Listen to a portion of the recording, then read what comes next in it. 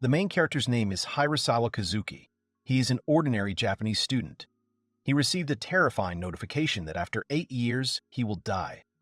The guy decided that this was someone's joke. The main character stood and looked at his reflection and thought about how everything could have turned out like this. He was in shock.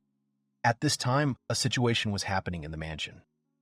The man asked how the girl was going to answer for this, to which the latter said that she was very sorry, after which she asked for forgiveness. The man told her to stop babbling because she was a bad person. The girl continued to ask for forgiveness. At this time, Kazuki was hugged by some woman. The main character realized that this is a game event, a console game called Brave at Heart, a stereotypical fantasy RPG in which the main character named Rainer has to save the world. And although the graphics and the scenes were done in 2D, the heroes performed so many actions due to their specialty, magic, and skills. The combat system was completely absorbing, and no one paid attention to the quality of the picture. Despite the generally linear storyline, hidden dungeons and side events, romantic plot, and fascinating dialogues of characters, only a few buy because of the features of this game. The main character has already forgotten how many times he has completed it and has become completely addicted to it. He has played it so many times that he has practically memorized all the lines of dialogue in all the game events. The head of the Stokes family, Lord Hayden, his wife Lady Jessica, and his maid Clara. They are some of the characters in this game. The main character was surprised why the characters in the game suddenly started moving, as if everything was happening in reality.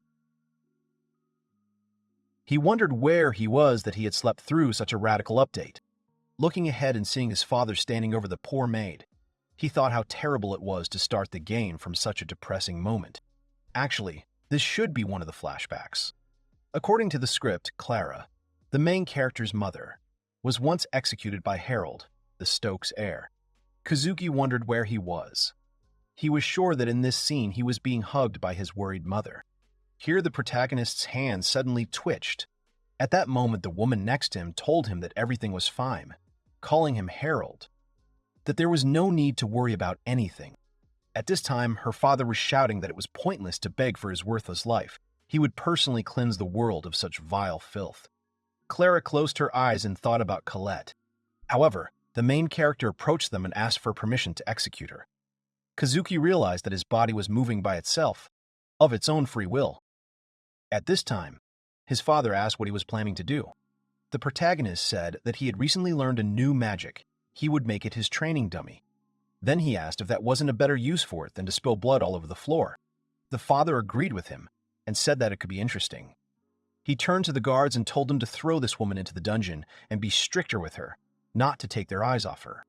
Lord Hayden said that she is not a very good person. Despite the fact that they showed sympathy towards her by allowing her to work for them, she cannot properly carry out any assignment. The protagonist's mother asked what else could be expected from such a lowly creature. She added that the girl would serve as an excellent target for Harold's magical experiments. At this time, the main character watched what was happening in shock. He listened to the dialogue between his mother and father. Beads of sweat ran down his face. He was nervous. Kazuki thought that Harold Stokes was disgusting and arrogant, the most despised character in Brave. And it is this hero who is doomed to die at the hands of Justice, the final boss of this game. He was also quite a cruel character. The main character thought about why he turned into this, whether he had gone crazy or maybe he was just seeing a realistic dream. He was an ordinary Japanese student, and now this is happening. While he was thinking about this, he felt unwell, and at that moment there was a knock on the door of his room. At first he tensed up, then asked the person to come in. At that moment he thought about what he had answered without thinking. Knowing himself, he would never have said "come in," so his voice expressed it by itself. A man in glasses came into his room. He looked very much like a butler. The man apologized to him. The main character thought that his name was Norman. Among all the characters, he is so reasonable that he was nicknamed the Stokes Conscience. In the event involving the family, he was the only one with the rank of saint instead of off-scale hate points. The main character thought that he was just a butler and that he had no blood of this family. He asked out loud whether he really had some business with him, to which the man replied that he would like to consult with him on one issue. Norman stared at him. Kazuki stared back at him, not understanding what was going on. The man said that he seemed to be feeling unwell. Then he could come see him later. Internally, the main character smiled at him and said that everything was fine. no need to pay attention. However, in real, he angrily replied that everything was fine. Norman started arguing with him and wanted to explain that his face was a bit strange, to which Kazuki thought that he was really okay and thanked him for his concern. In real life, he simply said that everything was fine. The protagonist thought that it was all his damned language. It did not allow him to dispel Norman's suspicions at all. It seemed to him that everything he wanted to say was adjusted to Harold's style of speech.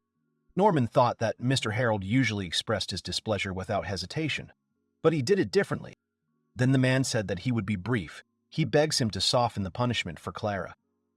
Kazuki was shocked by his words. The main character remembered the maid and thought that right now the life or death of this woman was in Harold's hands. He thought that his mouth had simply read the script back then, but he had no intention of following it.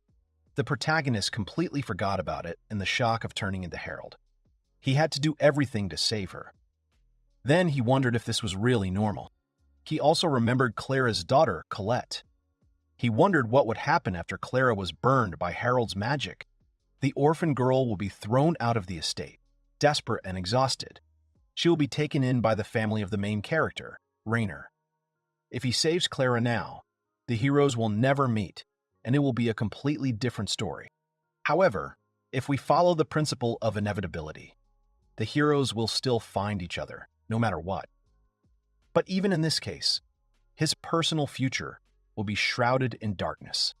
Therefore, it is easier to assume that this principle does not exist and to lead Harold through all the game events, but only without causing particular hatred in everyone around him. This is an RPG world, and death lurks around every corner. If he deviates too much from the plot with his good deeds, he will not be able to read the future and will die from a random sneeze, which was not in the original story. But if he doesn't change the script on a large scale, but only carefully directs it in the right direction, perhaps he will not only achieve the salvation of the world. The protagonist turned to the butler and asked if he was really talking about that same maid, if he was really offering to save that woman, while cursing at him. Internally, Kazuki was more polite to him. The guy thought that this wouldn't work. His hate points would increase no matter what he tried to do. The main character told the man that if he wanted to save someone, he had to go first and think everything through first. He would listen to what he had to say later. Norman was surprised by his words. The man agreed with him, but tried to argue with him. However, Kazuki said that he was a bad person, after which he drove him away. The man thanked him and asked for forgiveness, after which he left the room. The main character exhaled after this dialogue, after which he fell onto the bed. He thought that, it seems, he was too naive. With this voice lodged inside, he would still seem like a complete scoundrel in the eyes of others. He thought that maybe it would be better not to flounder at all. Perhaps after death, he would return to his native world. Then an idea came to him. He took an empty life potion jar and a red marble. They looked the same as in the game. He also took a book of magic recipes and thought that it was written in Japanese. It was convenient. Kazuki thought that the best thing he could do was to follow the script until he figured out how to get out of this whole situation, but not to commit the bad deeds that Harold had committed, if possible. However, the main character wondered if this was the same world described in Brave. Perhaps it was some other one, just very similar. Before doing anything, he needs to check his knowledge of the original story. He thinks that he won't get any other information in this room. He needs to get himself some good trump cards so that death will finally leave him alone. The main character went outside and reached the dungeon. He asked the guards how many people were inside, to which the guy replied that there should only be one for now. Kazuki turned to the guard and told him to stay there and make sure no one came in. He abruptly opened the door inward, which frightened the soldier who was there. He was lying on a bench and resting. The main character said in an angry tone that he was going to interrogate the captive so that the knight would not even think about entering there. He answered positively. Kazuki entered the cell and asked the girl if her name was really Clara Emerald. She shuddered in surprise. Her hand started shaking, and she said that maybe it was time, to which the guy replied that he could arrange it if she wanted it so much, but he was here for another reason. He asked her to answer his questions as truthfully as possible. The main character asked her if she had a family, to which she replied that she had only one daughter. Then he asked her what her name was. The girl replied that her name was Colette. He asked where the rest of the relatives were, how it happened that she was left alone with her daughter. To which Clara replied that she had run away from home with her husband, so she could no longer communicate with her family. 3 years ago, her husband died of illness. The main character asked how old her daughter was, to which she replied that she was already 9 years old. Then he asked her if she had experience in magic and martial arts. Clara replied that her daughter was a simple girl. Kazuki thought that he seemed to have learned everything he wanted, and there was nothing more to do here. He said that that was all. They would see each other again. To which the girl stopped him. She said that if she died, her daughter would be left all alone. She asked what would happen to her at that age. It would be so hard for her. She wouldn't be able to survive. Clara asked that when she was gone, they would take care of her. With tears in her eyes, the girl said that her daughter was just a child. She had done nothing wrong. The girl continued to beg for this. The main character said that it was very disgusting. Her humiliation, these tears, this nonsense and vain fear. Clara did not understand what he wanted to say. However, the guy did not answer and simply walked away. Sometime later in the mansion, Kazuki walked down the hallway and thought that in his heart he was just crying from sympathy. But despite this, these were the best words of comfort that he could find for her with his bad voice. At that moment, Norman called out to him, holding various scrolls and papers in his hands. The protagonist asked what it was. They went into the room. The man put all this on the table and said that this was a map of the family's holdings. It depicted cities, villages on their territory and in the surrounding areas. The main character said that this thing is useful, after which he asked how he was going to save this maid. To which Norman said that it was hard for him to say such a thing, but maybe it would be better for her to leave the Stokes' possessions. To which Kazuki asked why it was hard to speak. Then he realized that as a future feudal lord he had to worry about his population not running away, catch them, hang them along the roads. But a single maid could be neglected. Norman was surprised by his words. The main character said that with Clara these taxes are like milk from a goat. Let her get lost in all 4 directions, his eyes would never see her. Then Kazuki asked where the man was going to evict her, to which the man pointed to a place on the map. It turned out to be the village of Bluche. The guy thought that this was such a coincidence, right where Rainer and his family lived. The main character thought that there was no doubt that after this the heroes would definitely meet. Kazuki also thought about how they would live in different families, and whether they would become as close as they did in the original story. He wondered out loud whether it was even possible to freely cross the boundaries of feudal domains. To which Norman replied that there were no special rules, unless he was a merchant, or a nobleman of course. But it would be hard for Clara to survive if she were sent to a foreign country without anything. At least some minimum was needed for the first time. Kazuki thought about the expenses ahead, and considering her daughter, there was also a carriage. If we take it with the family crests, you'll have to knock out permission. The more he thinks about this matter, the less he likes it. Norman was surprised that the guy knew about Clara's daughter. He always thought that he would be like his parents. This whole situation surprised the man. The butler thought about the main character and the fact that at such a young age he was already worried about the fate of other people. The men wondered if that was why he had said all these words to him, and maybe his bragging about how he was going to burn the maid was just an attempt to hide her away from the eyes of his parents. And now the main character does not object to her relocation. He assumes that it is because he wants to save her. Norman finally decided that Mr. Harold had done everything to save Clara from the very beginning. And that meant that he too could not lose face. Lord Hayden and Lady Jessica are members of the nobility who adhere to the principle of blood purity. They look down on all nobles whose pedigree they doubt, and do not consider common people to be human at all. Norman said that it would be better to send them to a neighboring city. It would be easier to find work there, especially during the harvest festival. To which Kazuki said that the cost of living there is even higher than here. After the festival, they will be in a bad way.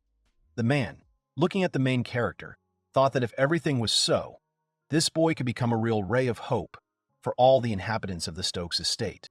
A new day had dawned. The protagonist walked away from the estate into the forest. He coughed, after which he spoke of the raging flames rising and turning evil into ashes. A pillar of fire appeared in front of him. It was quite high, which greatly surprised Kazuki. He looked at it in disbelief and thought about what he had done. But he can actually use magic. He even managed to use it the first time. He feels some kind of excitement. Then he thought that there is nothing to be happy about. Then he tried again. He not only had to let Clara escape, but he had to make the fairy tale of him burning her to the ground come true. If he didn't set fire to enough of this place, no one would believe it. Kazuki looked at the scorched area in front of him and wondered if this deity was enough. Since he couldn't produce the corpse of the maid, let everyone think that not even ashes were left of her.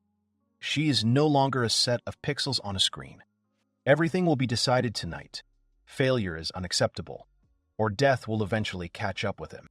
The mission started. The main character, along with the butler and the maid, stood waiting for something. After a while, Colette ran towards Clara screaming. The girl also ran to her daughter. They hugged each other very tightly.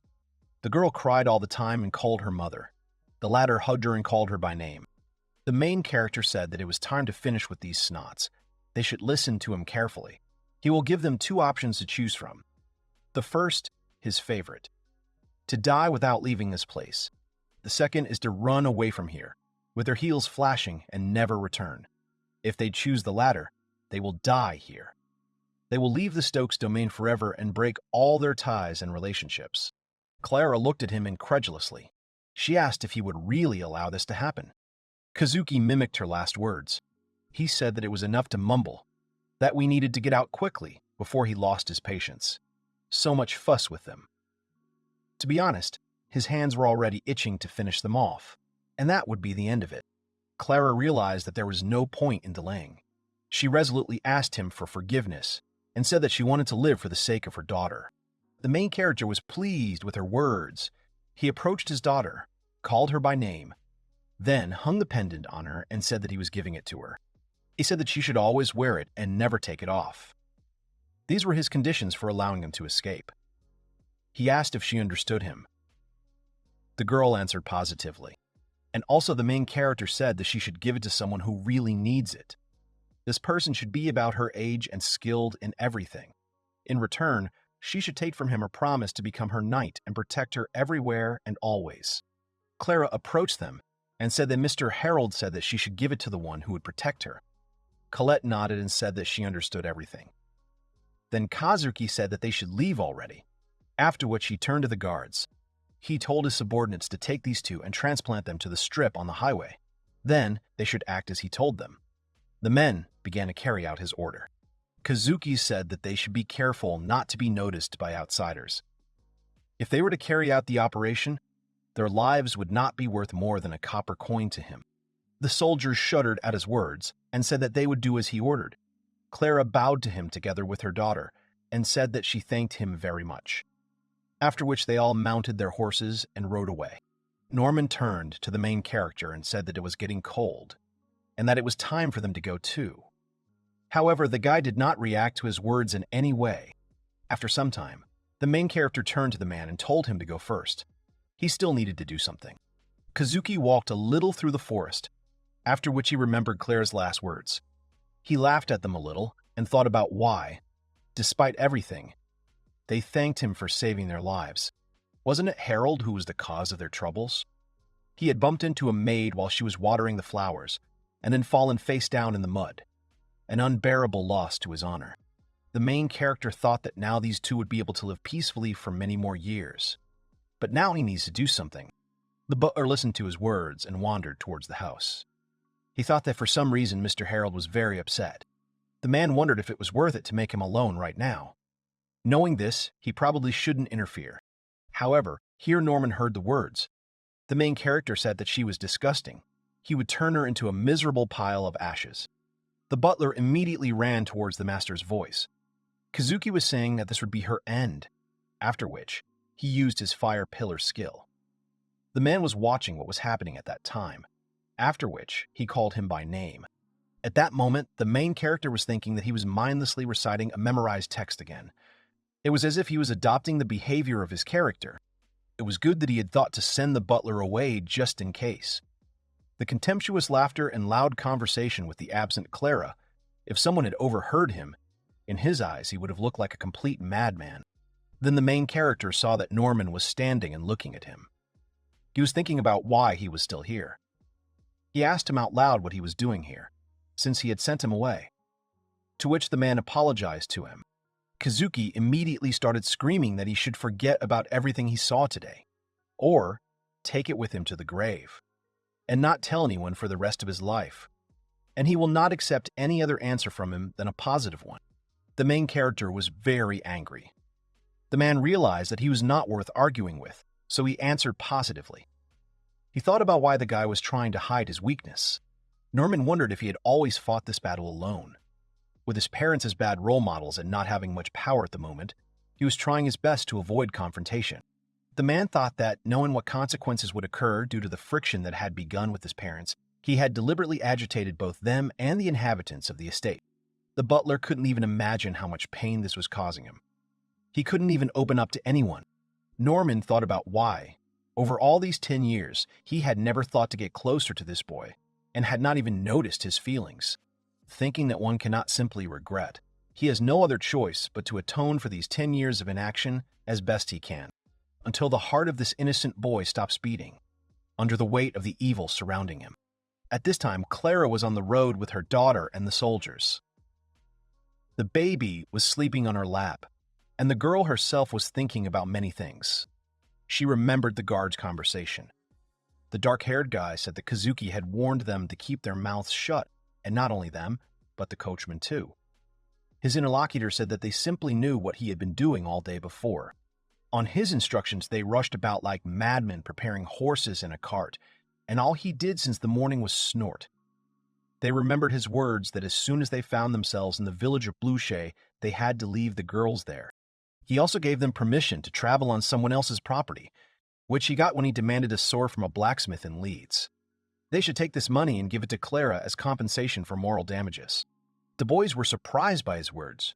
They asked whether they really had to give all the money, because these gold coins were for buying a ball. How then could they buy such an expensive blade? To which the main character asked if he was really stupid or just pretending. They should buy some cheap sword instead, and that's all. Clara opened the bag with gold coins. At that moment, the coachman asked her if she was really not asleep, after which he added that the village of Bluche had already appeared. The men said that they would arrive just as the sun rose, and then asked why they didn't rest a little longer before that. Clara thanked them for their concern and said that she wanted to warm herself a little in the stone. The guy agreed with her and said that he understood her perfectly. It was just an oil painting in front of them. At this time in the Stokes mansion, the father asked the protagonist if he really burned the maid so that not even the body remained. The man said that he was great. He was proud of him. That's what it meant that he was his son. Mom also said that he had such great abilities in magic, after which he said that he was her joy. The main character was angry at that moment. He thought that they should have suspected him at least a little. He laughed out loud and said that this was really some big deal. He thought about how their son had just killed a woman and a child, and they were praising him so extravagantly. This gap between them could not be bridged in a lifetime. However, he had no such intention. The main character thought that they swallowed it all, and that's the main thing. We should be glad that the rescue plan went well. At that moment, the door to his room opened. There was a young guy there. He greeted Kazuki. The stranger asked what he was up to again, to which the latter replied that it was nothing to do with him. After that, he asked to close the door, calling the guys in. His friend said that he was so cold, and this was after that night that they spent together under the full moon. Although he spent most of it sitting on the cart.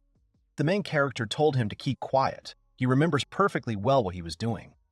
But Zen should forget about it, unless, of course, he wants to become food for the monster fish. His friend agreed with him, calling him cute. The latter thought that he should give him a break. Zen thought that today he was no longer driving him away. That was good. Zen thought about who he was and who the main character was. But it seemed that the latter didn't care about the difference in status. He meant that today he even spoke to him, remembered his name. However, the main character didn't care about the guy's presence in his room. He was deep in his thoughts, thinking about the effectiveness of his actions. Zen looked at him and smiled. I looked into his notes and asked him what the carriers, Bruns and Groots meant, and whether he had really decided to do some gardening. To which Kazuki suggested cutting open his stomach and sewing them inside, along with the pot. Zen thanked him and said that he would manage somehow. Then he asked what kind of whim it was, and that they were growing somehow haphazardly. The main character explained that he fertilized some, didn't fertilize some, and diluted some with water. The guy recognized the bottle as a life potion. He had never heard of vegetables being watered with any alchemy. To which Kazuki said that they act on the plant better than any fertilizer.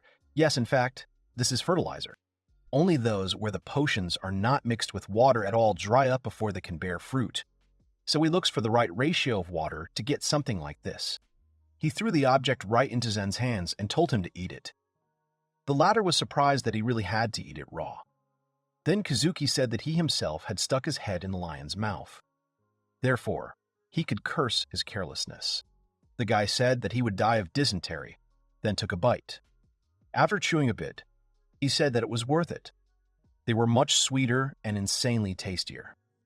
It was amazing. The protagonist thought that it turned out a little differently than in the game, but he did not expect that the so-called ZZ method of farming would work here at all. He thinks that he should now take advantage of this advantage. There have been several natural disasters in the villages. Many farmers are suffering from low harvests and high taxes. If it weren't for Norman, he wouldn't even know about it. He suspected that his family was squeezing all the juices out of their subjects. The main character thought to himself that he didn't care how this family would end when the population revolted, but it would be desirable to avoid reprisals against himself personally. Kazuki turned to the guy and told him to stop eating, but he should take it to the cook so that they could also evaluate the taste and compare it with regular food. Also, so that they could say how it would sell. The guy agreed, and also the main character asked about what if someone comes up to him and asks whose orders he is following. What should he answer? To which Zen asked if it was really a big secret, and then added that he would be as silent as a grave. The guy said that he ran, after which he slammed the door behind him. Kazuki wondered if he was really stupid. Where did all this enthusiasm come from? After some time, the main character went outside the estate. He took the sword in his hands. Closing his eyes, he began to try various techniques. Kazuki thought that he had already become quite skilled at this, and now that he was in Harold's body, he became interested in what his characteristics were. He thought that the latter, of course, was still a bad person, but one of the strongest fighting characters. Fighting against him was still a torment. The main character thought that he was still far from it, but there was still time to pump up his magic and fencing. Depending on his efforts, his original story could become no less epic. Kazuki thought that fighting was important for survival in this world of swords and magic. He no longer says that it would be impossible for someone like Harold to avoid fighting in the game. At this time, in another place, a man was talking to a dark-haired girl. He said something about the Stokes family's son, after which he apologized to Erica, to which the girl said that her father does not need to apologize. She knows that this is being done for the sake of saving their people. Protecting them is her direct responsibility as the daughter of the Sumeragi family. The man explained that the miasma continues to spread. It has already covered a third of the mountain, and they are getting new outbreaks of the disease among the population. The father added that if the corruption spread further, they would eventually lose their forest production and would not be able to properly support the Sumeragi people. The other woman sighed. The man said that it was sad, but they had no choice but to sacrifice their daughter to support their economy. Another girl called out to her, to which Erica said that everything was fine, calling her Juno. She asked to be left alone. The girl agreed. Erica thought that it was inevitable. After all, it was the only thing she could do for her people. At this time, in the Stokes estate, a fair-haired man with glasses sat and studied papers. The protagonist said that this was a copy of the income and expense statement that he had compiled. Norman and Zen stood behind him. He asked if there were any serious errors in the application, to which Kazuki replied that there weren't any, after which he asked him not to worry. He didn't call him to cause him trouble or anything like that. The man was surprised by his words. Kazuki said that in the last few years the Stokes family's finances have been getting worse. The biggest reason is the extravagance of his parents, who spend everything on clothes and jewelry. They compensate with family inheritance and high taxes, but this will not last long either. This increases the burden on citizens. The protagonist asked the man if he agreed with him. At first he was silent, but then he said that he acknowledged that such a tendency exists. He said that people had to close their farms due to financial difficulties, and the number of immigrants from the nomadic territory was growing. The main character scratched his chin and said that it was urgent, but it wasn't that bad. But at this rate, the family would collapse sooner or later. Kazuki laughed and said that he thought that breaking up the Stokes family would be beneficial. The man asked him not to say that in case someone was listening in. They might misinterpret it as an intention to rebel. To which the main character said that, according to his estimates, the population, in particular the agricultural sector, if they do not increase the return on them, then he is afraid that they will go bankrupt. It was for this reason that he called the man, calling him Jake. He said that such a bad person like him was their inspector in the agricultural sector, to which the latter asked what he meant. A basket of groceries appeared in front of him. Jake was surprised by this. He asked if he really needed to eat it, to which Zen said that he needed to do it right now. He shouldn't say anything. Just enjoy the red grotto created by Harold. The main character at that moment seemed to attack him and told him to eat, or he would become fertilizer. Jake looked at the food and wondered if Harold had really created this. The man picked up one product and then bit off a small piece. After swallowing it, he began to shout that it was delicious. Zen agreed with him with a smile. Kazuki asked what the hell he was proud of. Then he turned to Jake and said that it was a crop that he had grown using his own technique. Kazuki said that he wanted to spread his technique, so he asked the man for help. The man was surprised by his words and asked if he really needed help. The protagonist said that it would be worth all the expenses. Depending on the situation, they would need special equipment. So he decided that a person like him, familiar with the family's finances and land, would be ideal. Kazuki asked Jack if he could determine whether a certain piece of equipment could be installed and calculate the cost. Jack continued to stare at the product. Jake said that if it was possible to improve their current situation, he would like to help to the best of his ability. But then the main character interrupted him and said that he clearly needed to hear the whole story. Kazuki said that if it were his father, Jake would probably anger him, and in the worst case, he would be sent to prison. The man immediately became frightened by his words, while the servants laughed at him. The protagonist said that this was a natural reaction, because otherwise it would be like a new Zen, and there would be more worries. Zen asked him what he meant, to which he replied that he should work his head a little. Then Kazuki took out a bottle of fertilizer and said that if Jake wanted, he would tell him. He showed him this bottle and said that it was the key. It's a method of growing that involves adding life potion to your crops. For now, he suggested calling it the ZZ method. They will share this with a few farmers and start testing it in the fields. The biggest reason for them to follow the system is to reduce any financial risk.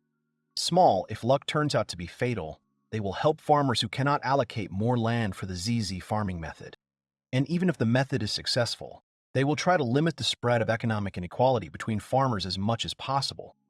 They will also merge several farms together, since the family stock of potions should be sufficient. Also, the biggest feature of the ZZ method is its growth rate. Each type of planting has differences in size and taste, but now the growth rate is abnormally fast. Jake immediately jumped up from his seat. He was shocked and asked if they could really harvest in just 5 days. To which Kazuki said that because of this speed, they can't let it go to the masses. He fears that if cheap, high-quality goods appear on the market, it will undermine it. Farming outside their land needs to be destroyed. The protagonist was thinking that if they found out that he had invented a method for growing ZZ, they would definitely be offended at him. His safety was above all else. At that moment, he was called by name. Kazuki said that he originally wanted to start after he had assembled a team, but if his father heard about this, he would try to monopolize the ZZ method. So they should start small, with a limited harvest. If they gradually gain economic flexibility, they will later have the opportunity to try other crops. Everyone present looked at him sharply. He asked them if they really liked to gawk. Jack said that he sincerely apologized. He was just a little surprised by the details he shared. Norman said that he had heard some of it beforehand, but he found it admirable how the gentleman had planned everything. The protagonist thought that at best he offered ideas, the rest he wanted to leave to his servants. He said out loud that he did not need unfinished business. If they felt that something was going wrong, they would give him advice without delay. Jake thought that at such a young age, he had discovered a revolutionary method of cultivation and also made a clear plan. And all this was happening, no doubt, on pure ambition, showing no mercy to itself. Norman thought that he does not pay attention to the money and honor that he could get. He is tuned to these strong feelings and the desire to help the population. He has deep compassion. Harold has what it takes to be a leader. He asked if Jake would be his hands and feet. The man said that he would use all his power for him. To which Kazuki said that if he wanted to be useful to him, he should not use it for him, but for the population there. If they did not do what he said, they would not be able to survive. After some time in the Stokes family mansion, father said that the main character's marriage union had already been arranged. The latter was shocked by his words. Kazuki asked who she was, to which Hayden said that she was the daughter of the Sumeragi family. This would allow the Stokes family to further strengthen their bloodline. Mom said that it was wonderful. The Sumeragi family is one of the noble families that helped create this country. Even now, they have deep ties to the ruling house. By joining them, their family will gain additional prestige and a few extra drops of blue blood. They are forced to give away their beloved daughter to improve their financial situation. This is a big blow for an aristocratic family, to whom the non-aristocrat is not a person at all. The main character thought that there was no concern. He just thought that he could relax and entrust all the preparations for the implementation of the Ziji farms to Jake and Norman. Kazuki wondered how he could talk about an engagement at such a tender age. Maybe it meant that Sumeragi's domain was already being affected by the miasma right now. He thought that if he wanted to avoid all his death flags, he couldn't act in a way that would catch the eye of the Stokes family. The head of the Sumeragi family is Tsuku Sumeragi. He has compassion and understanding of the beautiful connection. If he can get him on his side, everything will be much simpler. That way, he can better support the main character Rainer and others, while remaining in the shadows. Zen addressed him by name and asked what he was doing. Was he really inventing fruits the size of a house this time? Maybe he could help him with something, to which the main character said that it did not concern him, and then asked what he was doing here. He should get back to work, to which the guy said that today was his day off. After these words, Kazuki kicked the guy out of his room and asked him what the hell he was doing there. After that, he wrote a lot, trained with a sword, and slept. After some time, the main character and his family headed towards his future bride. They called him by name to wake him up, and also told him that their estate was already in sight. A little more, and they reached the Sumeragi family. They were met by a blonde woman who said that they were very glad that they had arrived, after which she said that the master and mistress were waiting for them. When they entered the house, Hayden said that it really bothered him that he had to take off his shoes and put on these sandals, to which the woman explained that it was part of their culture. She hoped he could somehow show respect. Then they reached the door, and the woman said that she had brought them in, to which the head of the family said that they should come in. When the doors opened, the main character saw Erica, her father and mother sitting on the floor. He looked at the girl and thought that the daughter of the Sumeragi family, Erica, is Reiner's comrade, and she is the one he should be careful with. The girl has a very sensitive nature, but she treats everyone indiscriminately. Even she sheds tears for monsters. Harold is the only one she hates, but, feeling obligated for the Stokes' financial support, she did not turn away from him until the very end. He wondered what would happen if Erica, in addition to her amazing kindness, acquired common sense, and agreed to an engagement with Harold, who was no longer on the path of evil. If all that happens, then it's okay. But if because of this she doesn't become a comrade of the main character Reiner, it will be a problem. Since she is an invaluable healer for the team of heroes, they need her. Without her, it will be difficult. Even if Kazuki avoids every death flag, they won't defeat the final boss and the world will be destroyed. He can't let that happen. All that remains for him is to leave the most negative impression of himself. Then his conscience will torment him. But he thinks he will be able to say nasty things. At this point, the head of the Sumeragi family spoke up. He introduced himself and said that his wife's name was Koyomi, and his daughter's name was Erica. The main character said that his name was Harold Stokes. He was pleased to meet them. He thought to himself that this mouth could say something respectful. Hayden asked the girl what she thought. Was it true that Harold was beautiful? To which she melancholically agreed with him. Kazuki thought that her eyes were completely lifeless. He had never seen such in the game. The protagonist thought about how to get the message across to the girl. At that moment, Koyomi suggested to her husband that they leave Erica and Harold alone, so that they could open their hearts to each other. Kazuki thought that this was his chance. Hayden agreed with the girl's parents and said that it sounded fun. The father asked the girl to give Harold a short tour, but they must be back for dinner. Erica agreed with him. The girl turned to the protagonist and told him to follow her, to which Kazuki replied that it was a great honor for him to have Erica as an escort. To himself, he thought that he had to do this or die. After some time, they went outside the house, stopped opposite each other. The girl said that now she would introduce herself to him again. She is the daughter of Tsugu Sumeragi. Her name is Erica. To which the main character said his name. After that, the girl said that this tree is called a blossoming sakura. Its flowers are the symbol of the Sumeragi family. Kazuki said that it was different from the cherry blossom that he recognized. To which the girl asked if he really knew about this tree. The main character hesitated and said that most likely it was just something similar to her, and in general, he is not interested in all sorts of flowers. To which the girl asked whether this meant that he was not interested in the Sumeragi family either. Kazuki got angry and said that she should understand it as she wanted. He didn't care. He thought to himself that she was, as always, impeccably and extremely polite, and it was driving him crazy.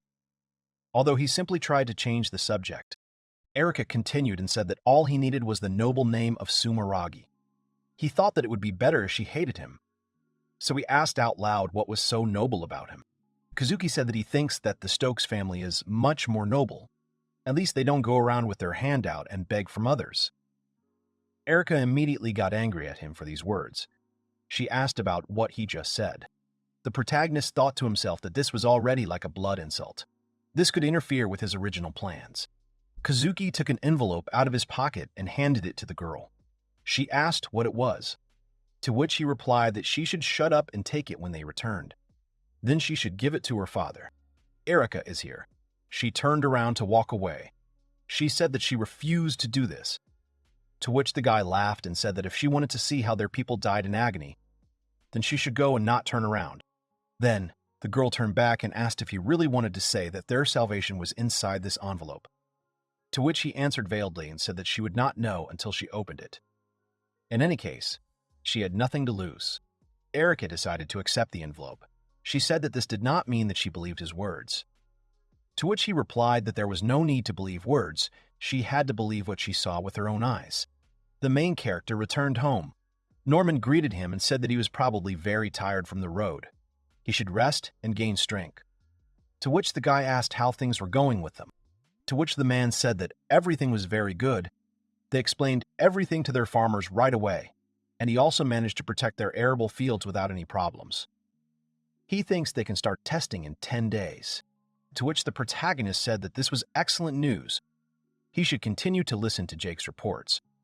The butler said that he would do as he wished. Kazuki thought that he was glad that everything was going smoothly. Norman seemed to be good at operating from the shadows, too. It didn't seem like his parents were suspicious of anything. He would like to know how Sumeragi is doing. Knowing Erica's compassion, there is no doubt that she will not miss the chance to help people suffering from miasma. She will definitely pass on the letter to her father. The protagonist simply wrote down a recipe for an antibiotic and the range of miasma infection that he estimated from the dungeon map. This will not solve the problem itself, but this will prompt Erica to eventually join the team of heroes to work together to figure things out. He doesn't know if Tsuku will believe some absurd letter written by a 10-year-old boy or if he will make the medicine. He will remember it anyway when the antidote will already be used everywhere. A few days later, the main character asked if he was really making fun of him, if he had ever tried to hit him. He asked if he had invited him to train or to dance. To which the knight said that he was wrong. He was trying. Kazuki said that either he would hit him, then he would get off with a couple of scratches, or he would seriously get acquainted with his sword. He must act if he valued his life, or let him prepare for death right away. After some time, the knight lay unconscious. The protagonist thought that it was not worth enrolling soldiers as instructors. They were afraid to hurt him, that they hardly defended themselves. He thought about how he could then learn worthwhile combat techniques. He was thinking that maybe he should ask his father to bring a swordsman from overseas. Although it was unlikely that this parent, who was blowing dust off his beloved child, was capable of choosing a worthy teacher. At that moment, he was called out. The main character turned around and asked what was going on there, to which the man explained that he had a guest. Kazuki wondered who had been brought to him. Did he really have any friends? When the protagonist approached the gate, he saw a girl standing under an umbrella. It turned out to be Erica Sumeragi herself. The main character thought about what the girl was doing here, and this was right before the launch of the ZZ Farms. He needed to calm down and understand why she came here and why it was necessary to send the girl as a messenger. Kazuki approached her and asked her why she had come here, to which Erica asked That should mean she start with the phrase that he should apologize for the wait, to which the guy replied that he had no free time, unlike some. She could thank him for coming at all. The girl said that she was, of course, to blame for the fact that he had appeared so suddenly. The protagonist sighed irritably. He asked the maid to leave them, after which he turned to Erica and asked why she came. She should hurry before his patience ran out, to which the girl said that she would like to express her gratitude on behalf of her family. They managed to save many of their residents, so they are sincerely grateful. The protagonist thought that this meant that they saved them. It turns out that Tsuku created antibiotics. They turned out to be effective.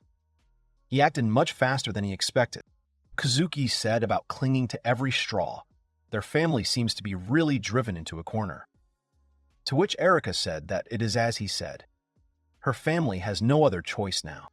The main character said that in this case, he would expect a lot from his generosity, but everything he advised was only a temporary remedy. It would not solve the problem, and could also lead to side effects. To which she asked whether the medicines really do not cure completely. He replied that only if the symptom is mild, then perhaps, but not for those in serious condition. And he had no intention of worrying much about them. Erica thought that they were engaged for political reasons, material assistance in money and goods in exchange for prestige, position, and reputation. But still, Kazuki went further. He created a medicine for them. She wondered when he had done it, before or after the engagement. She wondered how they could develop a cure in a few days. Was there really an outbreak somewhere else? And this despite the fact that they had not been able to find a solution. Erica was wondering how he could do that at all. At that moment, Kazuki asked her why she was there. She said that she was entrusted to deliver a letter from her father. The protagonist thought that they had made her a messenger, after all. Perhaps Tsuku decided that this way the letter would seem more sincere. In it, he thanked him for the medicine recipes he had provided. The man also expressed his gratitude. He is sincerely grateful for what he has done to help their people. He is so grateful that it is not permissible to express it only in a letter. There were no side effects yet, but they would be watching patients closely who took the medication in large doses and for long periods of time. Kazuki thought that the contents did not surprise him. As the protagonist knows, Sumeragi's domain is currently in an unstable situation. He does not know whether any unforeseen circumstances of insurmountable force may occur. Therefore, he has a request for him. He wants to ask him to take care of Erica temporarily at the Stokes estate. It is probably not appropriate for him to show such personal feelings as the head of the family, but as a loving father worried about his only daughter. Erica pretended to be worried. She said that it would cause such inconvenience, even though they were engaged, but she would burden so many people if she lived with him under the same roof. However, she had already sent the carriage. The girl said that now she could only count on Kazuki's mercy. He cursed at her, to which she asked with a smile what he had said. He asked if she was really that brave, to which she thanked him. The protagonist slammed his hand on the table and said that he was not going to accept this impudent one-sided demand. Erica said that he was so cold he had saved so many people, but he could not show even a bit of kindness to his fiancée, to which Kazuki said that it was because he expected a lot in exchange for his generosity. However, his compensation so far has not been very encouraging. The girl said that she completely agreed with him. Erica began to stand up and said that in this case, she simply did not dare to ask the main character for more. She once again thanked him with all her heart. The girl said that she hoped that he could forgive her. He began to wonder to himself what she was talking about, whether it was just a turn of phrase and nothing more. In any case, she left too quickly. After some time, the Stokes carriage headed along the city streets. The residents, seeing it, thought that this was not a good sign. It was not for nothing that they had a bad feeling since the morning. The main character was thinking about what he was doing in this carriage. It all happened a couple of hours later, as Erica left so hastily. Hayden informed him that from today, the girl would live in the house. Kazuki said that he was not going to live with anyone. It all smelled very suspicious. To which his father said that he should not be so modest. Their families officially approved of their relationship, so he should act. Hayden said that she should arrive at the eastern gate of their estate, so he should take a carriage and meet her personally.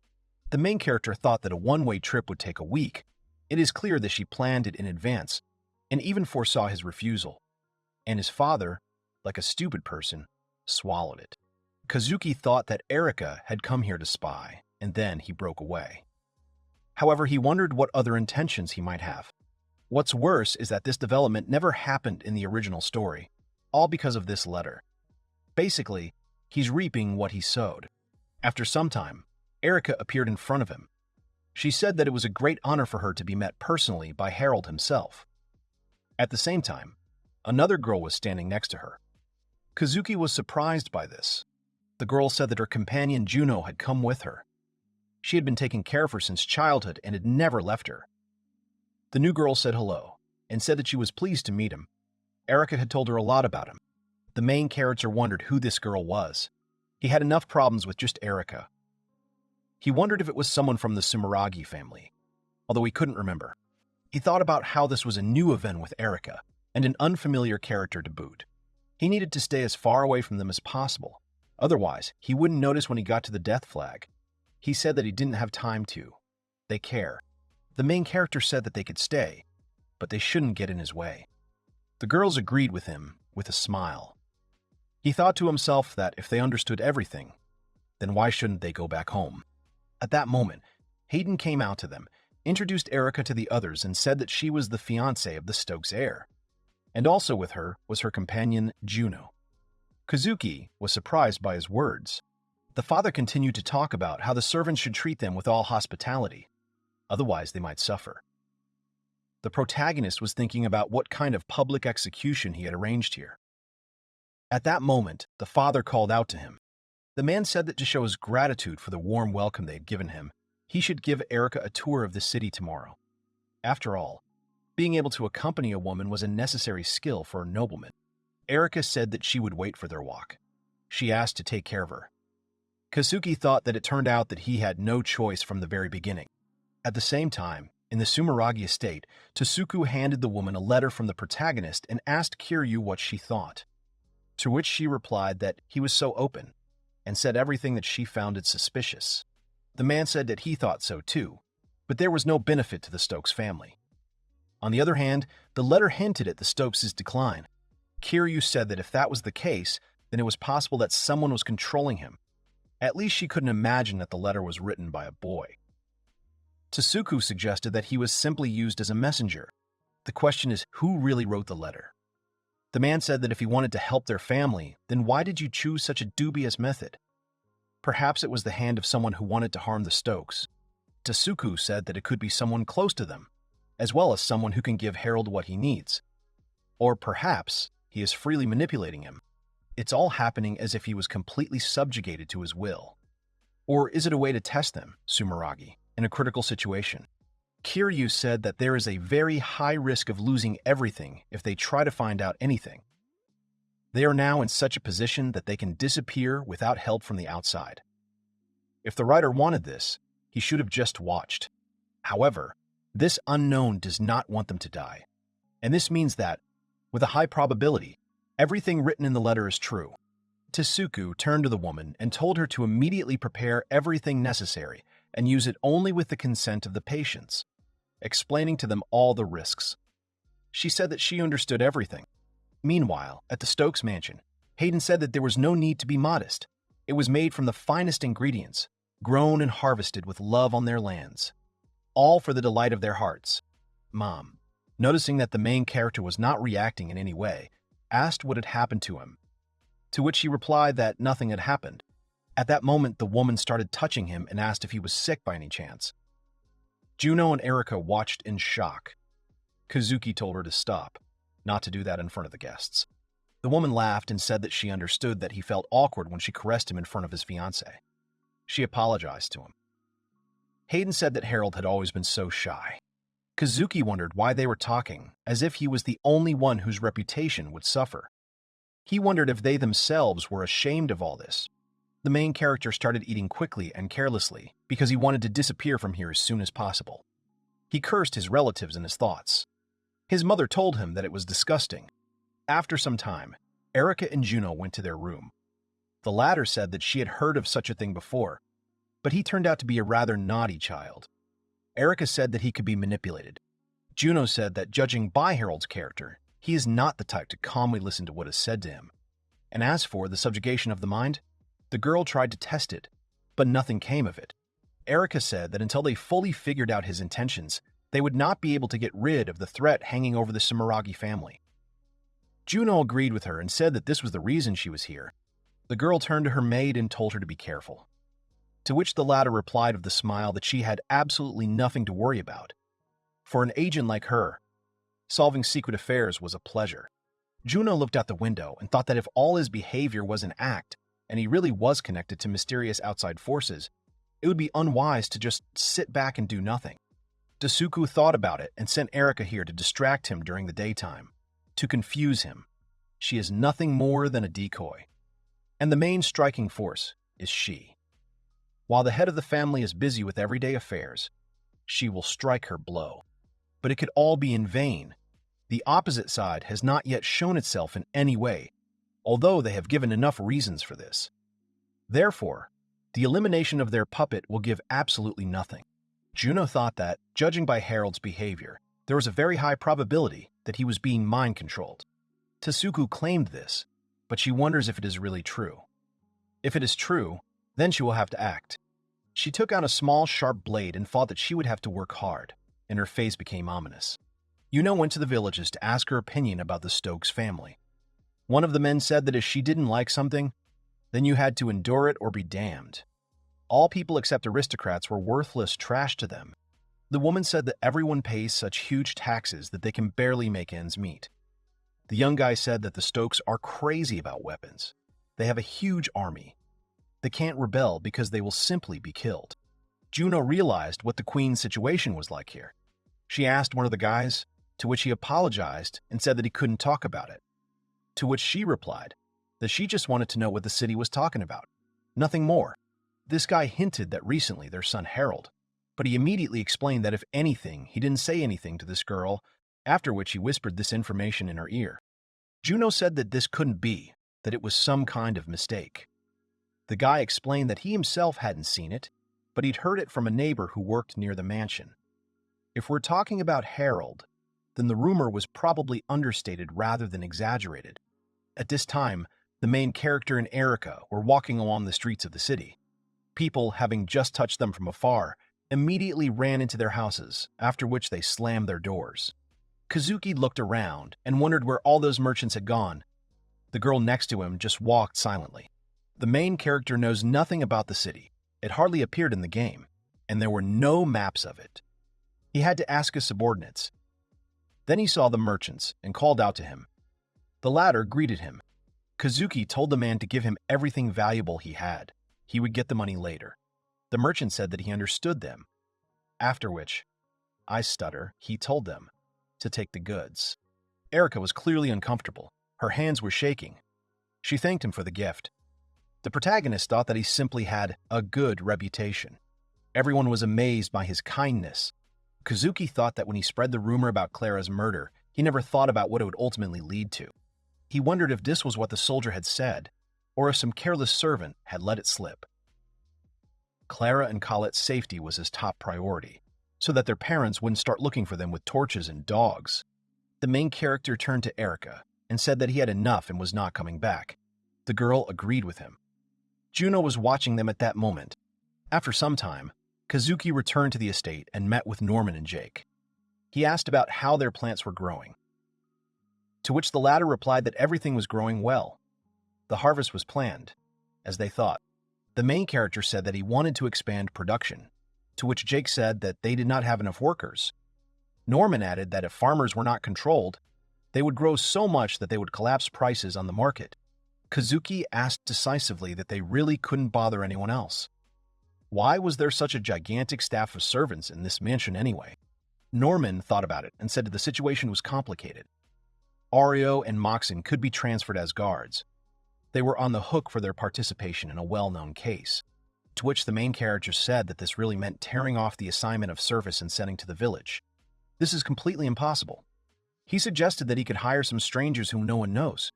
Norman asked if he was really suggesting taking in strangers, to which Kazuki said that he would ask his father. Lie. The main thing was to somehow enslave them so that they wouldn't run away. Jake said that with his permission he would finish the report, to which the main character asked him again. The man added that it concerned the soil. He said that no effect of the use of ZZ was observed on the depleted soil. In total, 7 harvests were taken with a rich red, 6 with an oversaturated color, and 11 with a blue color. The man also said that the chefs constantly taste them, and so far no one has noticed a difference. The protagonist said that this was good news, but it was not enough to say that there were no problems. He asked him to continue to observe and report on everything until they were ready for the next step. At this time, Erica was sitting in her room. Juno asked her if they had already returned. It was fast. The girl said that she had heard that Stokes had low public support, but she did not think it was that bad. She also recalled the behavior of the service yesterday. She thought about how sad it was. Why she got such a man as a groom. Juno said that such hatred is not for their nobility as far as she found out. Erica said that in such a situation, it would be stupid not to try to find out everything. To which her interlocutor said that here, the thing is, it is worth shaking the first 10 skeletons in the closet, as another 20 come pouring out. Juno also added that among them there are such skeletons that even skeletons as such are not left. She does not even know how to tell her such a thing. The girl said that quite recently, Mr. Harold had a servant whom he burned with his magic, along with her entire family. A woman named Clara and her daughter Koritsudo, 9 years old, were killed. Erica said how this is possible. Why does she believe this ridiculous rumor? It's all untrue. To which Juno said that it was not impossible. That was all they were talking about in the city, and outside the city, and the servants almost swear by it too. It didn't look like a groundless rumor at all. Erica began to tremble with fear.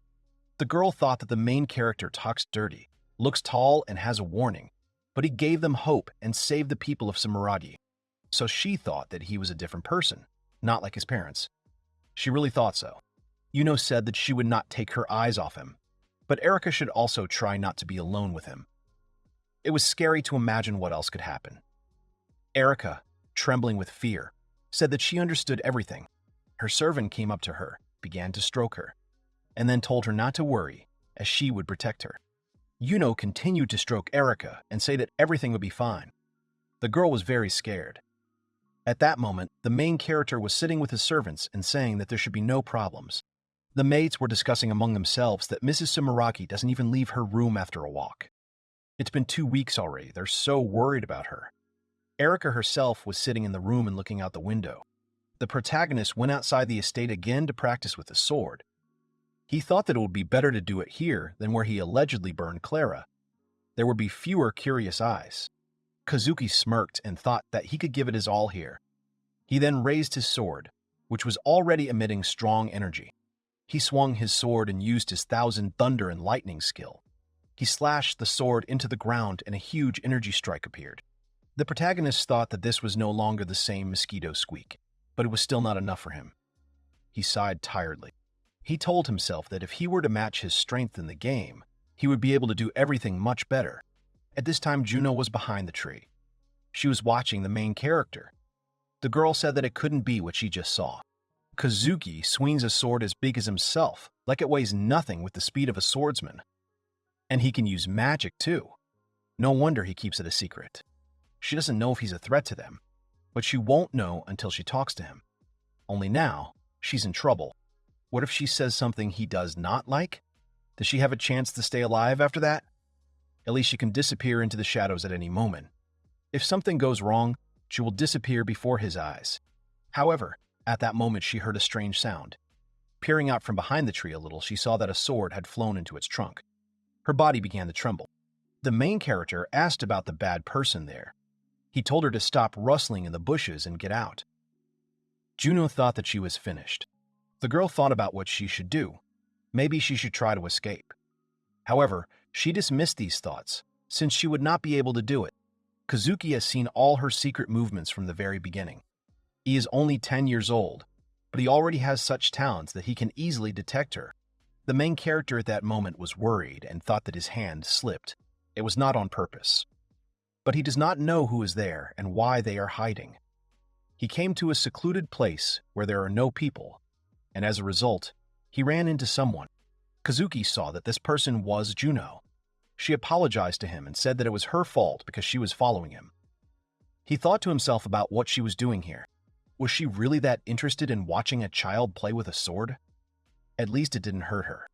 He is glad that she was not hurt, but she must remain in sight so that he cannot hurt her. He said out loud that this was impudence. She should know her place. Next time he will not let her get away with it. Yuno was happy with his words. She thought that everything would be over with her, but the main character decided to forgive her. Kazuki warned her that if she stumbled again, she would be in trouble. But there wouldn't be another time. The hint was clear as day.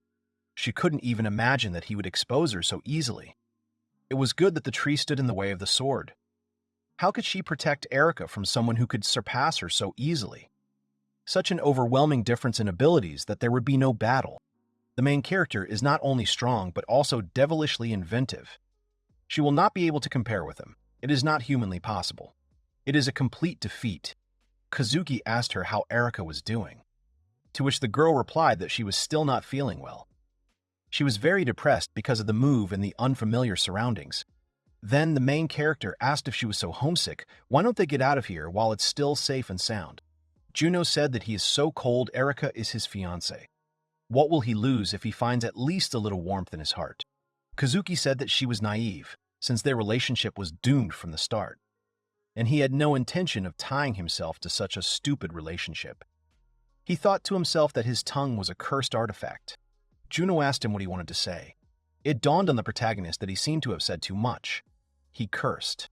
Kazuki thought about how he couldn't let anyone know that he was going to break off the engagement. He said out loud that he didn't have to explain anything to her, and then turned around to leave. He wondered if Erica had gotten sick. He didn't remember her getting sick in the original story. There was no such parameter as illness there. At this time, Erica was still in her room. The window was open. She leaned out to look at the sky. There was sadness in her eyes. When the main character reached the estate, he suddenly remembered that he had lost his sword in the forest. There was panic on his face. He thought that he shouldn't throw weapons around like that, because they cost a fortune. He needed to get them before the moon went behind some cloud. Then, he saw Erica in the distance. The main character stopped and, looking at her, thought about whether everything was okay with her, what she was doing here in the middle of the night. The girl, hearing the noise, turned around sharply. Kazuki thought that she was sick. He didn't think it was a good idea to breathe the cool night air in her condition. He didn't know what to do. He couldn't help her in any way, only if he took her to her room. The main character asked her what she was doing here at such a time. She was sick. Only someone like her could walk here at night, although she herself could not stand on her feet. It would be better if she returned to the room. He thought that he had insulted her in vain. However, Erica did not react to his words. Then Kazuki asked her if she had really taken water into her mouth, after which he told her to answer when she was spoken to. He thought to himself that at that age, when you encounter a bully who insults you endlessly, you can lose your gift at a surprise. It would be better for him to call one of the servants to see her out. Erica still didn't answer.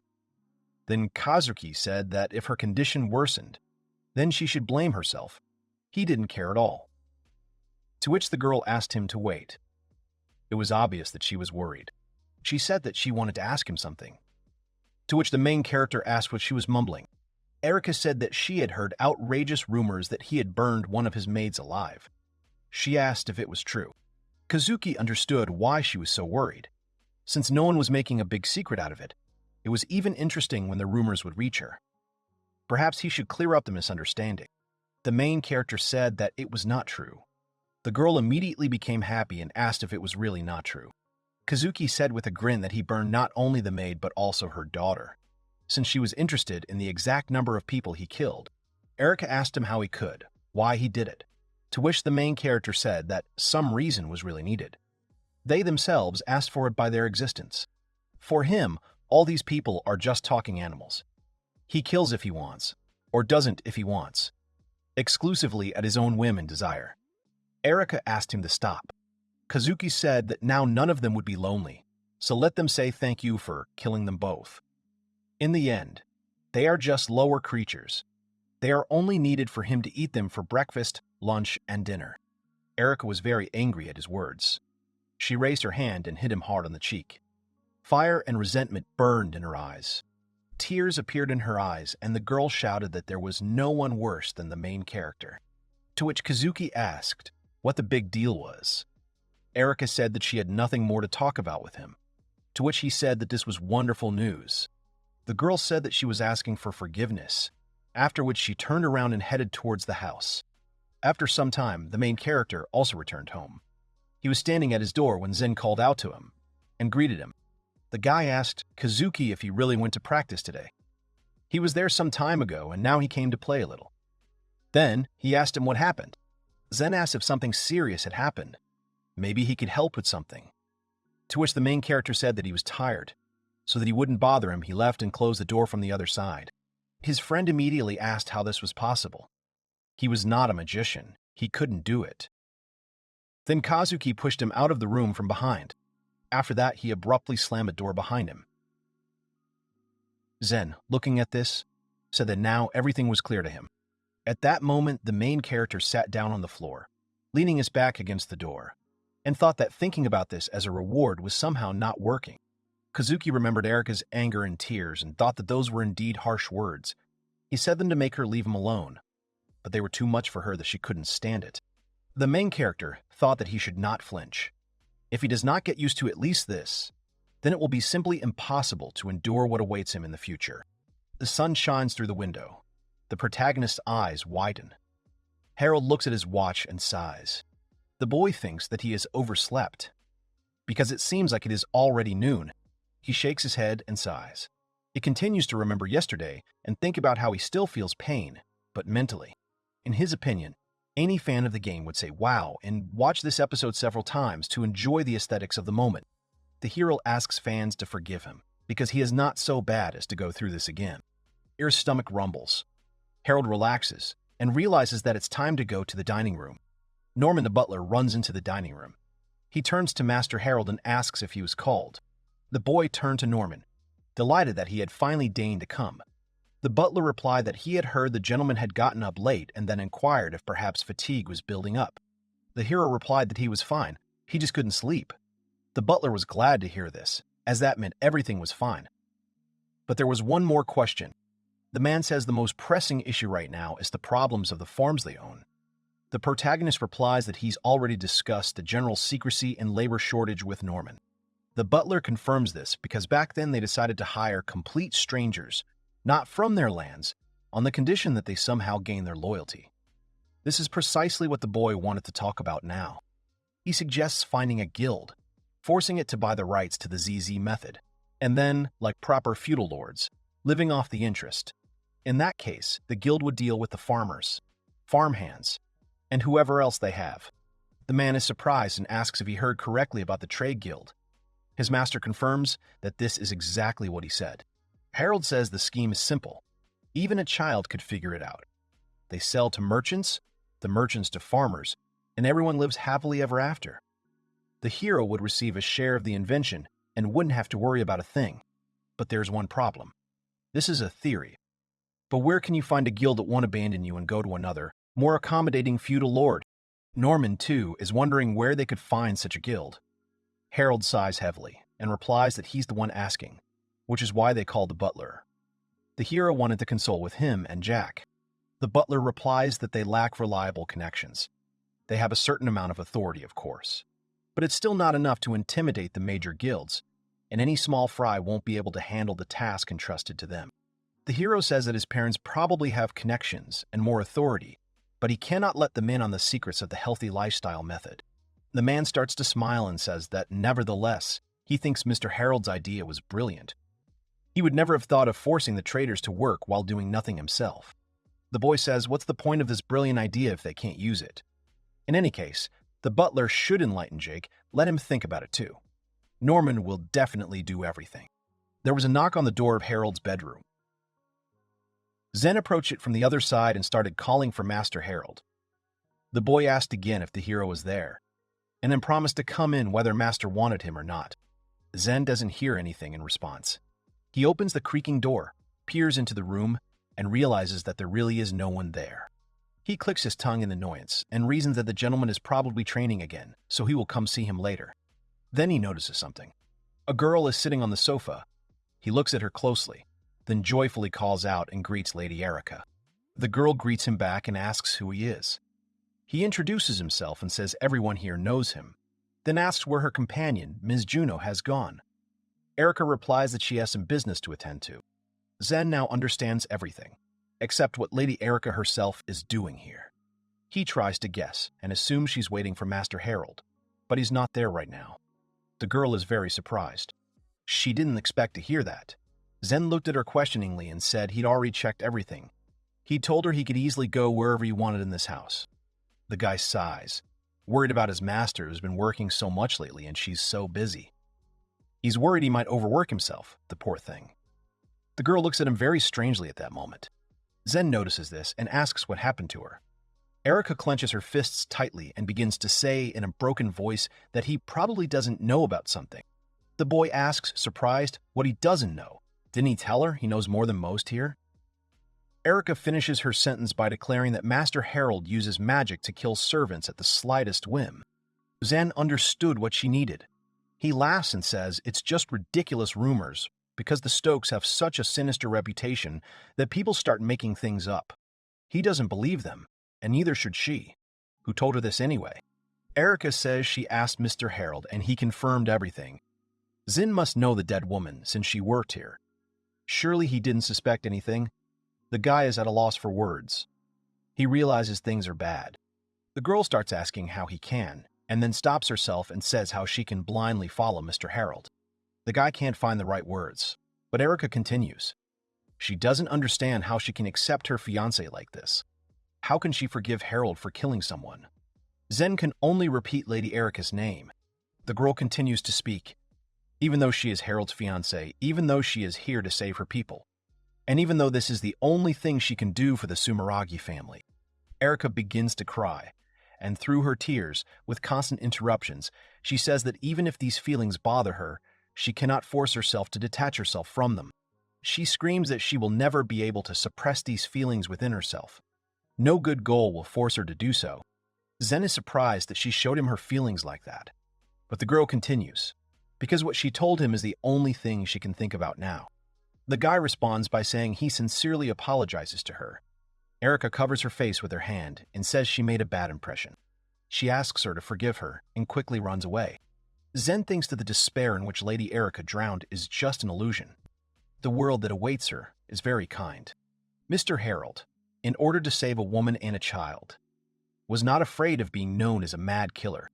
And the girl who, for the sake of her family and people, tries to sacrifice her true feelings.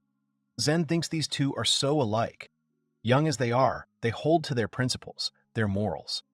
He asks, is it really better to part ways, to wallow in hostility and misunderstanding? And then in his mind he replies that all this is completely wrong. They both possess strength and kindness. Therefore they must reveal their true selves to each other and walk together. A young man calls out to a young woman and asks her to go somewhere with him. Lady Erica doesn't understand what he wants from her. Zen asks Mr. Harold in his thoughts to forgive him. The guy is really afraid that the master's soul will one day fly apart into pieces, and although he fears his wrath, he still can't allow it.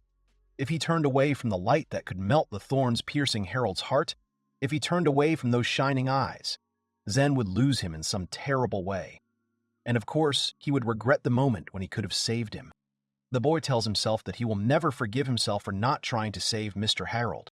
And even if he is incompetent and good for nothing, even if the master does not want to see him.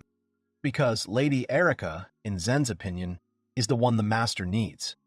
The boy is already asking Erica out loud to give him a minute because she needs to hear something. Erica looks at him and then asks where they need to go. Zen grabs the lady and says, "This way." The girl is surprised by this address. They approach the protagonist's room. Zen leads the girl inside, telling her he has access to all doors. The girl is surprised that they are entering without permission. She asks why Zen-san brought her here. The guy asks her to be quieter. It seems that Mr. Harold is approaching. The girl ponders her words. Then she asks again in surprise if she heard correctly. Erica continues to ask what Zen-san is doing. He continues to apologize and ask him to be quiet before Mr. Harold spots them. The door opens and the hero enters. Zen starts screaming. Harold seeks. He's very angry. Zine gets into a fighting stance and stutters as he tries to pronounce his master's name. The boy calls the guy a dog and asks what he's doing in his room. Zen explains that he knocked on the door, but no one answered, which was weird, so he came in. Harold scolds him, because if no one answers, then no one is there. He's surprised that someone could be so stupid. Erica is in the closet, wondering how she ended up there. It was all so unexpected that she didn't even have time to react. What was Zen-san thinking? It's disrespectful to lock your master's guest away in a secret place. She catches herself now isn't the time to think about that. Zen continues asking where his master was. The guy says he's not here just for fun, but to report. Harold asks for the report, but quickly. Zen says it's hard for him to say, but it seems rumors about Clara are already spreading. It's all anyone talks about at the market. Merchants, townspeople, not to mention the prominent figures in the castle. These people begged him, threatened him, but he said nothing. He says he's the dumbest of all the dumb. But something needs to be done before the master's reputation is completely ruined. Zen has heard that these people are dreaming up all sorts of nasty things. Harold says he was just curious what the boy thought about it, since you'd never get anything intelligent from such a useless chatterbox. Zen turns to the gentleman and tries to justify himself. The boy repeats his words. The hero says that maybe he suggests sending a herald and announcing to everyone that Clara and Colette have safely hid in the village of Blucher, and that everyone who wants to can go there. Erica was very surprised. Zen started waving his hands and denying it. He wasn't stupid enough to suggest such a thing. Harold advised him to stop thinking about useless things. If his parents somehow found out that they were alive, of course they would suspect him of it. He was not saying that they would be in danger again, so it was a fait accompli. Zen understands this, but he needs to tell at least Lady Erica. She's incredibly depressed by these rumors. Harold looks sternly at the guy and says he'll never tell. Zen is scared of this, and Erica doesn't understand it either. The boy still doesn't understand why he can't tell. The hero repeats these words to himself. He can't tell her. He needs Erica to hate him, as in the original story. Otherwise, the death flag will be unavoidable. Zen's kindness is certainly helpful, but it could also lead to Harold's death. The hero needed to come up with a suitable excuse so he wouldn't even think of telling her. The boy said out loud that she started crying like a little girl. He doesn't know whether these were tears for him, for having killed someone, or tears of sympathy for the innocent victims. But it doesn't matter. In any case, these are tears for someone else. And he adds that after this, she can only be considered naive and stupid.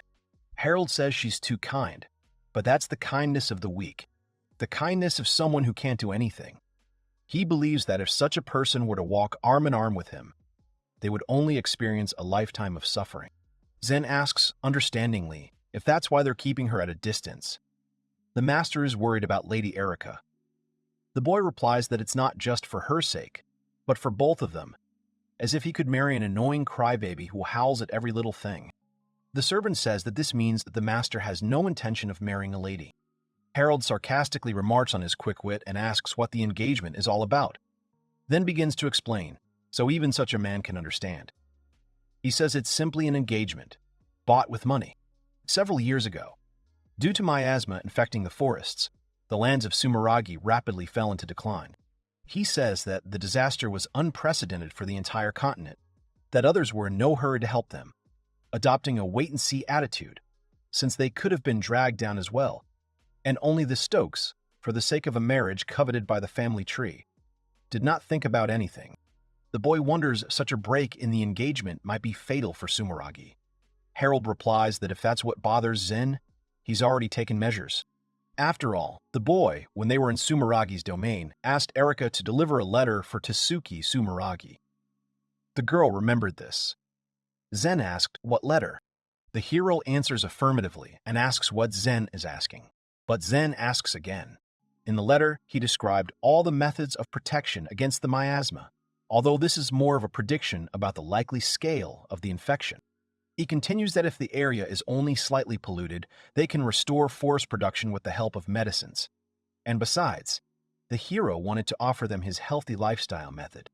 True, the method had not yet been fully tested, so in the letter Harold wrote vaguely that he was going to share the technology, and also wrote that they were ready to break off the engagement.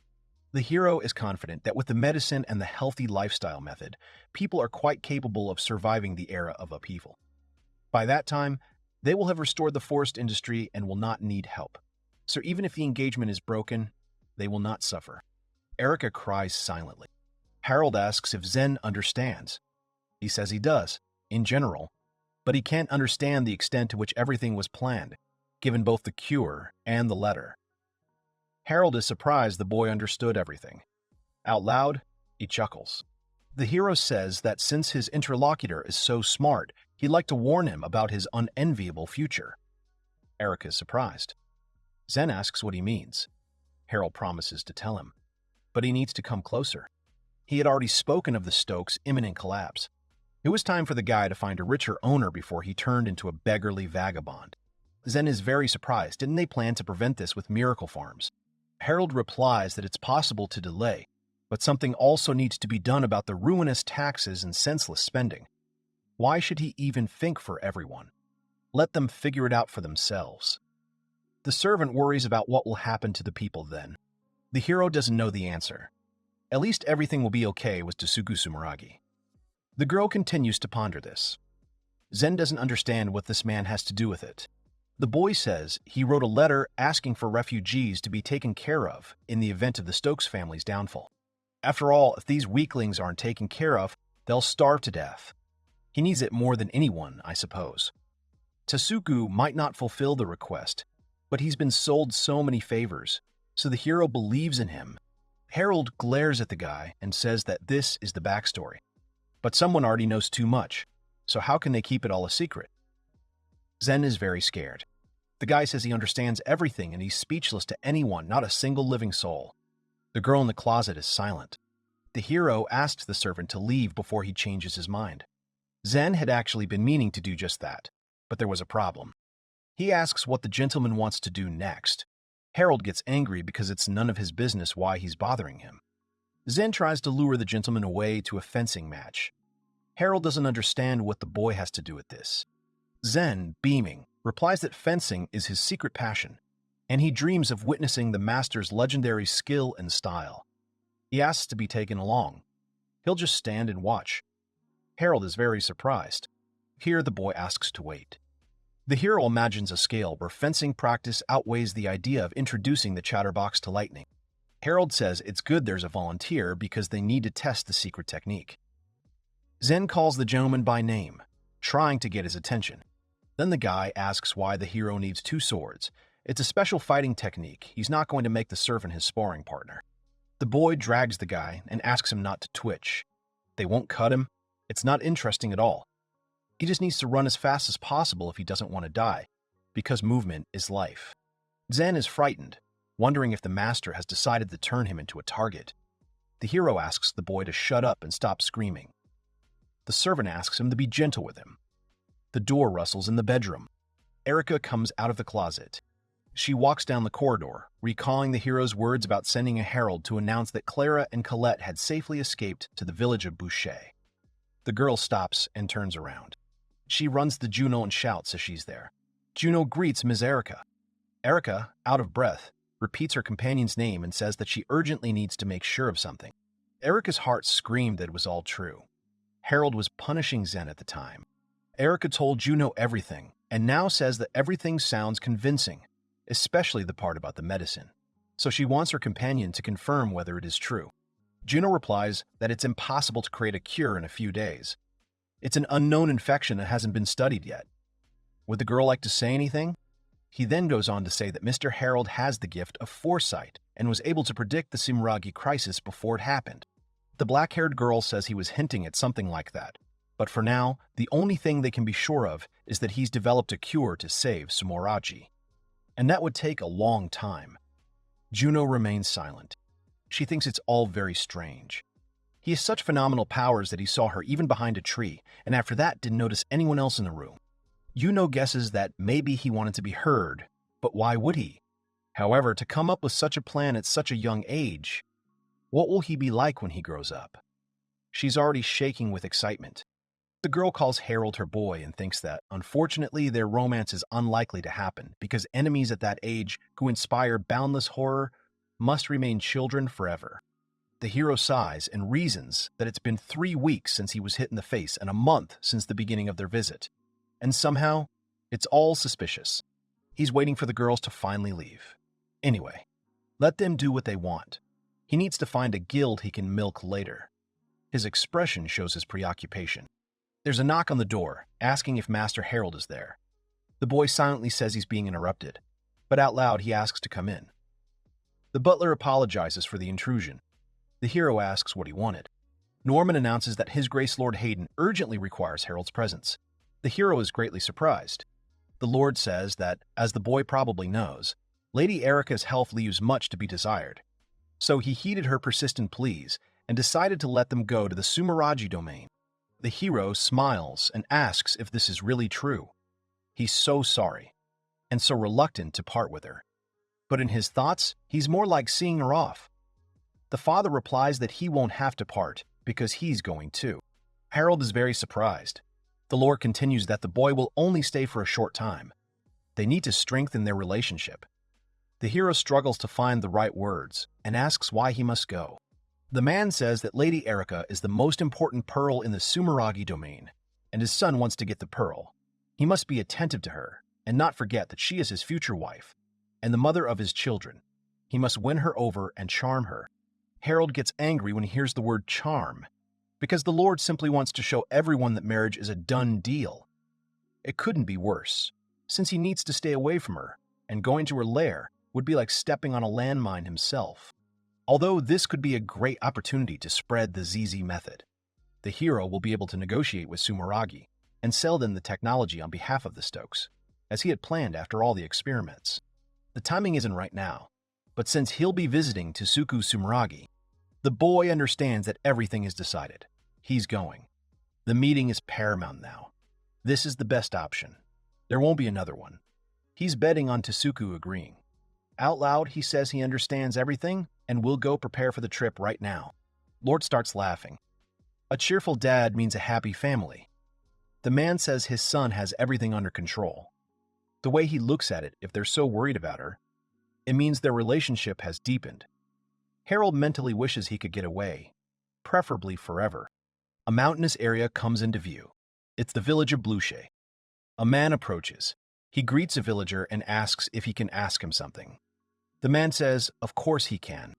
The blonde guy says he's actually going to see a woman named Clara Emerald. The mysterious stranger is looking for Clara, and there's more to come.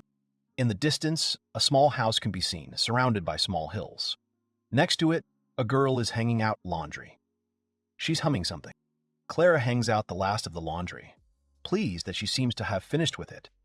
The woman walks toward the house with a basket, her hair blowing wildly in the wind. The woman thinks about how pleasant the breeze is. Then she falls silent, and then remembers that 5 months have passed since then, and she still feels like she's in a dream. That day, she was supposed to be executed by the feudal lord and would have left this world forever. But suddenly, a boy, only a year older than her daughter, extended his hand to her. Clara thinks about Mr. Harold, wondering how he is, if he's all right, if there's any way she can send word and find out. But then she shakes her head vigorously and tells herself not to even think about it. After all, she must never associate with the Stokes family. If she and her daughter were discovered, it would only bring suffering to Mr. Harold, and she couldn't repay him with anger. Someone bids Clara good morning. She looks in the direction of the sound, surprised. It's Leona. Clara wishes her a good morning in return. The acquaintance asks if the woman saw where her Rainer disappeared this morning. Clara replies that she and Colette went to the farm for milk. Leona says she understands now. That's what she thought. Clara apologizes to Rainer as he brings their milk too. She tried to tell Colette not to do it, but they wouldn't listen. Leona laughs and says it's fine. He wants to be a knight. Let him train. She continues that her son can be overburdened and needs to be stricter with him. Leona continues laughing and says goodbye. Clara agrees and also says goodbye. The woman smiles, realizing that perhaps she should bake cookies for the two of them when they arrive. A man in a cloak appears behind her. The fair-haired man apologizes and asks if she is Clara Emerald. He continues to smile silently. The woman turns around and confirms his guess. The man stops smiling and asks to get straight to the point. He wants to know if she knows anything about a boy named Harold Stokes. The woman is very surprised and frightened. Clara doesn't know what to say. The man continues to say that rumors are circulating in the Stokes estate that this boy killed a servant. He asks if she will confirm or deny this. The woman remains silent, pondering her response. She doesn't know this man and doesn't understand why he's asking her. She assumes he was sent by the Stokes family. But in that case, he would have attacked her immediately upon hearing her name. She clasps her hands, thinking that it's no better in any other situation.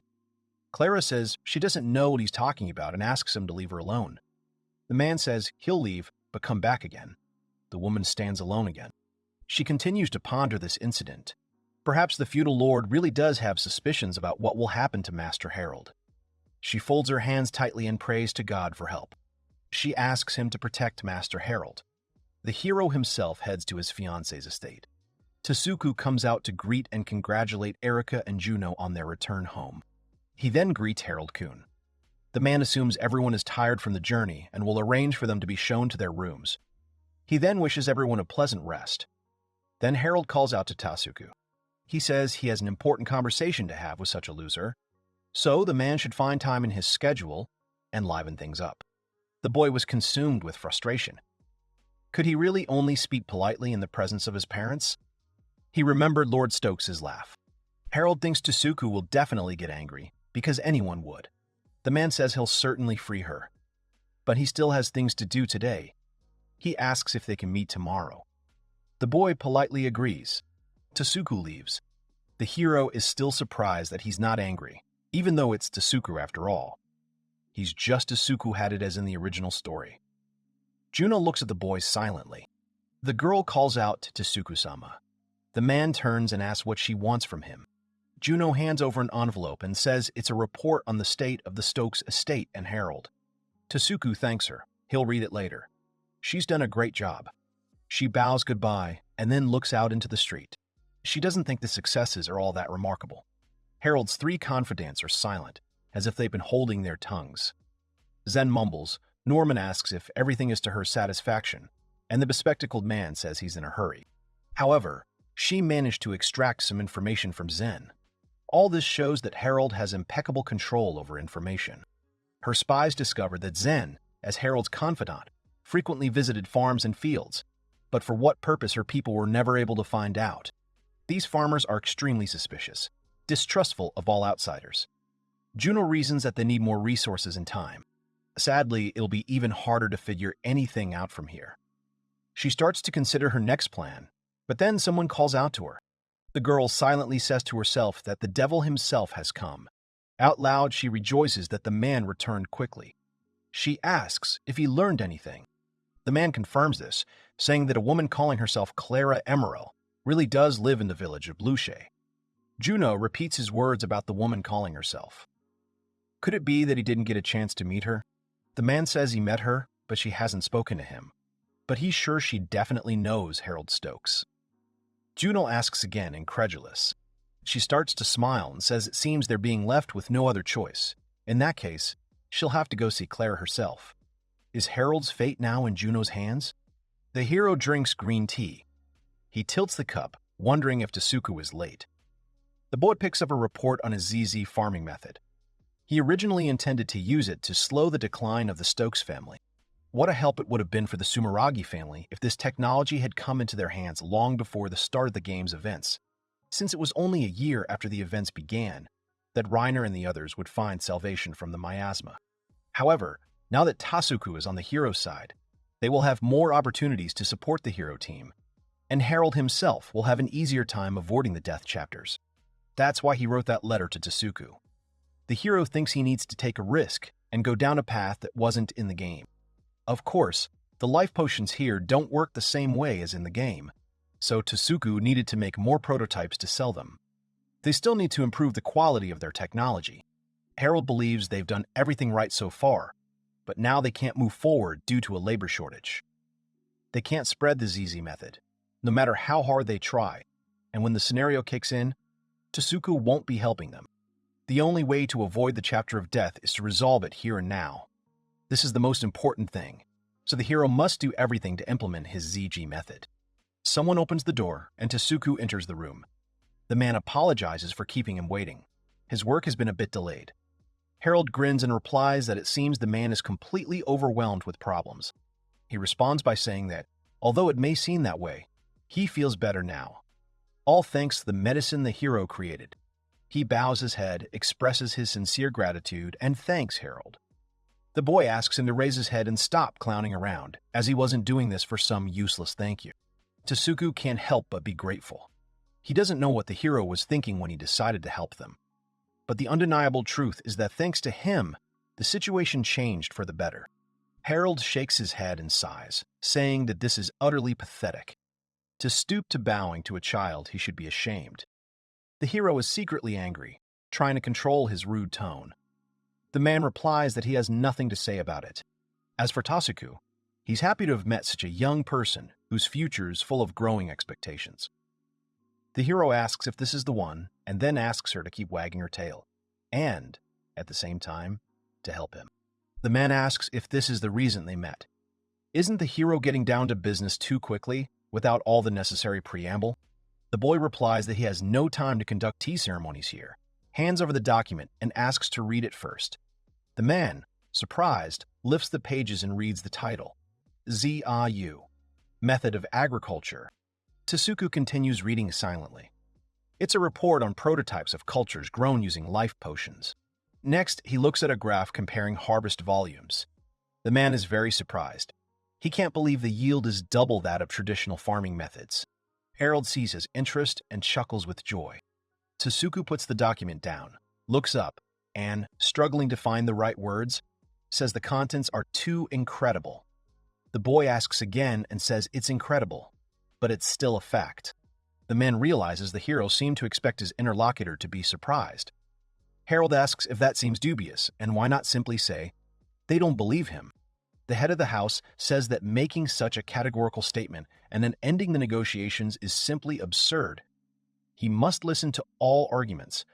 After all, this is the man who saved Sumeragi when he taught them how to make medicine. The hero says that, true or not, the audition is free. The man certainly understands this. But what does the boy expect to gain if he shows this document with these enormous harvests? Harold replies that the man can have it if he wants. It's just a copy. The boy calmly drinks his tea. The man remains silent. He recalls Juno giving him a report about Harold. According to the report, he's not someone's puppet, and there's a high probability he's acting of his own free will. It's impossible to manipulate a person to such a degree. He realized this when he encountered the hero himself. The man said out loud that something was wrong, though. He recalls the words about taking the report back. Tasuku continues to think that, nevertheless, this is Harold's game. The man could say right now that he doesn't believe it and stop the negotiations, and then launch the ZZ method based on the prompts. And knowing this, the boy still gives him the initiative in the negotiations. The leader suggests that this is the first act, a prelude to the main action. Or perhaps there's something wrong with the method, so the hero needs Sumeragi to take the initiative. In that case, refusing to negotiate would be too dangerous, as any potential damage to Sumeragi must be mitigated. The man decides to listen to Harold's main proposal and then try to better understand his true motives. Tasuku says out loud that he then asks to hear the hero's proposal. Harold exhales and replies that, of course, he'll allow it.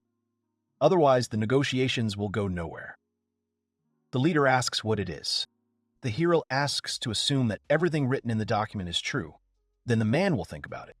The head says this is a remarkable discovery, and once implemented, if no major problems arise, all farmland could be converted to this method. After that, it will spread throughout the country. Harold asks if the chief wants to monopolize the method. A man doesn't want this. Because if a limited number of people monopolize resources, it will inevitably lead to disputes in the future. He's not so foolish as to surround himself with enemies for the sake of short-term profit. The boy grits his teeth and quietly asks who this man thinks he is, even though he is passing by. Harold says louder that he thinks so too. There's nothing wrong with getting rich on the healthy lifestyle method. But being everyone's enemy is a real hassle. So the hero has come here to propose. Tasuku asks to be heard. Harold points at the man. He announces that Tasuku will be his co-developer, then adds that the loser is very lucky. Now give Tasuku your hand. Harold points his finger at the man again and says that he is going to enroll such a loser as one of his co-developers. The man doesn't understand what this means, since he wasn't involved in any of the developments. The hero says the key word is "for now." From now on, they'll use the Sumeragi name everywhere, so it's up to this family to solve any problems. Tsuku doesn't understand why it's Sumeragi, why the hero doesn't like the name Stokes. Though if you think about it, when talking privately, the man sees the hero's behavior as completely different. He assumes the boy is hiding his abilities from his parents. If the head of the Stokes family and his wife had known of Harold's skill, they would not have failed to mention it at the time of their engagement, either in a letter or in person. He also recalls details about the Stokes family that hint at their imminent downfall, as the hero himself wrote in a letter he delivered through Erica. The man addresses the hero by name, and then he asks if he thinks it's better for his parents not to know about the healthy lifestyle method. Harold says that you need to understand the nature of his parents. If they find out about this, what they talked about will happen. They will monopolize the Zez method, and he himself doesn't have enough pawns to pull it off. If they increase the number of farmers, they'll lose control and the Z method will no longer belong to them. Tsuku nods, understandingly. But now the boss doesn't understand why they came to him, because with such a profit, anyone would have jumped at the idea. Harold replies that of all the losers around, he is the easiest to deal with. Although if he refuses, the hero can easily find a second and a third one, just like him. The boy then adds that he thinks it won't be necessary. The man is surprised by this certainty. The hero says the leader has no choice.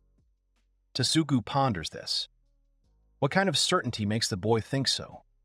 He doesn't believe such a position is without foundation. Rather, he sees a man before him who, using logic, cuts off his opponent's escape route in advance. But the man doesn't understand when this has happened to him. Then he remembers that very letter, the medicine, the line of defense against the miasma. He can't believe it. Harold laughs, wondering if Tsuku hasn't figured it out yet. Some time ago, the leader read a letter. In this message, the hero addressed Tsuku.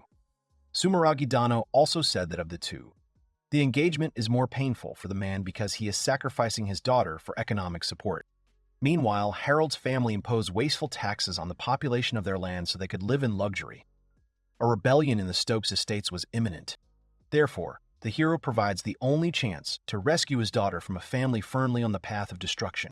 First, the antibiotic described on a separate page should be used to treat patients infected with miasmas. Second, a line of defense should be created based on the disease's spread. Thirdly, it is necessary to take advantage of the technology that Harold will offer soon to revive the Sumeragi economy. If the family does this, they will be able to restore their holdings without the Stokes' support. These are the three important conditions. The breakup of his engagement with Erica Sumeragi depends on them. Tsuku realizes that the ZZ method is the very technology described in the letter. He's surprised the boy has calculated the situation so far ahead. The hero asks why it matters, since it won't change the answer. The man confirms this, eager to seize the opportunity without hesitation. But he still had a question about the reason for such concern about the Sumeragi family. Harold chuckles and says that even if he tried to tell, he then denies everything and continues that no one but himself could understand the essence of what's happening.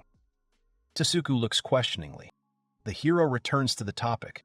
He's curious about the man's final decision, because if he can't trust her, the conversation should end there. The leader reflects that, despite the hero having come this far, he still leaves the decision to him. If the man accepts this offer, the Sumeragi family, the Sumeragi people, and Erica's future can be saved. However, if Tsuku refuses, he'll have to accept the engagement, and the Sumeragi family will still receive the Stokes family's support. If the head does this, Harold will lose, and all his efforts to spread the healthy lifestyle method will be for naught. Despite this, the boy strictly adheres to the negotiation process, offering Sumeragi a choice that won't leave them at a disadvantage. The man understands that this is difficult to comprehend. Tsuku announces that she accepts Harold-kun's proposal. The hero had no doubts and says that perhaps the man should be commended for such a quick decision. Now he needs to prepare the fields and Sumeragi's men. He'll soon instill this know-how into their heads. The hero believes this will be enough for now. However, in the future, he will need a trading company or an entire guild with a large reach and complete control. He leaves this question to the loser. Tasuku replies that he understands everything. They're using the company to capture other markets and promote the technology, gradually spreading their influence across the country and continent. Harold is pleased that Tasuku has more brains than the other underlings. The man stands up and says that if the boy doesn't need anything else, the hero interrupts him. Not understanding what he means, Tasuku concludes that if Harold needs anything, he'll do his best to prepare it, so he can use it without any restrictions. Harold pauses, thinking, and then he announces that he must find him a stronger instructor so that while the hero is here, he can gain more combat experience. Hot Springs. Harold rejoices in the fact that he's finally beginning to come to life. He can only experience the one moment of supreme bliss in the Cimaragi domain. The Stokes, as is well known, don't have such a culture of ablutions. The hero is glad he managed to reach an agreement with Tasuku so easily. It seems he quickly found him a sparring partner. Things are going so well that he can't stop smiling. A petal splashes onto the water. The boy is amazed by the cherry blossom petal. He thinks it's very aesthetically pleasing. At that moment, someone in the house suggests they begin. Tasuku says it seems Juno has something to report. The girl confirms this. On Lady Erica's orders, she's been observing Master Harold for a long time. The leader asks if he heard Harold's name correctly. Erica apologizes to her father for using her spies unauthorizedly.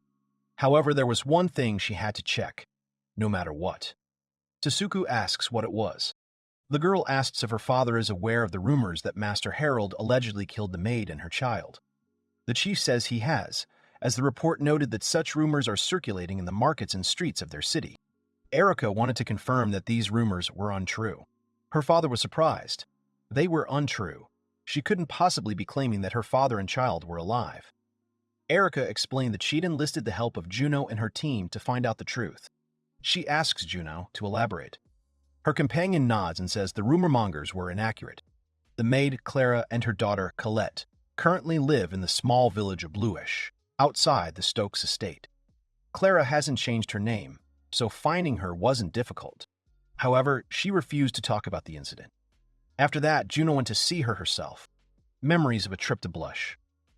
A girl knocks on the door, asking if it's Madame Esmeralda's house. Clara opens the door, asking who it is and what she wants. Juno once again apologizes sincerely for such an unexpected visit. She introduces herself and says she is a representative of the Sumeragi family. She wants to clarify something. Clara is at a loss for words. The girl says that the woman would probably have guessed already, even if it had not been mentioned, that this concerns Mr. Harold Stokes.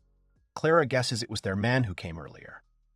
Juno confirms this and apologizes for the subordinate who may have behaved rudely. The girl gets down to business. She says that, at the moment, Erica from the Sumeragi family and Harold Stokes are preparing for the wedding. But due to the possible involvement of Mr. Harold in the murder, many in the Sumeragi family are expressing concerns. The woman screams that Mr. Harold didn't do it. Then she stops and falls silent, as if she's given away a secret.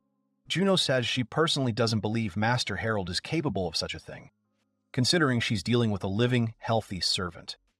The problem is, Master Harold is the one spreading these rumors. Clara is surprised.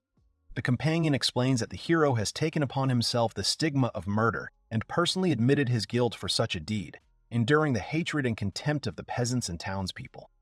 Although the master doesn't show it, he is very tormented. Clara didn't expect this. The girl declares that she has no intention of revealing the truth to everyone, but if they tell her everything, Master Harold will gain a valuable supporter in her. She asks if the woman could help her save the young man. Clara begins to cry. She remembers what Mr. Harold looked like at their last meeting. She realizes it's all her fault, so she falls to her knees and begins to sob. Juno says he can roughly guess what happened and understands the woman will likely hesitate to share the truth, but they can talk anyway. The girl takes her interlocutor's hands and concludes that even if it ultimately harms her, she will still do everything she can to help Master Harold and Miss Erica. Clara begins to say that she'll do everything she can. Then she pauses and continues that she understands Juno, asking him to come with her, as this can't be discussed on the porch. She, too, even if she's just someone in need, will do everything to help Master Harold. Juno goes on to say that it all started when Clara almost injured Mr. Harold. After this, they wanted to execute the maid, and in order to free her from the revenge of Mr. Hayden, the head of the family, Mr. Harold said that he wanted to use her as a test subject in magical experiments. He then locked her in a dungeon, buying himself time to prepare an escape plan. Finally, he brought her out with her daughter. It seems the carriage, the house in the new location, household items, and money for the initial stay were also provided by Mr. Harold. The girl ends the story by saying that Mr. Harold bears the stigma of a murderer, even now worrying about the fate of Clara and her daughter. Juno believes he did this only to protect them. Everyone is silent and thinks about what they heard. Erica gets up and walks away. Her father calls out to her and asks where she's going. The daughter replies that she owes Mr. Harold an apology. She knew nothing and made no attempt to find out and simply unleashed her feelings on the hero, even raising her hand to him. Erica fears Harold will never forgive her. But even then, Then Tasuku interrupts her, saying he can't allow that. The girl is very surprised. The leader explains that the hero is risking so much to protect them, so now that they have learned his secret, they must keep it and not reveal it. He goes on to say that if Harold finds out the details have been passed on to someone he can't yet trust, he will become even more cautious and push away even more than he already has. Erica becomes upset and nods silently. Her father understands that it's normal for her to want to apologize. However, he doesn't understand whether this is truly because she offended him. Can the girl solemnly swear that she's not apologizing to console herself? The girl begins to tremble, not knowing what to do. She screams what she should do if she can't fix her mistake and even bows her head to apologize. Tasuku touches her head. He says that his Erica can become the person who supports Harold-kun in everything. The headmaster considers the boy exceptional, but at the same time, too exceptional. And this is often off-putting. If the girl wants to atone for her actions, she shouldn't beg for forgiveness, but try to get closer to him. The father asks her to pay attention to what the hero is trying to achieve, to trust him, and to become someone who tries to understand him. The girl continues to cry quietly and repeats the words that she needs to get closer to him and become someone who tries to understand him. Tasuku continues that this is definitely not an easy task, as Harold is so brilliant that, although he will need allies, he will probably have no room left for friends or even for Erica, his fiancée. The girl is surprised again. The man believes that no matter how much she devotes herself to the hero, there will be no exception, and their hearts may never be destined to meet. The father firmly asks the girl if she has the resolve to believe in such a man and follow him. The girl is hurt by these words and doesn't know how to respond. Tasuku says she doesn't need to answer now. She can decide what to do while she's watching Harold. After these words, he looks up and says that Erica can now apologize for raising her hand to the hero. The girl turns around, says that she will do so, and then slams the door. Her mother exhales and says that after they announced their engagement, her daughter was very depressed.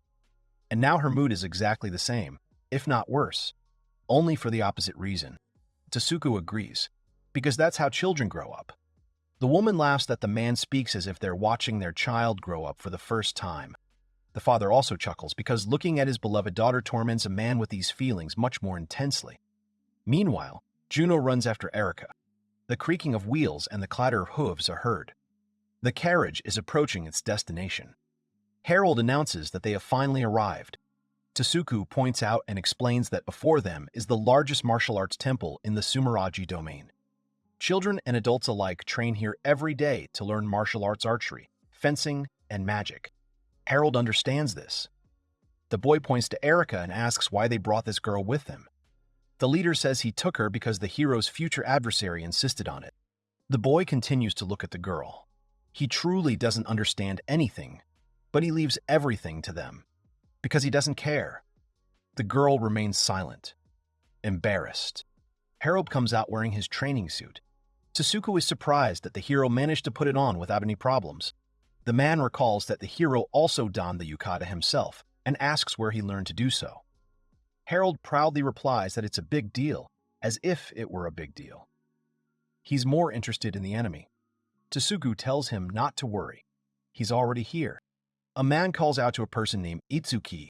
The boy turns his head, exclaims, and, while Tasuku begs for forgiveness, as Itsuki only returned this morning, he slips past. He hugs Erica, lamenting that he hasn't seen her in so long, and yet she has become so beautiful. He asks if she missed him. She must have. He missed her so much he couldn't sleep, if she's eating well. He's made her a bunch of souvenirs and can't wait to give them to her. The girl tries to break free, begs him to let her go. She can't breathe. Harold watches all this silently. Then he asks Tsuku if this is a joke, if this is really his opponent. The leader understands his doubts, but the man's power is absolute. The hero remains angry. He clearly remembers that he ordered someone extraordinary to be found. But no matter how you look at it, this marvel is just a child. Itsuki asks if that applies to the hero too. Then he raises his head and says with a smile that he wants to introduce himself first. He is Itsuki Sumeragi, Erica's older brother. Harold silently repeats the words, older brother. Harold silently repeats the words, older brother. Itsuki calls Harold by his full name. He approaches the hero, the floor creaking under his feet.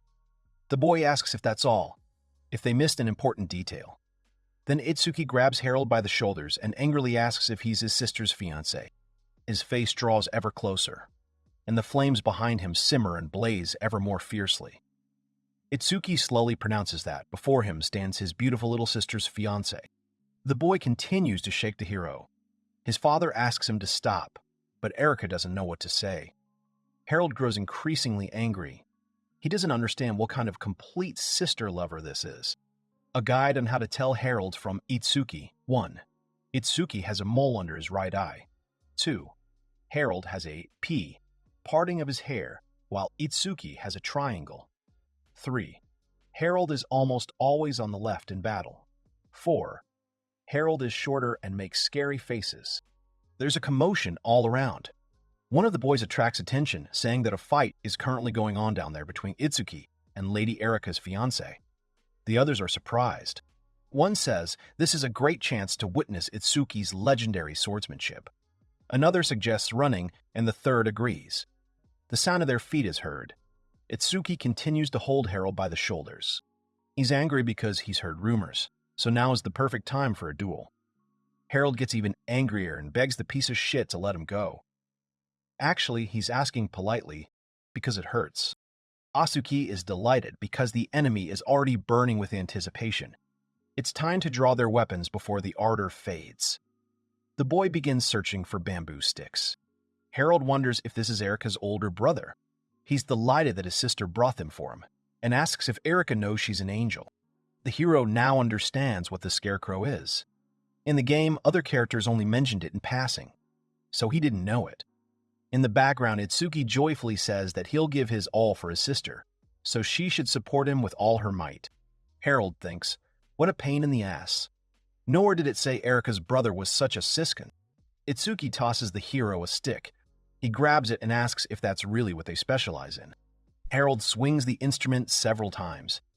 The sword makes a hissing and rustling sound. Itsuki is surprised by what he sees. The hero examines the object and says it's just a stick. She seems so easy. He can't tell if it's because he's been training with the steel sword all this time or because of his character's in-game stats. People are filling the stands. Harold doesn't like it because this isn't a show and his nerves are already on edge. The boy glares at his opponent. Itsuki Sumeragi, though he didn't appear in the original story, is, after all, a world of swords and magic and plenty of monsters to boot. Of all the candidates, he was chosen by Tsuku as his opponent. He probably shouldn't be weak. The hero recalls his fight with the original Harold and begins to feel a certain uncertainty. This mesmerizing speed. This amazing miracle technique. All these strengths are now his. He also trained a lot, so he knows how to handle this body. Harold clutches the sword, so he still won't lose. Tsuku begins explaining the rules. Bamboo swords are the only weapons allowed. Attacks on vital organs, including the head and face, are prohibited, and the use of magic is forbidden. There's no time limit. The winner will be determined as soon as one of them is no longer able to fight. Otherwise, it will be no different from a real fight. The leader clarifies whether there are any issues with this. Itsuki replies that there are none. Harold wants to say that he has no objections, but exclaims out loud, "Are they really playing games here?" He can't stop it. Tsuku continues that even if there are objections, He wants to avoid injuries and serious harm at all costs. He wouldn't impose such restrictions if they were wearing protective gear. Harold replies that he'll agree to these stupid rules for today. She's secretly glad he agreed. Itsuki thinks it's only natural for her father to do this. He has already fought with adult fighters. He is strong enough to leave his peers behind. It's a shame because he thought he'd have at least one moment of fun in all this time. However, his opponent is just the young son of an aristocrat. He can't be hurt, or his father will have problems. This means that he can't fight for real. Itsuki says that in that case, he'll give his opponent some advantage. The hero is surprised when he hears this. The advantage is the right to strike first. He asks for a better attack. Harold gets angry. Tsuku asks the fighters to get ready. Everyone gets into fighting stances. The leader waves his hand and shouts the start of the fight. Harold quickly executes an attack. Itsuki didn't expect it to be so fast. The hero is very serious. A whistle is heard. The enemy is unable to understand what happened. The hero's face is hidden by his hair. Itsuki's bamboo sword flips in midair and falls to the floor with a thud. He stands silent in shock. The people around are whispering, unsure what happened, whether anyone saw anything. It happened so quickly that no one noticed. Itsuki looks at Harold. The hero asks if this had been a real fight. He'd be deader than a corpse by now. The boy continues speaking with glee. Is the opponent wetting his pants with joy before they take him seriously?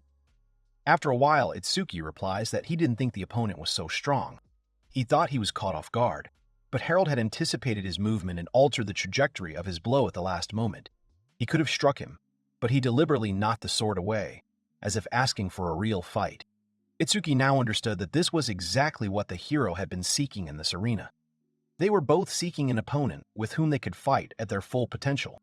The boy says out loud that the hero is right and apologizes for looking down on him. Does Harold want to have a serious fight with him? The hero asks if he's mentally retarded, since it was precisely for this fight that they traveled to the ends of the earth. Itsuki nods, of course it is. He swings his sword, and he says that this time the first blow is his. Harold chuckles and asks to bite him, if, of course, he's as fast as he boasts. The opponents stand facing each other.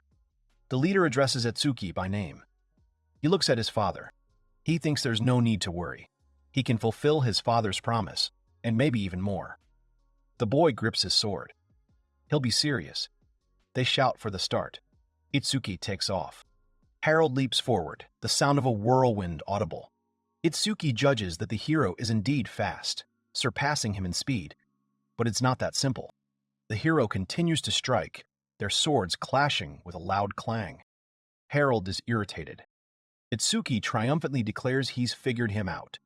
He pushes the boy away, causing him to lose his stance. Harold tries to defend himself from the blows. Itsuki realizes everything is happening as he expected. Now he'll see how long his opponent lasts. A man in the stands remarks that Itsuki is improving. Another responds that he sees it. The boy is certainly fast, but that seems to be all he has. A girl in the background holds a sign that reads, "I love Itsuki." The man continues to say that if Itsuki doesn't allow him to use speed, the enemy's actions will become predictable, the power of his blows will decrease, and it won't be difficult to parry them. Moreover, the boy does not have the skills of a real fight and rushes at every feint that Mr. Itsuki gives him. The other man asks if he's really trying to counter every blow. He understands what this means. The other man interrupts and confirms this assumption. The hero's swordsmanship is no different from that of an amateur. Therefore, he won't be able to predict his opponent's best attacks. The man says that, although his speed is currently compensating for this, he won't last long. Thanks to his experience, Itsuki constantly seizes the initiative. It's only a matter of time before the boy runs out of stamina. The fight will be over. Victory will be Itsuki's. Harold fights back fiercely. Erica's brother asks what's wrong. Has he really gone on the defensive? The hero asks him to stop talking as he's out of breath, like a worn-out nag. Itsuki responds in kind. He pushes his opponent away, and Harold begins to fall backwards. Everyone gasps in surprise.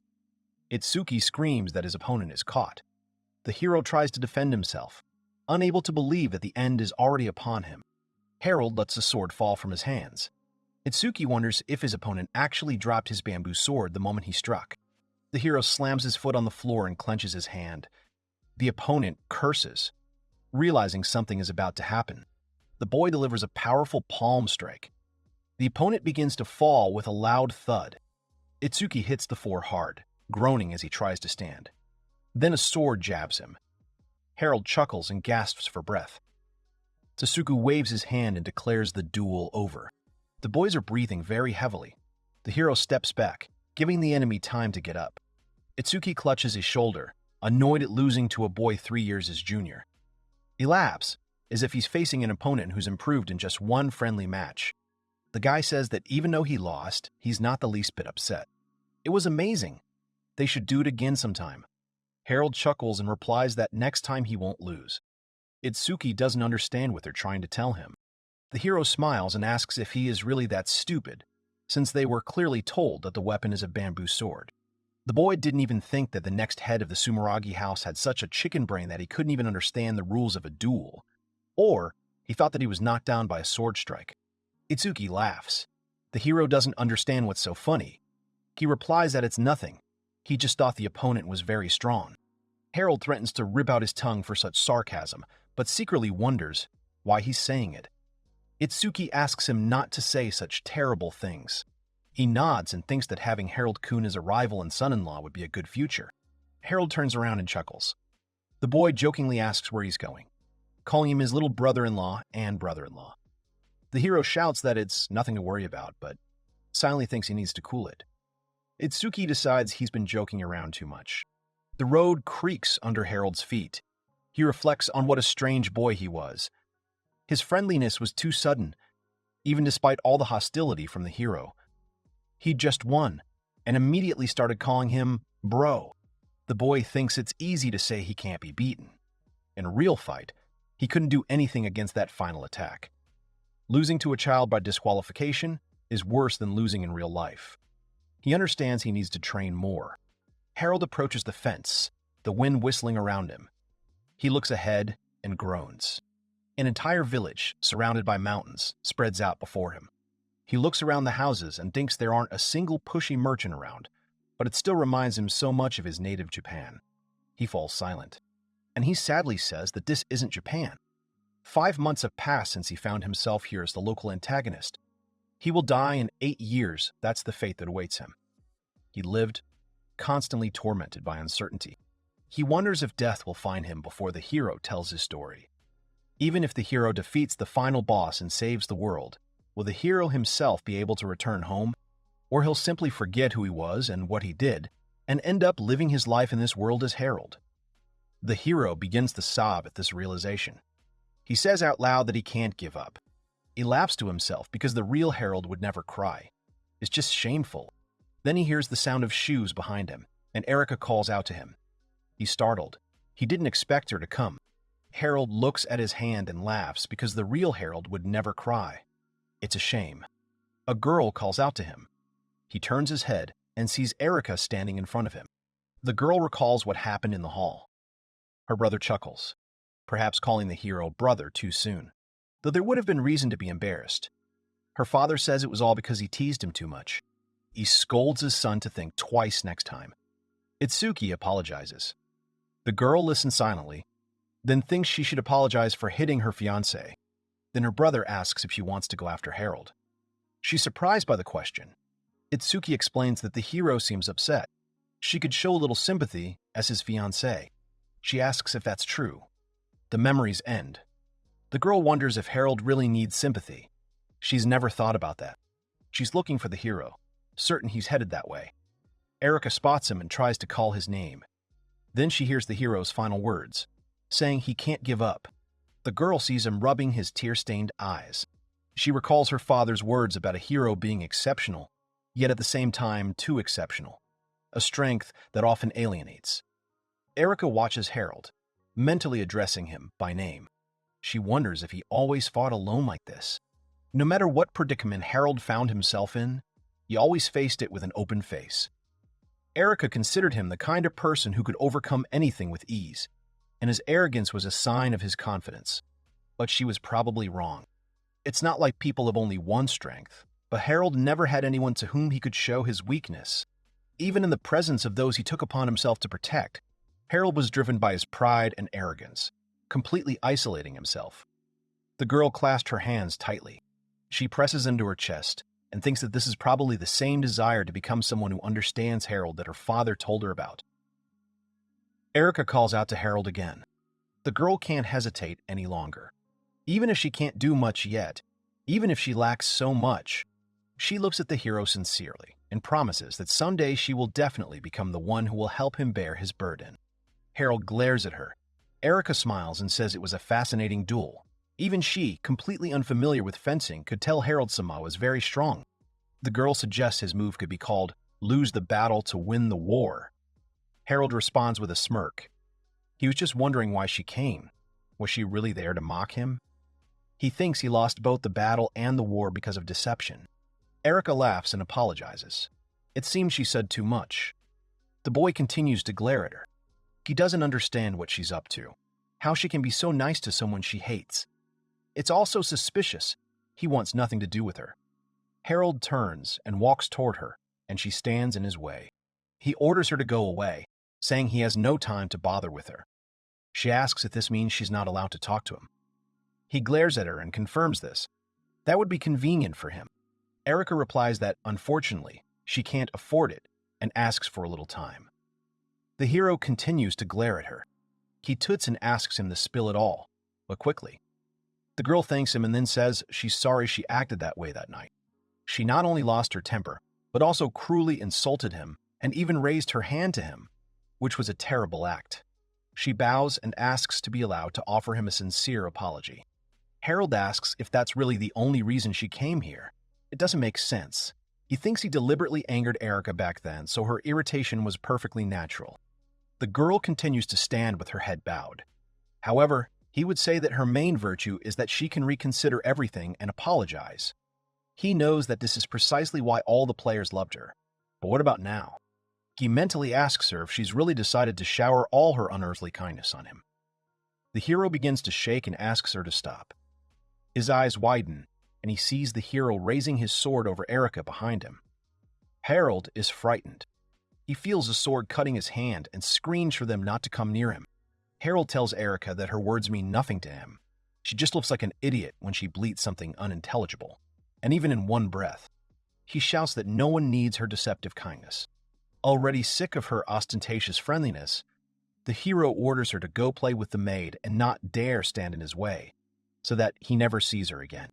He says with a scary face that she is looming here like an eyesore, that she is simply a disgusting creature. Erica only bows her head in response. The hero grows even angrier and, chuckling, walks past. He realizes he's gone too far, that he's unleashed all his pent-up frustration on her. The girl is right. There really is no one worse than him. Erica watches the hero go. She remembers his words about how her kindness was invaluable. She says that she truly lacks so much, the strength to withstand the blows of fate and the kindness to scold the weak. The girl understands that for his own good, the kindness of refusing, observing attentively, and the kindness of inaction also exist. She must accept this if she cannot do so, no matter how many insults are thrown at her. Erica believes they are the best way for her to understand Harold and be someone who can support him. She looks into the distance and says that she will not ask her to wait, but she will definitely catch up with him herself. She will never leave the hero alone. This determination comes from her heart. Somewhere on the Bina Plateau, a rumble echoes across the field. The knights are fighting the monster. One shouts at them to stay out of its way. Another orders them to surround it and attack from behind. One of the men gets scared. He asks them not to approach as it's dangerous. The one they're addressing asks how much longer they plan to fight. They're only wasting their time. He asks everyone to step back. Weapons jingle in their hands. The knight shouts that his master mustn't. He continues calling for Mr. Harold. His interlocutor is 13-year-old Harold Stokes, formerly Hirasawa Kazuki. The hero stares at the monster in silence. The animal begins to scream hysterically. The boys, and says the beast roars more than it butts, or so they say. The monster rushes forward. The only sound is its stomping. Harold prepares to attack. He quickly flies up to the beast and strikes it. The animal only manages to open its mouth. Chunks of flesh and the enormous horn fall off with a nasty sound. The knights scream in terror. Harold suspects the blacksmiths will flock to the horn like flies to honey. He says it's a small thing, but still asks them to pick it up. The monster rises and, with a loud roar, attempts to attack again. A pentagram appears on the ground. The knights don't understand what it is. They can't believe the monster is casting a spell. The beast strikes with its paws and casts the spell Executioner of the Earth, causing the earth to crack in two halves, lightning flying around it. The earth opens up in front of the hero, with a strange sound. Harold jumps. He runs across a shard of earth, lightning whistling behind him. The boy runs up to the monster with a bang and jumps. The hero leaps high above the ground and begins casting a spell. The sword glows and crackles. Harold tells his opponent that his futile struggle is over. He will kill him with a single blow. The Stormbringer spell is cast. A pillar of flame strikes the monster, creating a deafening explosion. The hero lands just as the beast is completely engulfed in flames. Hissing, Harold looks at his fallen opponent. The knights are shocked. They can't believe it. This can't be happening. How could a hero single-handedly defeat a thug?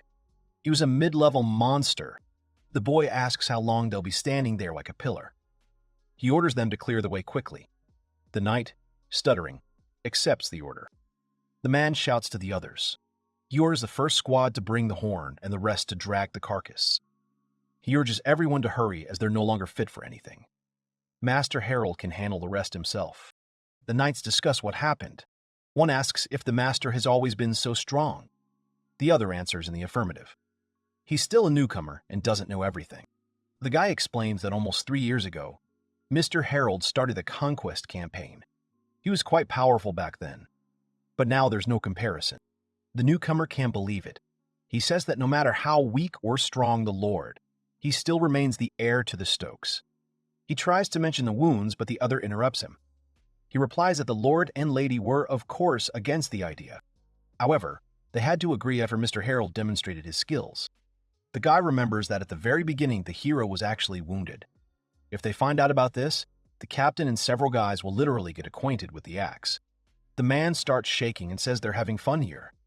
The knight asks him not to, as such a thing will never happen. He's confident the newcomer will soon figure it out. 3 years ago, it was raining in Sumeragi. The captain and the dark-haired knight burst through the gates with a loud bang.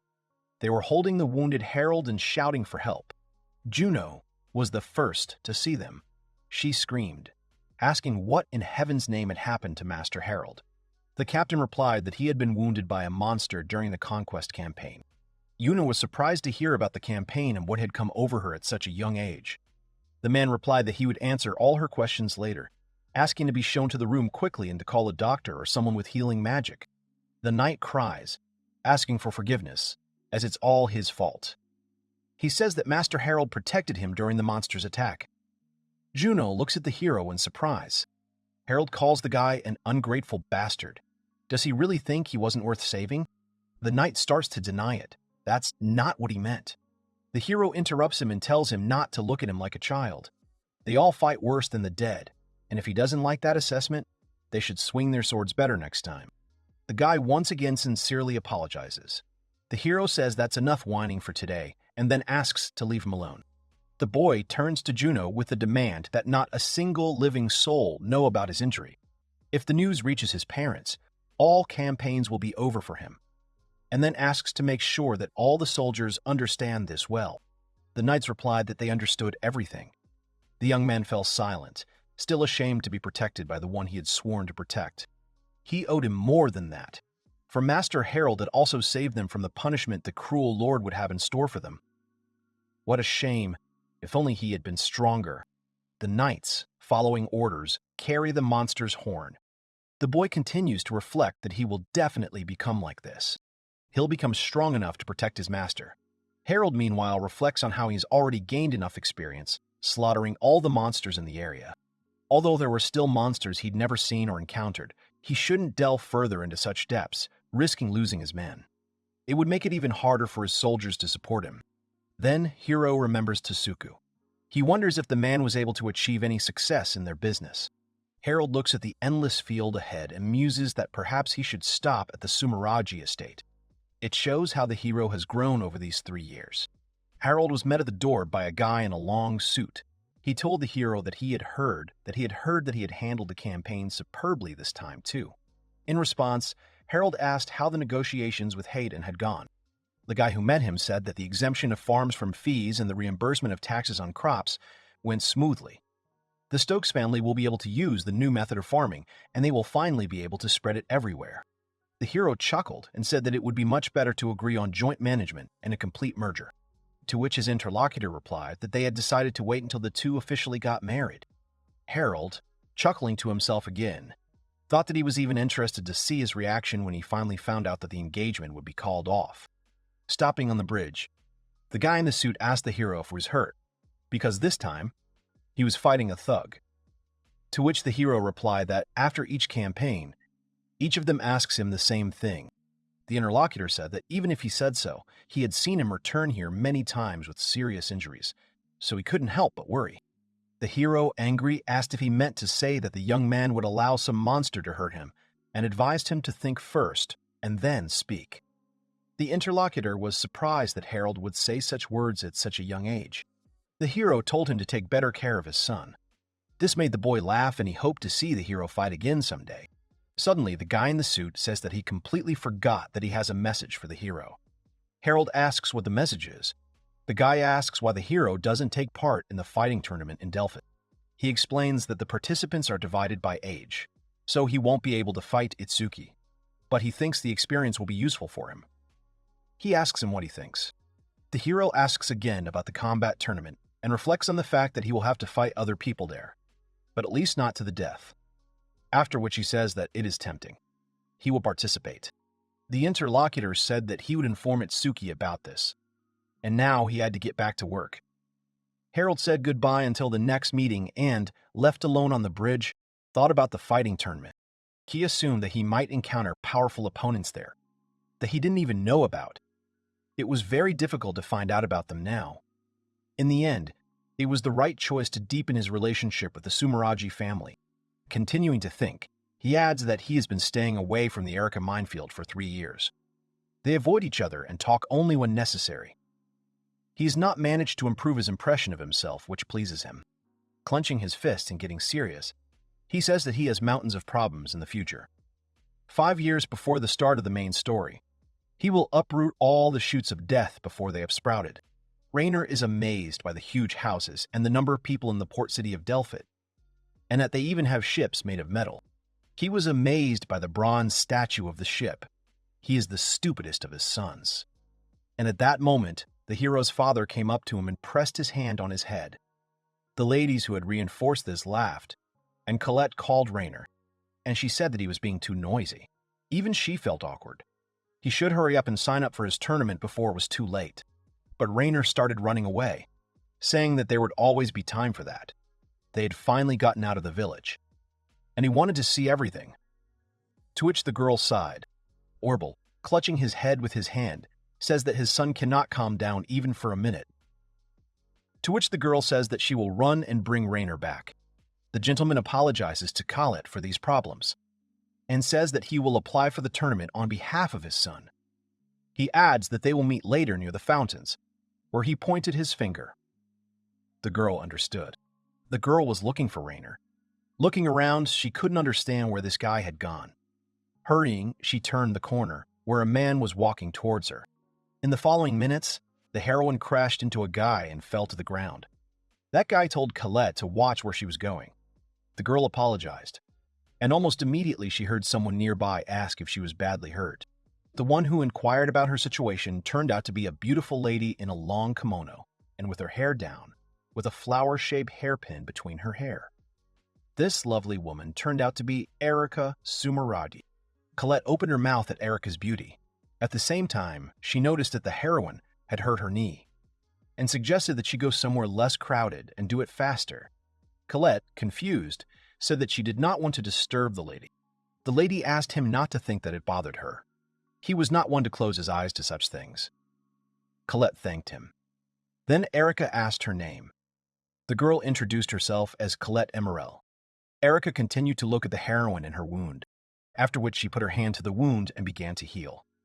After the girls sat down and Colette asked if this meant that the gentleman could use healing magic, Erica replied that she was still learning, so she was not experienced enough. The heroine asked again and clarified that the lady had also come there to participate in the tournament. Both of them did not understand each other for a minute, after which Erica said that she was there only as support. It became clear to Colette.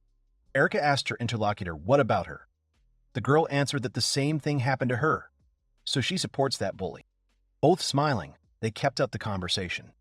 The lady said that it seemed he had a wonderful dream. The heroine confirmed it and added that he was stronger than all the boys from Bruges, and even the adults. Erica was surprised by what she heard. Then I asked if they lived in the village of Boucher. The girl answered positively and explained that due to various circumstances, she and her mother moved there 3 years ago. The lady muttered under her breath that she was exactly as she had imagined. But the heroine did not hear it and asked to repeat what Erica had said. Erica said that it was not worth paying attention to, after which Colette noticed how the wound had healed. She immediately began to thank the lady and say that she had to repay her somehow. The lady asked not to worry about it and asked because she still needed to find her friend. And she continued to say that if their meeting formed a strong thread, they would definitely see each other again, and then they would definitely become friends. The heroine was shocked by what was said about friends. The mistress, seeing Colette's reaction, asked if she wanted it.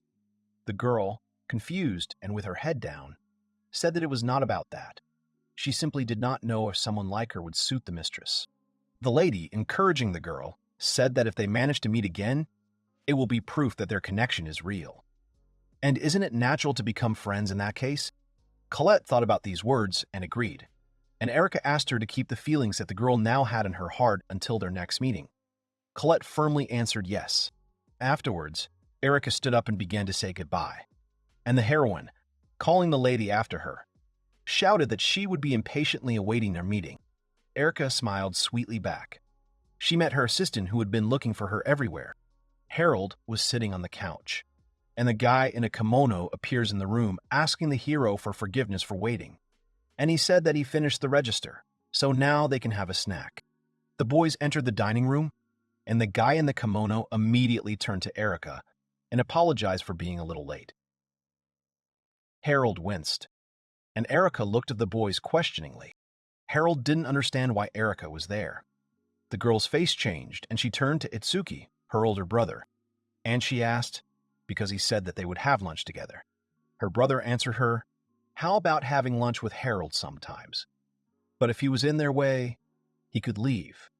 Harold and Erica turned sharply to him and screamed at him to stay put. Harold thought angrily that it would be a shame to stay away with Erica, and the girl said sadly that it would be disrespectful to leave. But she didn't want to cause Harold trouble. Already sitting at the table, the guy in the kimono told Harold that he could get injured at the tournament, so he thought that he needed someone with healing magic, so he asked Erica, since the rest of the family did not have time. Harold indignantly said that nothing would happen to him and that he had set it up on purpose, to which Erica's brother said that it was better to be safe than sorry. Therefore, Eri was ready to accompany them. At this point, Erica intervened in the conversation, reminding them of their agreement that she would not contact Harold unless absolutely necessary. The brother turned to her with a smile and said that he thought such a meeting was simply necessary because if something went wrong, they wouldn't have to waste time explaining. The hero thought about it, and he came to the conclusion that his interlocutor was probably right about something. After lunch, the guys and Eri went their separate ways. Erica, walking down the corridor, bumped into Juno, who asked if Harold had lunch with her. Eri said yes, although they agreed that he would only know of her presence if he was injured. Juno asked again if the lady had told Harold that she had seen Colette, to which Erica replied that she would keep it a secret. Juno then asked if they still couldn't tell him everything. Erica confirmed and added that in his eyes, they did not know who she was or any other details. After that, Juno bowed and left. Erica, left alone, went to the window. Looking at the moon, she was lost in her thoughts, after which she decided that until Harold personally opened up to her, she would not show that she knew about his secret, and she added that she did not lie about what Colette said then. Because Colette is the one who knows the whole truth about Harold, she can become one of his allies. She was sure that the moment they met again, Harold would not be able to hide the truth from her any longer. After which, Eri fell silent, remembering one thing. Colette could become more than just an ally. And she wasn't surprised, because whoever in her place would be attracted to Harold. These thoughts made Erica squeeze her hand and imagine what would happen if the hero confessed to her. The girl smiled warmly. She thought that such a sweet and loving rival could suit her. She might not be against it. If Colette makes Harold happy, Eri won't mind. At this time, Harold came to the tournament venue, and he thought it was really great to see it in person. On one of the streets, two guys grabbed each other by the clothes and were about to fight. One of them asked if he wanted to fight, and a second, calling his opponent a shorty, provoked him to show what he was capable of. Harold, entering the street, wondered if the taverns there opened right at dawn. Noticing the heated fight and the men supporting this event nearby, the hero decided that this was probably in honor of the holiday. Suddenly, one of the guys ended up punching his opponent in the face. The victim flew past a passing and frightened girl, but falling to the ground he almost hit Harold, who was passing by. But at that moment, the main character managed to grab the falling man by the collar and shoved his head into a jug of water standing nearby. Seeing this, the guy who hit him pulled his opponent out of the jug, and the man standing next to him turned to Harold with insulting words and asked what he was doing, to which the hero asks if he is too drunk to notice, and if he also needs to take a dip in cold water. And it is naive to think that he could initially be of sound mind. The man was angry at these words and called the hero names again, and said that he would deal with him, and would not even care that he was still a brat. And the people gathered in a crowd and watched what was happening. From the crowd emerged the boys of the Royal Order unit. They informed those present of their arrival. They said that they had come to protect the peace. One of the guards who arrived expressed unpleasantly about those who had caused the disorder, and added that they could not get drunk and not start to row. Meanwhile, the angry man started rushing at Harold and threatening him. The lieutenants who arrived shouted at the hero to run away, and the dark-haired lieutenant ran to Harold to protect him, but he didn't have time. But Harold stood waiting, and when the man approached and attacked the hero, he deftly fought him off with his elbow and threw his opponent to the ground. The lieutenant who ran to help threw his hand behind his head and smiling, said that it was a great reception, and admitted that he was stunned. After which, he asked the guy to answer what happened there. Harold started to tell that some drunks were fighting. One of them was thrown away, and he thought that he was going to crash into him, and he was forced to intervene. The guard was even more surprised and said how interesting, but the hero immediately started to leave after what he said. But the lieutenant who was listening to him ordered him to stand. After Harold turned around, the guard asked if he was hurt. After all, if any scratch became inflamed, then it would be gone. To which the hero replied, everything was fine. That man was no good for him, even as a warm-up. The lieutenant, smiling, did many exercises with his hands and asked if it was true, and added that he should not neglect it, otherwise he would sprain something. The hero frowned and said that he was tired of him, and if he really wanted to, he could ask the onlookers, or else he was going to continue wasting his time. At this point, the partner asked the lieutenant what to do with the man lying down. The answer was to interrogate him when he came to. Turning around, the guard noticed that the hero was gone and did not understand where he had gone. Afterwards, the guard added that he had not even asked the hero's name. Harold, who had walked away from the lieutenant, stopped and thought about how confused he was, and why Cody had appeared there. Cody's full name is Cody Luzial. He is a former knight of the Holy Royal Order, and the leader of the mercenary gang, Freery, consisting of vagabonds, adventurers, and other collection. Sometimes entered into an alliance with the hero's group, but more often he simply used, and through, running away with the loot. Then he added that Cody is just a minor character, not as evil as some. The hero just didn't expect him to pop up so early. Come to think of it, meeting Cody would probably make Harold's life easier in the future. After all, he would be accompanying Reiner and the others, so he could learn about the state of affairs in the team through him. And most likely, he missed this opportunity. Already at the tournament venue, Erica's brother said what a wonderful day it was for a tournament. Turning to the hero, he said that he had registered him under a pseudonym and asked if he was okay with it.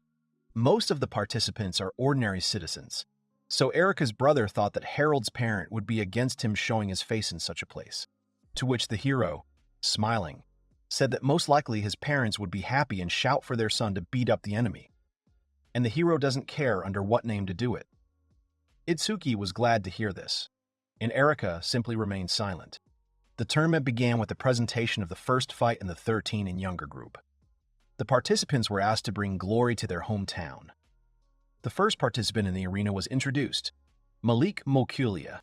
Next up was Harold, wearing a mask and introduced as Lord Master. Before entering the arena, the hero asked Itsuki, who was standing nearby, what all this meant. Erica's brother replied that since he was going out under a pseudonym, he thought it would be better to hide his face away from prying eyes. Harold, angry, hit the ground with his sword and said he didn't give a damn about it, and Itsuki, keeping calm, said, "Be careful with things." The audience, expecting a new participant, shouted his name. The hero came out, but without a mask. Hearing his nickname, he wondered when Itsuki had become a joker. He didn't like both the mask and the nickname. Itsuki would remember this. Malik, who saw the hero gloomy, did not understand why he was angry. And Harold was already fed up with everything, and it was all because of Itsuki. Among the spectators was Colette. Seeing Harold, she stood up and watched the guy sympathetically.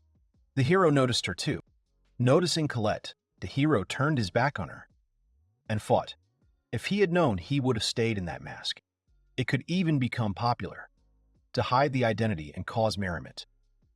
What is not the greatest artifact in the world? Suddenly it dawned on him what was happening. But his thoughts were interrupted as the start of the battle was announced. As lightning struck right next to him, this blow was delivered by Malik Mokuya. But the hero, quickly gathering himself, parried the enemy's next blow, threw his sword aside and brought his own to his neck. Malik immediately surrendered. Lord Master was declared the winner, and the heroes immediately left, and began to think that if Colette was there was a high probability that he was there too. He was referring to Braveheart's protagonist Rainer Griffith, who would become his archenemy 5 years later, and he had no business meeting him right there. Harold really hoped that Rainer would just sit in the audience. The announcements for the next fight began, and they introduced a new participant to the arena who came straight from the village of Bluche. It turned out to be Rainer Griffith. At this point, Harold was dumbfounded. He didn't understand what made Rainer come here, and he wondered if he didn't first get to Delphi at the beginning of the game. He even delivered a whole monologue there when he saw the ship on the pier. The hero kept thinking whether he should drop out of the tournament before they met, although he acts as he did in the morning. He tries with all his might to avoid meeting the game characters. Rainer's hatred of Harold in the original story arose because of the murder of Clara. But he has already dealt with the Clara problem, and from now on, he plans to lead a quiet, respectable life. The hero thought, so now Rainer has no reason to hate him, until he managed to open his mouth. And he avoided Cody because he was a game character. But it would be wiser to be friends with him. The guy decided to meet Rainer there and assess his current strength. Maybe he could even gain his trust. And there, with his knowledge of the original game, he will be able to give him advice, direct, control. He will go where he sends and level up faster. And then, lo and behold, he saves the world earlier than it was in the game. The hero decided that such a chance could not be missed. At this time, Rainer's fight ended, where he turned out to be the winner. There was noise and shouts from fans all around. The hero was still thinking and decided that it was high time to put the plan into action, and he wondered how he should address Rainer. At that moment, Rainer passed by him. The hero watched him with a mental grin. Hearing something, Rainer turned around and recognized the hero. He approached Harold and asked if he was the fast hand at the tournament, and he continued to talk about how he did it. Finally, he asked if he could learn it, adding this trick is wonderful, that Harold should reveal its secret, and if he can't, then at least tell what technique he trains in. Because he ran with weights, but still can't move like a hero. All this irritated Harold. The hero imagined how he angrily covers his mouth with his hand and tells him to stop talking first. Returning to reality, Rainer realized that he had not yet introduced himself, and holding out his hand, he said his name. Harold also introduced himself and shook his hand, telling him that he could call him whatever he wanted. In response, Rainer smiled amiably and said that he hoped they would get along, and the hero told his interlocutor, that he seemed capable of something. No comparison with all these weaklings, meaning the other participants who were not far behind. Rainer thanked him for these words. Harold, continuing to say that he was not going to explain anything. If he wanted to know his trick, let him study it on himself. And adding, if he doesn't fly out, of course, in the next round. To which his interlocutor, blinking an eye, confidently said that the challenge was accepted. And he hoped that the Lord Master would not lose either, until he met him. But the hero began to speak rudely. Let him think about who he is talking to. The only thing he can understand is that the difference between them is like the difference between heaven and dirt. Rainer was indignant, after which he got ready, and said that he could think as he wanted. And with that he said goodbye. Until we meet in the arena. The hero, noticing the gaze of those around him, thought that they seemed to have stirred up the entire area, because they were talking, regardless of faces and opinions. Now their aggression would spill out on them in the upcoming fights. Looking at Rainer, the guy was sure that he would easily overcome something like this, because he was the main character of the game. After all, Rainer is the one who will save the world in the end. That's what makes fighting him so fun. He clenched his fist as he said this. Harold stood ready to enter the arena. The announcer announced that the moment they had all been waiting for had arrived. The entire crowd began to roar. The next match in the group would be between Lord Master and Rainer Griffith. There were screams and shouts all around in anticipation of this match. Colette was also sitting on the spectator bench, and she was anxiously watching the participants, pinching her hand. The boys stood in the arena facing each other. Rainer said that, as promised, he got to the duel with him. Harold replied that he could see it anyway. Now he would see if he was as strong as he said. The host told the participants to get ready because the duel was starting. After the start, Rainer immediately started running with his sword towards Harold, and he prepared to defend himself. Rainer began to attack the enemy with his sword, but the hero calmly fought back without much effort. Seeing these weak blows of Rainer, he thought that this is the hero who will save the world. The audience did not understand what Lord was doing and why he did not attack at all. They asked to fight more seriously. While Rainer wondered why he couldn't hit his opponent, the hero said what a disappointment it was, and what a tragedy it was for the world. Rainer asked angrily what he meant. Harold asked in response, if this is not true, then the attacks of the savior of the world are not able to touch him. Everything is hopeless, no matter how much he attacks.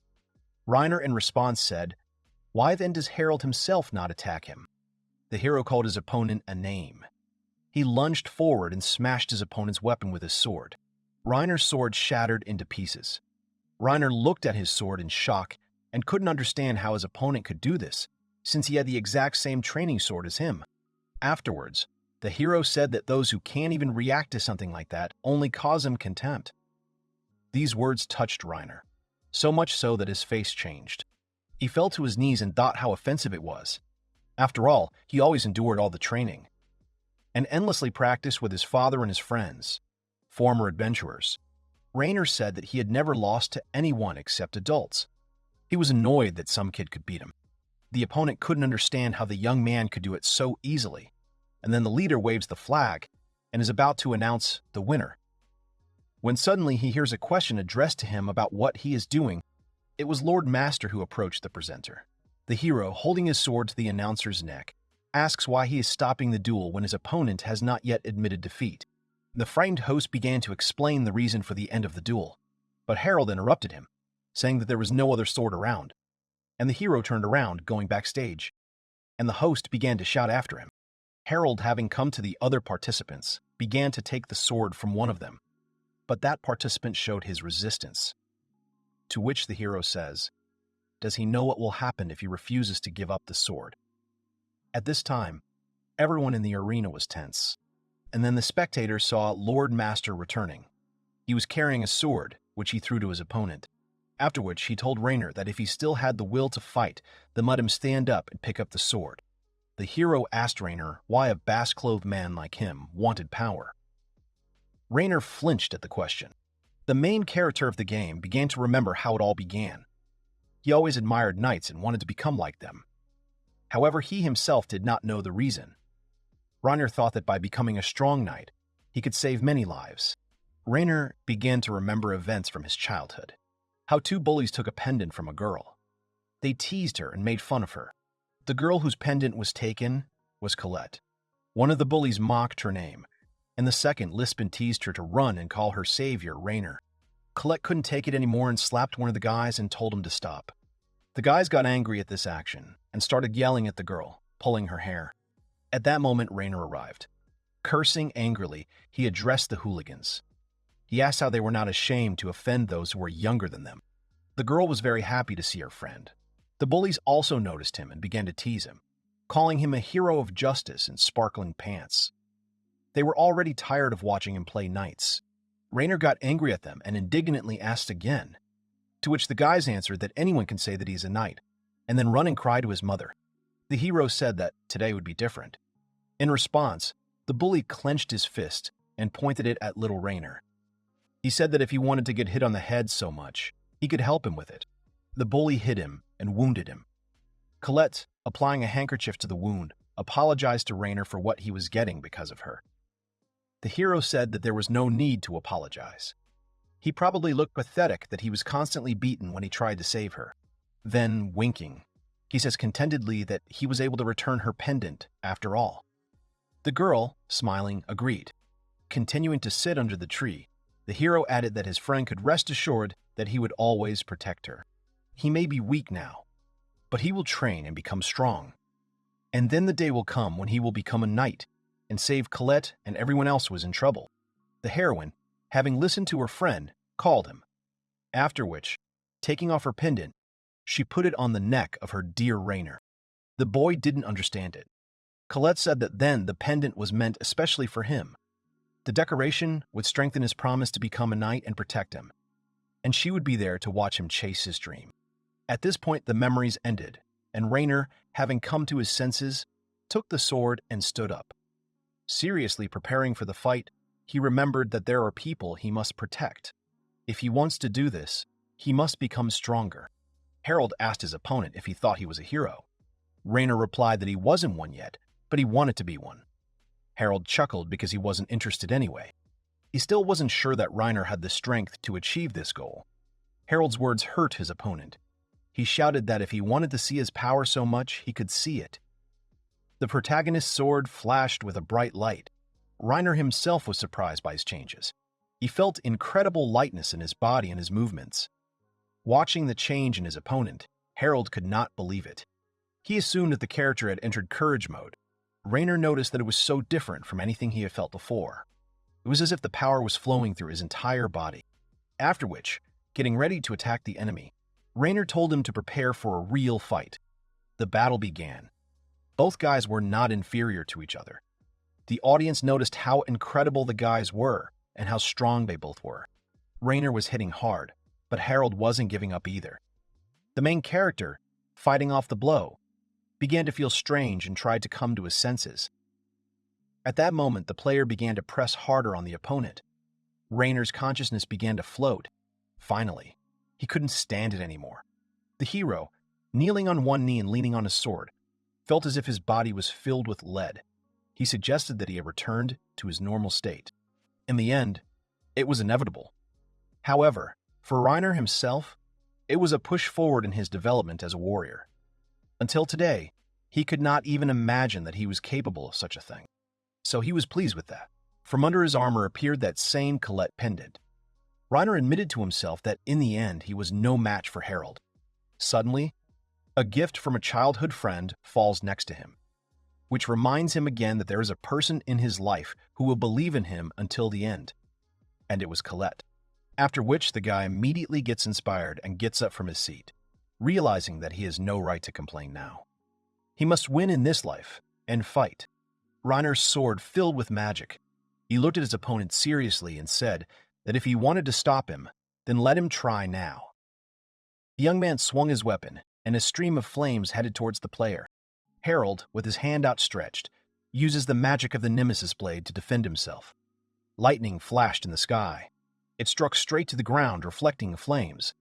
There was an explosion and a flash in the arena. When all the dust cleared, the young man saw Rainer, who was clearly exhausted. The protagonist loses consciousness, but Harold managed to hold him, preventing him from falling to the ground. He whispered to Reiner that he shouldn't have hidden his skills, but used them at the beginning of the fight.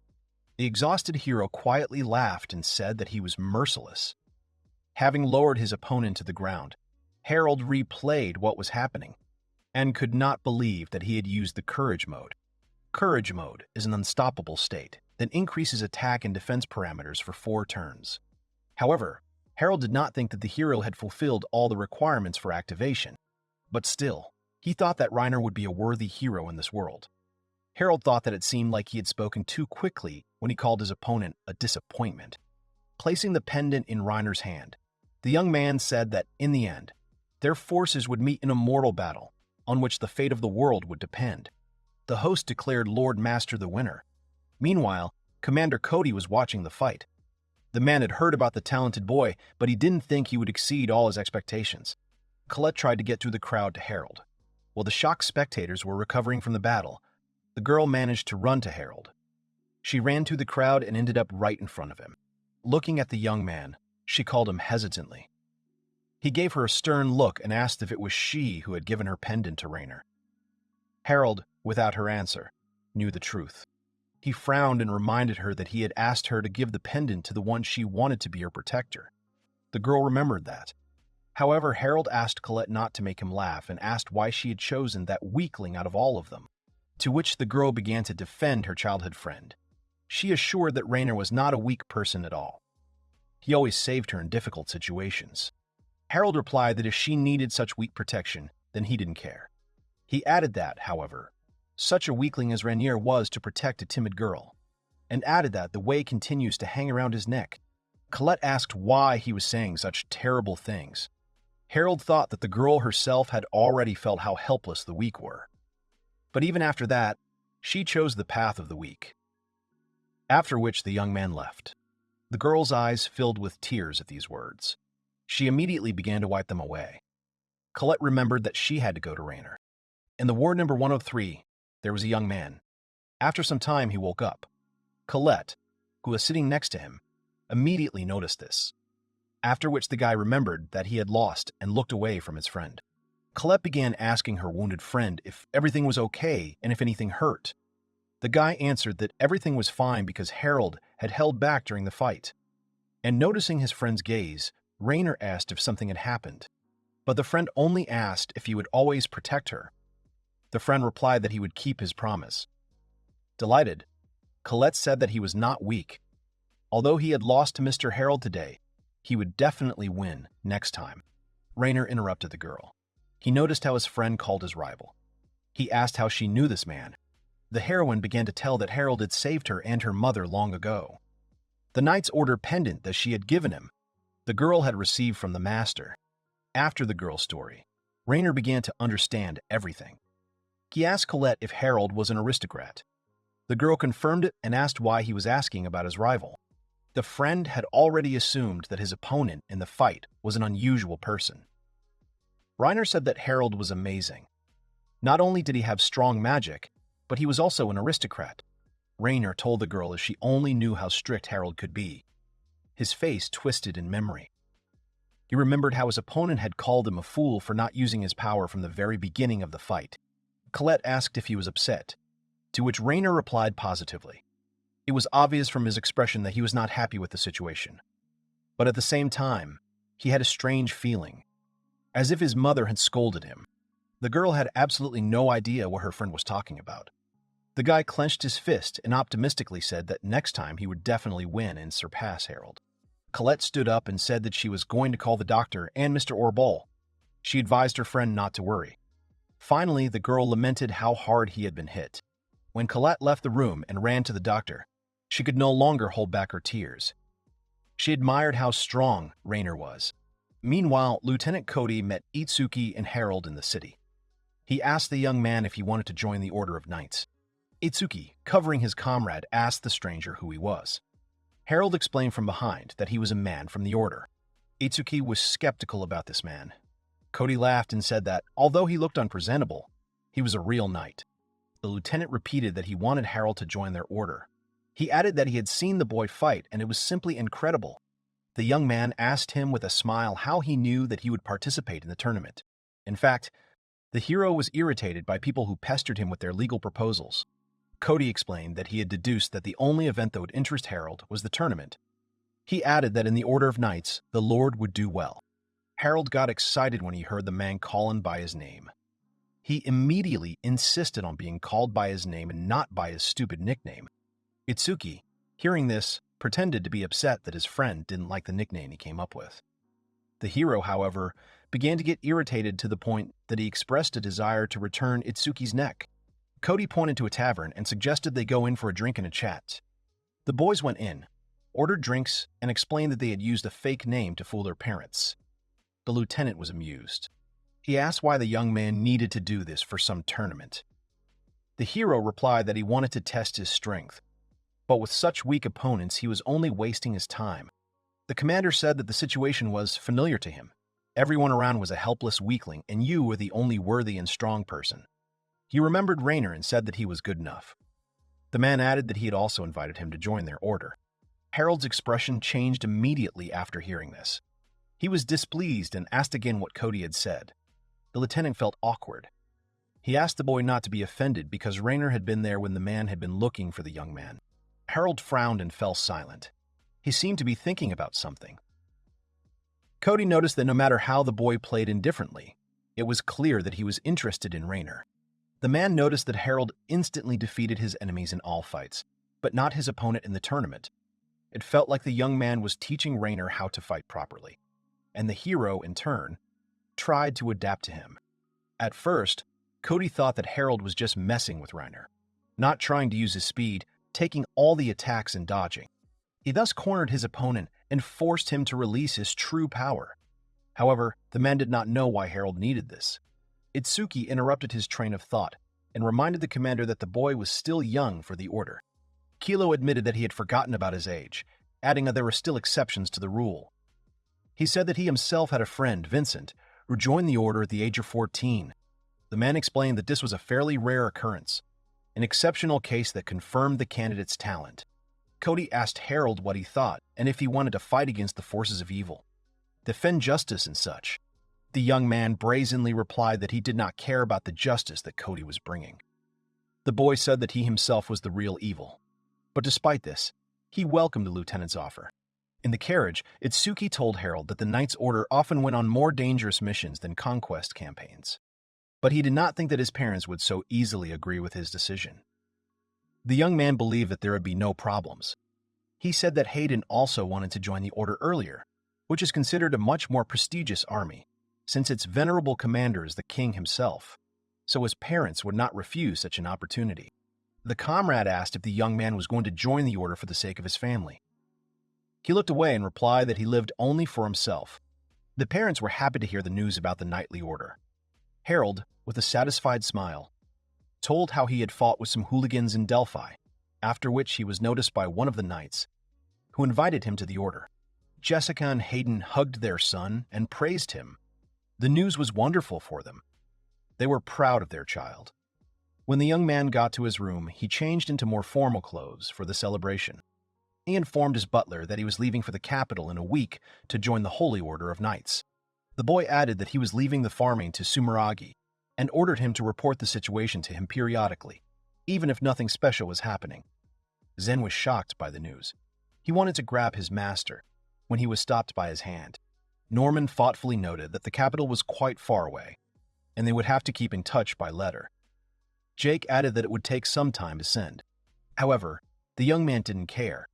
He said that if they needed to contact him immediately, they should contact Sumeragi. Zen asked the gentleman to wait a little with his decision, because he had heard that the knightly order often went to dangerous and hard-to-reach places. Harold didn't care about that. The assistant was indignant at such a dismissive tone.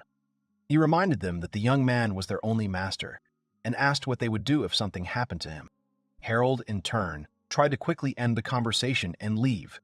He mentioned that he had walked the path of adventures before and killed monsters. Although the young man had been wounded a couple of times, he remained alive. However, Zen insisted on his own. He did not want to let the young man go. The assistant was sure that the Order's missions would be much more dangerous than what had happened. He had already begun to imagine a situation where the young master died when he received a slap on the back of the head from Harold. The hero was already irritated by his friend's whining. He gloomily suggested that Zen go first to the order so that he would not have to witness the death of his master. This conversation was over. The young man motioned for everyone to return to work. Find herself, finally Harold was able to return to his room. He sat down tiredly on a sofa.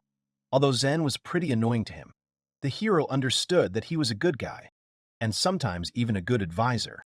The young man remembered that according to the game's script, the villain was supposed to join the knightly order at the age of 16. But before that, he had long been preparing for campaigns in dangerous lands. The hero simply sped up these events a little. He thought about why the character needed a knightly order at all. Harold thought that the organization itself was a symbol of strength and power, and assumed that the villain wanted to prove his strength. He did not admit his mistakes and failures. Having played Reiner twice, he was hungry for more, so he fell for Justus's persuasion, and then led himself to self-destruction. In other words, the character lived by fighting. He did not want to use force for good. Moreover, Harold was a low person. He wanted to get everything because of the drive and vanity. The hero's thoughts were interrupted by a servant, who informed him that the preparations for the banquet were complete. He was asked to go into the hall. The young man stood up and went to the door. But before leaving, he glanced around the room. After the banquet, the parents came out to see their son off. Jessica hugged her child and cried before saying goodbye. After the carriage with the hero drove off, they waved to the young man. After some time, the hero arrived in the capital of Amajil. It was a large and beautiful city, which Harold admired. He was especially surprised by the skyships, which he had never seen before. Walking to the meeting place with the captain, he pulled out a piece of paper to check the address. At that moment, he noticed a knight who greeted him from afar. The man said with a smile that they had met earlier than the agreed time. Harold did not share his interlocutor's cheerful mood. He said that he had not come for a date, and hoped that the possibility of joining the order was not just a conversation. The knight told the young man not to even think about it. The man winked and said that he could rest easy. Although he often joked, he kept his promises. Harold began to get irritated, because he knew what the lieutenant could be like. As the hero set out, Cody admitted that he never thought he would meet someone who would make history in the order again. The young man asked if the man was talking about that talented and youngest knight in history. Cody confirmed. He found it strange that Harold had not heard of him, since his name was everywhere. This young man was Vincent van Westerfort, who is currently the current head of the Holy Order of Knights. At that moment, the man the heroes were talking about was sitting in his office and working. He leaned back tiredly in his chair, then stood up and walked to the window. His assistant noticed this and asked what had happened. He asked if there was supposed to be a group workout today. Shannon said there was nothing like that planned. Then the guy asked why Cody opened the door and got ready outside. At that moment, the lieutenant himself came to him. He greeted him in his usual manner and asked if Vincent was in the office. The guy asked his comrade what the noise was outside. The man happily replied that they were going to give the new recruit an entrance exam. Vincent was a little displeased that they were going to give him the test now, and asked them not to give him any more trouble. Cody was amused by this. He laughed and replied that he couldn't promise anything because everything depended on the candidate for entry into the order. Vincent didn't understand why he said this. The lieutenant finally advised him to take a look at the training ground. He was sure that his comrade would like what he saw. When the man left, Shannon muttered that he was as noisy as usual. The gentleman replied that his friend could not be changed. The main thing for him was that there were no complaints from the townspeople. The girl adjusted her glasses and said that he was too lenient with Cody. Vincent agreed with her. However, he felt responsible for the fact that it was he who dragged Cody to the capital, a place unbearable and alien to his friend. But for Mr. Amajil himself, it was not his homeland. After meeting the lieutenant, Harold sat down on the stairs near the Order's mission and thought about Cody's story about an active captain who had achieved such status at the age of 14. He told himself that he shouldn't compare himself to him. Vincent was a protagonist of many folktales. This man was distinguished by his seriousness. But the player remembered that 4 years after the battle in the forest, the Order would lose all its influence. The lieutenant will then leave and harbor a grudge against all law enforcement officers. At the end of the story, Vincent will lose to his best friend and die by his hand. Remembering the plot of the game, the young man thought. He looked around and noticed that even now the lieutenant had left him and gone somewhere. The knight, seeing the boy, came up and asked what he was doing there. His comrades began to laugh, saying that the child could be from a royal family, so he should be treated more gently. The girls were touched by him. Harold did not understand why there were so many knights around him. Rezo. At that moment, Cody started to come down the stairs where the hero was sitting. Seeing him, the commanders and knights stood at attention and greeted him properly. Harold was angry at the man. Cody apologized and explained that he had to go somewhere. He told his soldiers that he was glad to see them. The soldiers asked the lieutenant who was standing next to him. They assumed that this was the commander's illegitimate son. Everyone started laughing and comparing their appearances. The man asked everyone to calm down and remembered where they were. Cody replied that it was Harold and that they were going to fight him now. The knights were surprised that the lieutenant was talking about him. Harold did not understand why the warriors were confused and looked at him strangely. Unable to contain himself, one of the knights exclaimed, if this was the very promising youth that Cody had spoken of. He noted that the newcomer was too small for them. The man approached the hero and said that he was not as simple as he seemed at first glance. Harold, who thought that he would enter the order without exams, believed that he had already been enrolled. He didn't understand what exactly Cody wanted to see because he had already shown everything. Although the young man was not against fighting a couple of knights, he was unhappy that he was not warned in advance. At that moment, the man gave him his sliding knife. The commander advised his soldiers to trust his choice and fight with all their might, and added that whoever beat Harold would receive a letter of recommendation for promotion and bonuses. However, the knights were not inspired. They did not understand what was happening at all. Seeing this, the man shouted that they should not tell him that they had lost their nerve in front of a 13-year-old boy. Cody smiled creepily and ordered the soldiers to show Harold the full power of the knights so that he would cry and crawl to his mother. The warriors looked at each other. The hero mentally assumed that the lieutenant's words had worked. The knights looked at the hero seriously. He felt that the commander's inspiring speech had worked. Their looks changed abruptly. However, this was to the young man's advantage. He was going to try everything he had failed at the tournament. Cody came up to Harold and whispered that he should not ruin his reputation during the exam. The young man called him names. He said that his gratitude knew no bounds. The man smiled and replied that she would do anything for Harold. The hero noticed that before him was an elite unit advancing towards the king. He began to feel a tingling sensation that he had not felt since meeting Itsuki. For him, the real pleasure was defeating someone stronger than himself. The reincarnated one had long ago realized that he could never take away the thirst for battle from this body. He extended his sword in front of him and told the knights to attack him if they wanted to lose. One of the warriors stepped forward. He asked the commander if everything he said was true. He answered affirmatively and wished him to try. The soldier thanked him for the opportunity. The rival apologized to the boy and warned that he would fight seriously, because they would not often have a chance to curry favor. He added that for Harold himself, this would serve as a great lesson, which would show how small his world was. The hero, who needed no advice, laughed and thanked the knight for his opinion. He said he would repay him by making him crawl away on his belly. Watching from the balcony, Cody shouted for them not to kill each other and announced the start of the duel. With that, the calm soldier turned into a furious warrior. He took out his weapon as he ran and jumped, intending to attack Harold in midair. However, the young man deftly dodged and struck the knight in the side with his sword, right into the iron armor. The blow sent the boy flying upward. The fight was over. The knight fell unconscious to the ground. His comrades were in shock. The hero was surprised that he was able to knock out the soldier with one blow, but he did not take responsibility or blame, because the soldier himself came out to fight him. The commander approached his fighter and shouted for the healer or the person who heals to come to the wounded or killed knight. Harold began to call the next opponent. A knight came out to him. Without wasting a second, the boy was the first to attack him, but he managed to defend himself with his sword. Both warriors tried to hit each other, but deftly dodged. The soldier swung his sword, but Harold dodged it. His opponent was open, and it was a perfect moment to attack. The hero kicked the knight's exposed shoulder. Harold pushed off him and rolled backwards, putting more distance between them. He landed on the ground, exhaled, and slung his sword over his shoulder. Cody clicked his tongue, watching what the young master was doing. The knight groaned from the blow.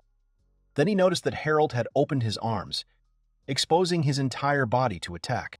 The soldier was furious. He knew the boy was just making fun of him. He started shaking with anger. The boy wasn't going to lose to a newbie. He dealt blow after blow, but never hit the stamina and speed of Harold. The hero noticed that monsters and people in the game use special moves during battles. It seemed to him that they were programmed. Usually people are more varied in their techniques.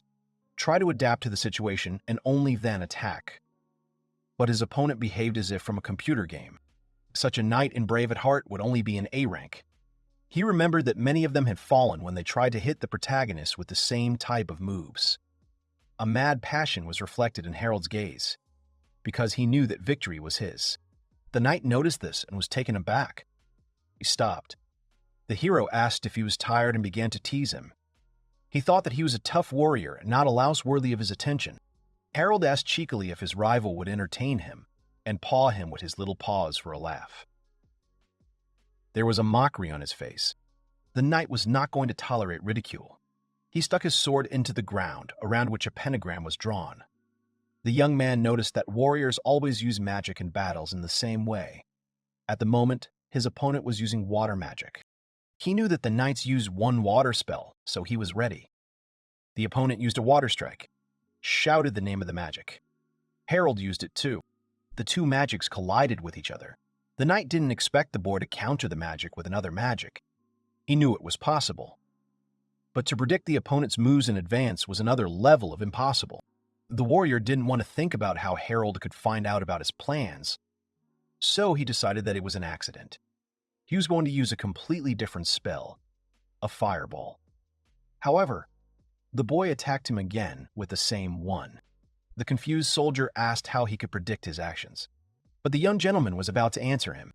He pressed him with the dog and advised him to think about what was new and his own, and not to follow his trainer. The young man added that he was disgusted to look at him. This offended the knight. He raised his sword and shouted that he would kill him. The man lunged at the boy, but the boy dodged and stabbed his opponent in the back with his weapon. Cody watched the fight closely when he caught himself thinking that he saw a young Vincent in front of him. Harold turned to the knights and told them to have the entire elite squad attack him at once, otherwise he was bored. Vincent watched the test from the window in silence. Shannon remarked that the boy was incredible.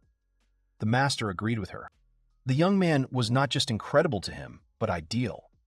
In such an unequal battle, he skillfully repelled all the attacks of the enemies and went on the attack in time. However, even seeing it with his own eyes, Vincent was not sure that such a youth could fight experienced knights without making a single mistake. The boy does not simply plot the movements of his opponents. He seems to know what they are going to do. Vincent knew that the soldiers had their own special fighting style, but he didn't understand how Harold had studied it so thoroughly. The boy interested him. He wanted to know if he had ever fought with soldiers from the Order, and how many times. Vincent had a bad feeling about the young talent. He assumed that Harold might belong to some hostile force. The boy was afraid that by infiltrating their ranks, the boy could destroy the Order. After thinking for a while, he turned to his assistant with a request. The master asked her to collect all the information about the bits of their order for the last 10 days, without missing the slightest detail. The girl asked by what date she should prepare everything, and warned that if she were to collect information about each knight, it would take a long time. For the gentleman, this body is of no importance. He suggested that he should take care of the big battles, and she should take care of the small skirmishes. Sharon nodded. Vincent glanced out the window again. Harold continued to defeat one knight after another with a smile. The master hoped that his suspicions and worries would turn out to be unfounded. A couple of days passed after the exam. Harold met Cody near the Order of Knights. The lieutenant greeted the newcomer and apologized for making him wait. The man explained that he had a couple of things to finish and added that first the boy needed to pay for the dorm. However, the hero had already done everything and showed the commander the check. He was pleasantly surprised. They entered the dining room. The man explained that he usually worked there for free, but if Harold wanted something unusual, he would have to pay for his special order. Afterwards, the lieutenant showed the training hall and the living room, which were not far from the dining room. He pointed to the large adjacent hall and said that there was a meeting hall there. They went out into the street to the barracks where the knights lived. Cody warned the recruit that the veterans' quarters were on the second floor and advised him not to get confused. They entered one of the rooms, where he was greeted by soldiers. The lieutenant introduced them to their new neighbor from the 92nd Company. The hero gave his name and advised his new comrades not to set him up. The knights did not understand such unexpected impudence from the newcomer. Harold thought that he had already angered everyone. At that moment, a girl approached them. She was upset with the commander who forgot the uniform for the newcomer. Because of this, she had to wait for him. The man quickly apologized to her and thanked her for bringing the clothes. When he took the uniform from the girl, he saw two other knights behind her and asked why they had come. The commander said that if they had a lot of free time, they should return to their floor. The boys apologized to the lieutenant. They explained that they were simply curious about the new guy who was causing so much noise. Cody laughed. He wasn't surprised, though. The man motioned for them all to step out into the hallway. One of the knights wished he'd seen the battle that the new recruit, who thought he was a tough guy, had staged. Harold noted without much interest that the soldiers were doubting something, and added that if they got down on their knees and apologized, he would pretend that he had not heard anything. The young man was taken aback, and the girl was indignant and asked the boy to treat veterans with respect. Harold stubbornly turned away from her and said that he would not show formal respect if he did not really feel it for the person he was talking to. The hero asked what she would do to make him respect her. Seeing that the situation was getting heated, Cody asked the knights to stop and introduce himself to the newcomer first. The soldiers introduced themselves one by one: Robinson, Shido, and Eileen. All three of them were from Commander Cody's squad. Upon learning their names, the former player froze. The lieutenant noticed this and asked what had happened. Still dissatisfied and offended, Eileen began to provoke Harold to explain his behavior to his elders. Shido wanted to stop her and calm her down. The hero looked up and asked if he should now flatter them for being born a couple of years earlier. The girl was furious. She wanted to attack the boy, but the commander pulled her away. He told the others that it was time for them to go. Shido and Robinson were also caught with the recruit. The blonde suggested that Harold have lunch together sometime. Left alone with his thoughts, the hero did not understand what his meeting with secondary characters who were soon to die meant. The young man remembered the plot of the game, when Cody leaves the Order of Knights and creates the gang Freery. And the reason for this will be the battle in the Beltis Forest, where his entire squad will die. Left as the only survivor, the lieutenant will leave and his final resting place will be the Freery. In one of the game events, Cody will say the names of his fallen comrades, and these names were Robinson, Shido, and Eileen. This was their only role in the entire story. No description of their character or appearance. Harold pondered whether he should save these characters. He remembered that the battle would take place 4 years before the game's events, so a year from now. Based on the commander's words, the newcomer would not be enrolled in the squad in such a short time, so the hero would not be able to intervene in a battle. The boy needed to find another way to present the events. However, this would be difficult, because he knew nothing about the guys. Harold remembered only one line from the game, which said that Cody's squad would die a year later in the Beltis Forest. The hero remembered Clark, but with her everything was different, since he knew all the circumstances completely. The most important thing was that Cody would have no reason to leave the Order, and no Freery would appear. But there were a lot of stories in the game that couldn't be completed without them. In other words, the gang was of great importance to the main storyline, which was the worst possible outcome. Harold didn't know what to do. He wasn't sure if he should ignore the boys and pretend he didn't know about their sad fate, or move away from the original and save them. At this point, Sharon had already prepared the records of all the fights, asked for something. Vincent thanked the girl for her help. The assistant also gave him the file of the newcomer, Harold Stokes. The man looked through the records of the hero's family. He thoughtfully read about the young man signing up for a cleanup mission as a volunteer. The commander asked his comrade why he was showing him these documents. Vincent replied that he wanted Harold to join his unit, so he called him to discuss the details. The lieutenant, who was lying on the couch, jumped up from this unexpected news. He reminded that the guy was still a recruit. First he had to undergo training, then take the oath, and only then would he join the squad. Vincent thought that Harold could skip school. Instead, the young man could take an accelerated 2-day course for a young knight. If he successfully completed the final test, he would join Cody's squad. The commander scratched his head in thought and agreed with his friend. The man was only worried that the older knights would take an interest in him and interfere. Vincent replied that Cody would therefore be responsible for Harold's training. He added that it was not surprising that attention would be paid to him, since the young man had already gained fame for joining the order at such a young age.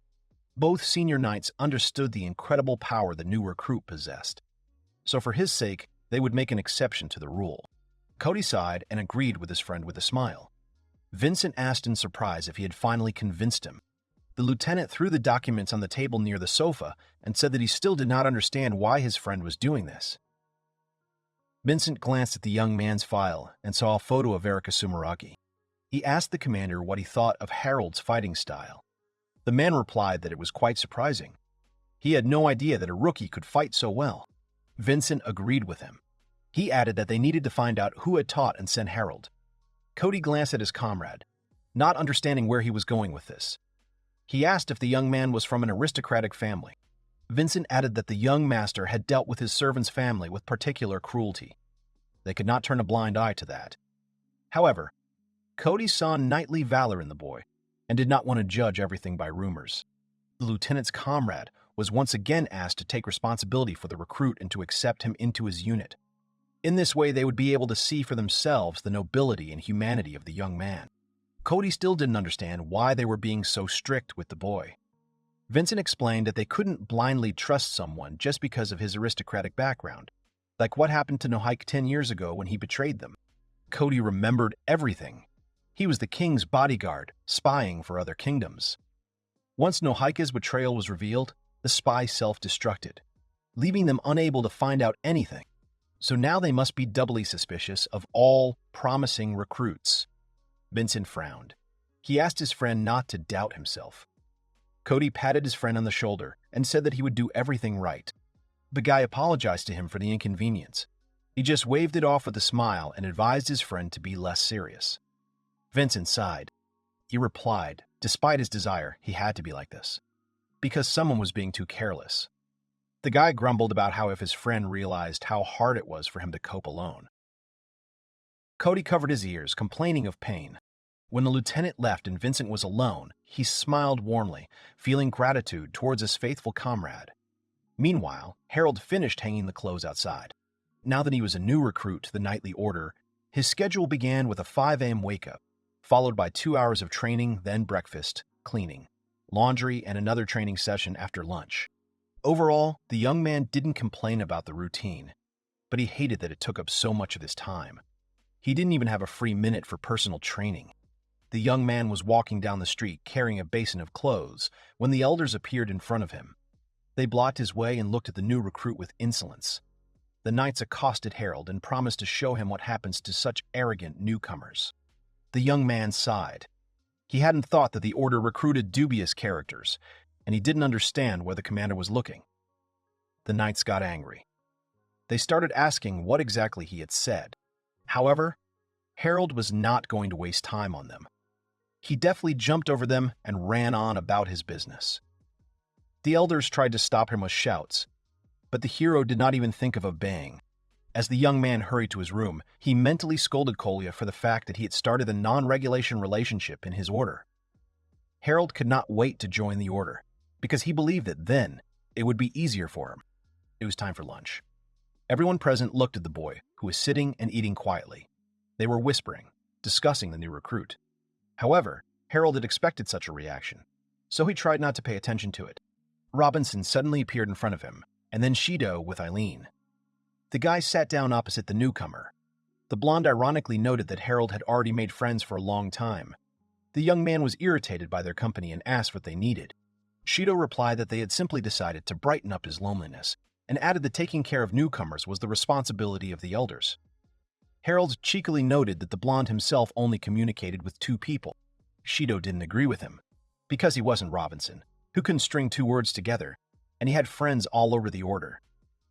The blonde's words hit the shy boy's heart hard.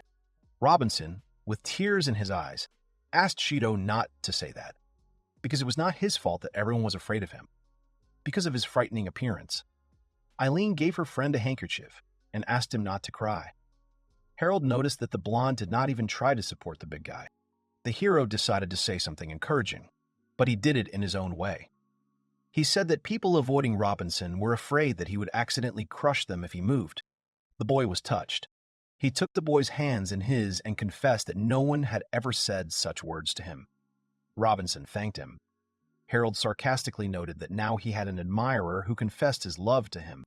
Shido asked the new recruit if he was already used to sleeping in the barracks and doing the servants' tasks. He also noticed that the younger one could not make friends with the older ones.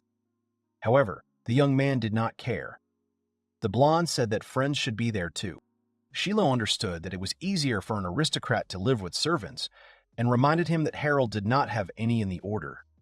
He added that the young man could turn to them because they would always be there. The hero advised him never to say that again, because humans are not immortal, and noted that the guys were too noisy.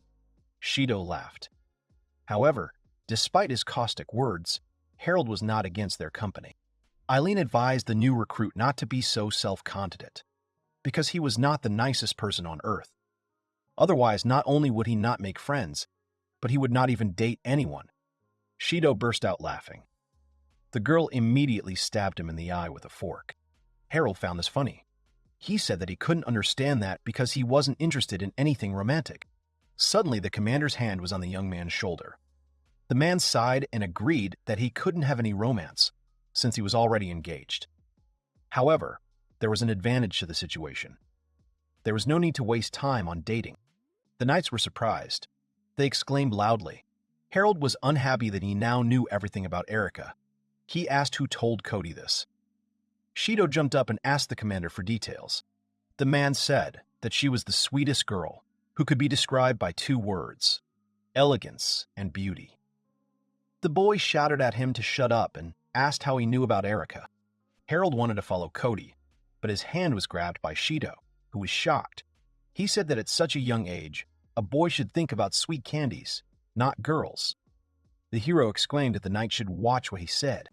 Eileen was determined that Harold, who was younger than her, already had his other half, which he did not. Cody, as if nothing had happened, said goodbye to his squad and advised them to return to work. The hero could not understand what the commander had planned. Harold came to the instructor's room. There he was told that he had to pass one more but final exam before being assigned to the order. The young man asked the worker if he himself did not find this strange, since he had only joined the order 2 weeks ago. They explained to him that he was a special case for them. The boy was too strong, so the management decided that further training was unnecessary. The hero smiled confidently. He realized that it was not yet time for the entrance exam, and the management noticed this not too late. The man's eye began to twitch from nerves. He said that the conversation was over and promised that he would pray for the recruit's success. Harold replied that he did not need to do this, because the result would be obvious. The worker began to get even more irritated. When the hero left the office, he breathed a sigh of relief. The boy clutched his heart, because he thought it would jump out during the conversation. He was so nervous. The player understood that because of his character's manner of speech, he immediately had a huge number of enemies, so he would not be surprised if he was ever strangled in his sleep. Harold's future was covered in darkness even for himself. The young man noticed that the exam was assigned to him suddenly. Although he had already killed strong monsters, the hero was still worried about how he would pass the test.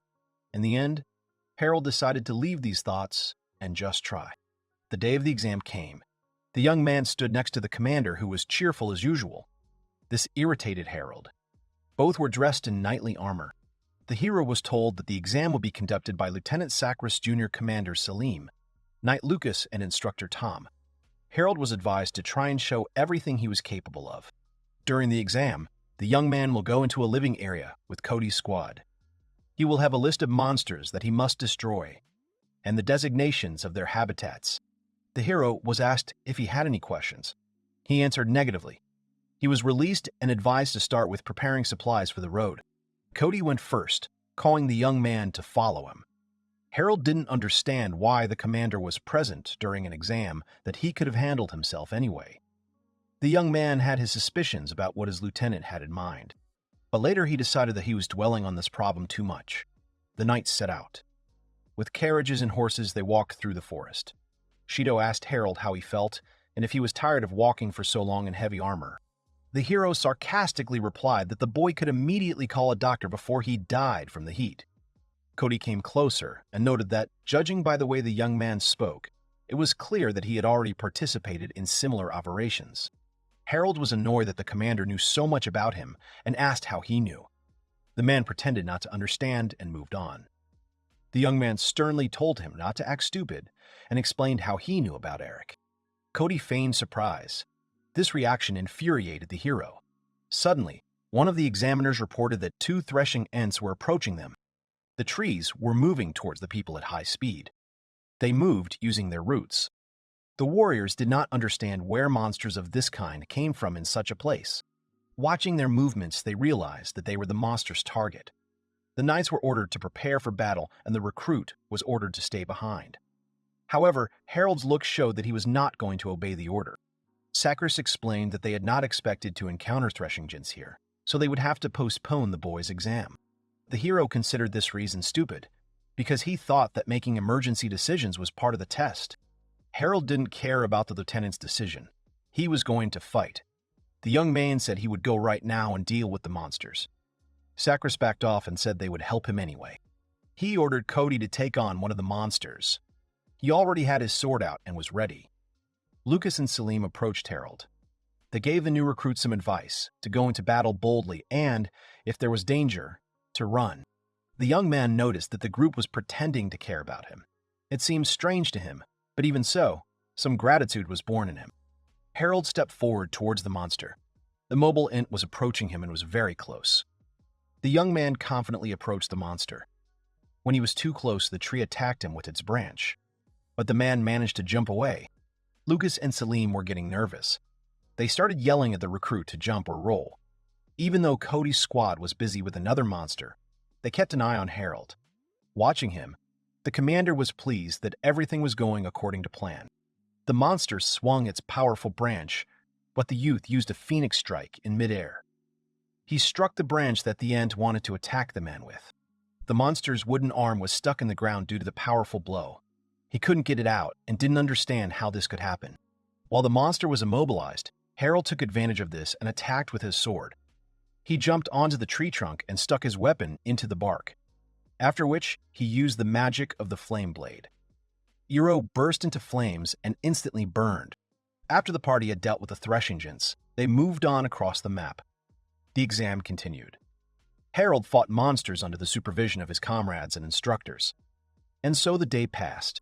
In the evening, they set up camp and decided to drink to the passing of the recruit's test. A disgruntled Harold asked what the guys were doing. The guys answered that they were celebrating his success. The young man was angered. He believed that the knights were ready to drink at any moment.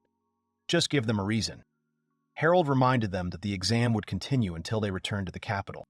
However, the young knights remembered this. Shido replied with a smile that they would drink just a little bit now, and when they returned, they would arrange a real infusion of the new recruit into the squad. But the hero himself did not need such a celebration. Lieutenant Sakris was sitting not far from the boys. He looked at them thoughtfully, holding a pen and paper in his hands.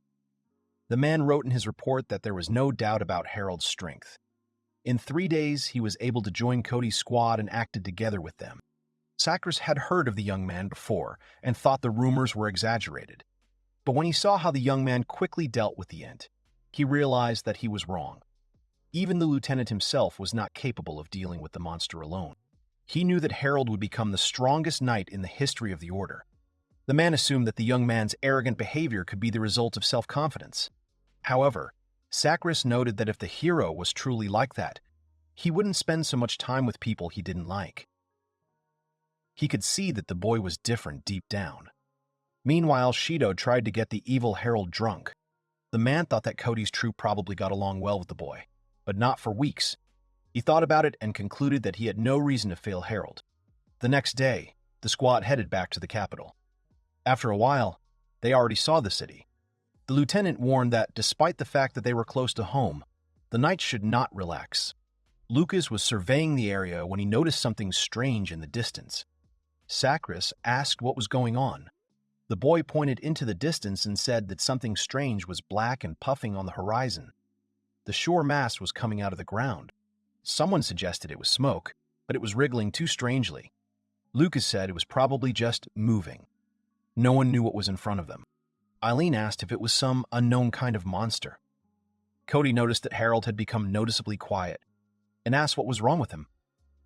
The boy was watching the monster seriously and intently.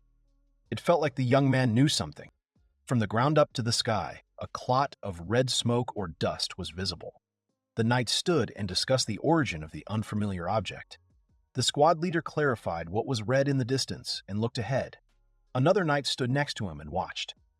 There was discussion that it was smoke, but some strangely writhing. It had an unusual color and movements. Someone even asked if it could point to a treasure. One of the knights turned and looked at the ragged man, assuming that he might know what the smoke was. The knight asked the boy by his name, Harold. The commander of the knight's Consultation, turning his face, also asked a question, but this time in detail. He asked the recruit Stokes, who was standing behind, whether he could have known what they had all encountered. The recruit irritably answered that he was not a know-it-all, and warned, assuring that if they treated the anomaly with a yawning nose, then that unknown would roast them like chickens. The knight at the very end of the line asked the commander what they should do next, addressing him as the main one. The commander, walking forward, asked the guys to wait in line while he looked around the place. The recruit, looking ahead a little, was taken aback. Harold, with a furious face, rushed forward to the chief and, cursing, shouted at him to lie down. The commander turned around and asked in confusion, not having time to really react. Opposite the commander, a clot of red smoke was attacking in the air. The man froze in surprise, unable to move. The recruit grabbed the commander and pulled him down, thus allowing the boys to dodge the attack. One of the knights excitedly called out to the commander, watching the scene unfold. The man standing behind looked around and watched the smoke. The commander and the recruit managed to land safely and began to watch.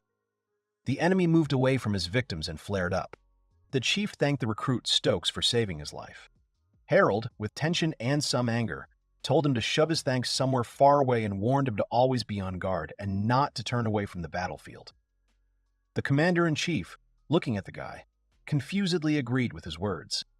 The commander stood next to the recruit, and the squad behind them, huddled together. They realized that they were surrounded by 6 magical enemies. The knights looked around in fear and confusion from the tension and covered each other's backs. The girl, unable to withstand the atmosphere, asked what kind of anomaly it was. Harold, preparing to attack, grabbed the sword from the swing. A dull ringing of metal was heard. The guide tried to cut the smoke with one lunge. The attempt was unsuccessful. The smoke first dispersed, but then gathered again in a heap and flared up. Harold tried again, but it was no use. The attack failed. The smoke gathered again in a heap, but did not attack. The knights were surprised by the impenetrability of their enemy. The guy returned to the commander and explained the situation with a completely calm face, told the knights that physical damage did not pass through them, and if they waved their swords, they would simply ruin their weapons for nothing. The hero added that they would not be able to defend themselves for so long, and the enemy's attack parameter was very high. The commander silently listened and reasoned about what the guy said. The girl knight, trembling with fear, looked down and repeated the guy's words that their attacks were not working and added that there was no way they could win. The other knights began to panic. One of the men standing behind asked if they could make a tactical retreat, hinting at an escape. Someone asked ironically where they should run since they were trapped. The commander looked at his squad and realized that things were bad, since panic was growing at the most inopportune time. The boy raised his hand and began to cast a spell.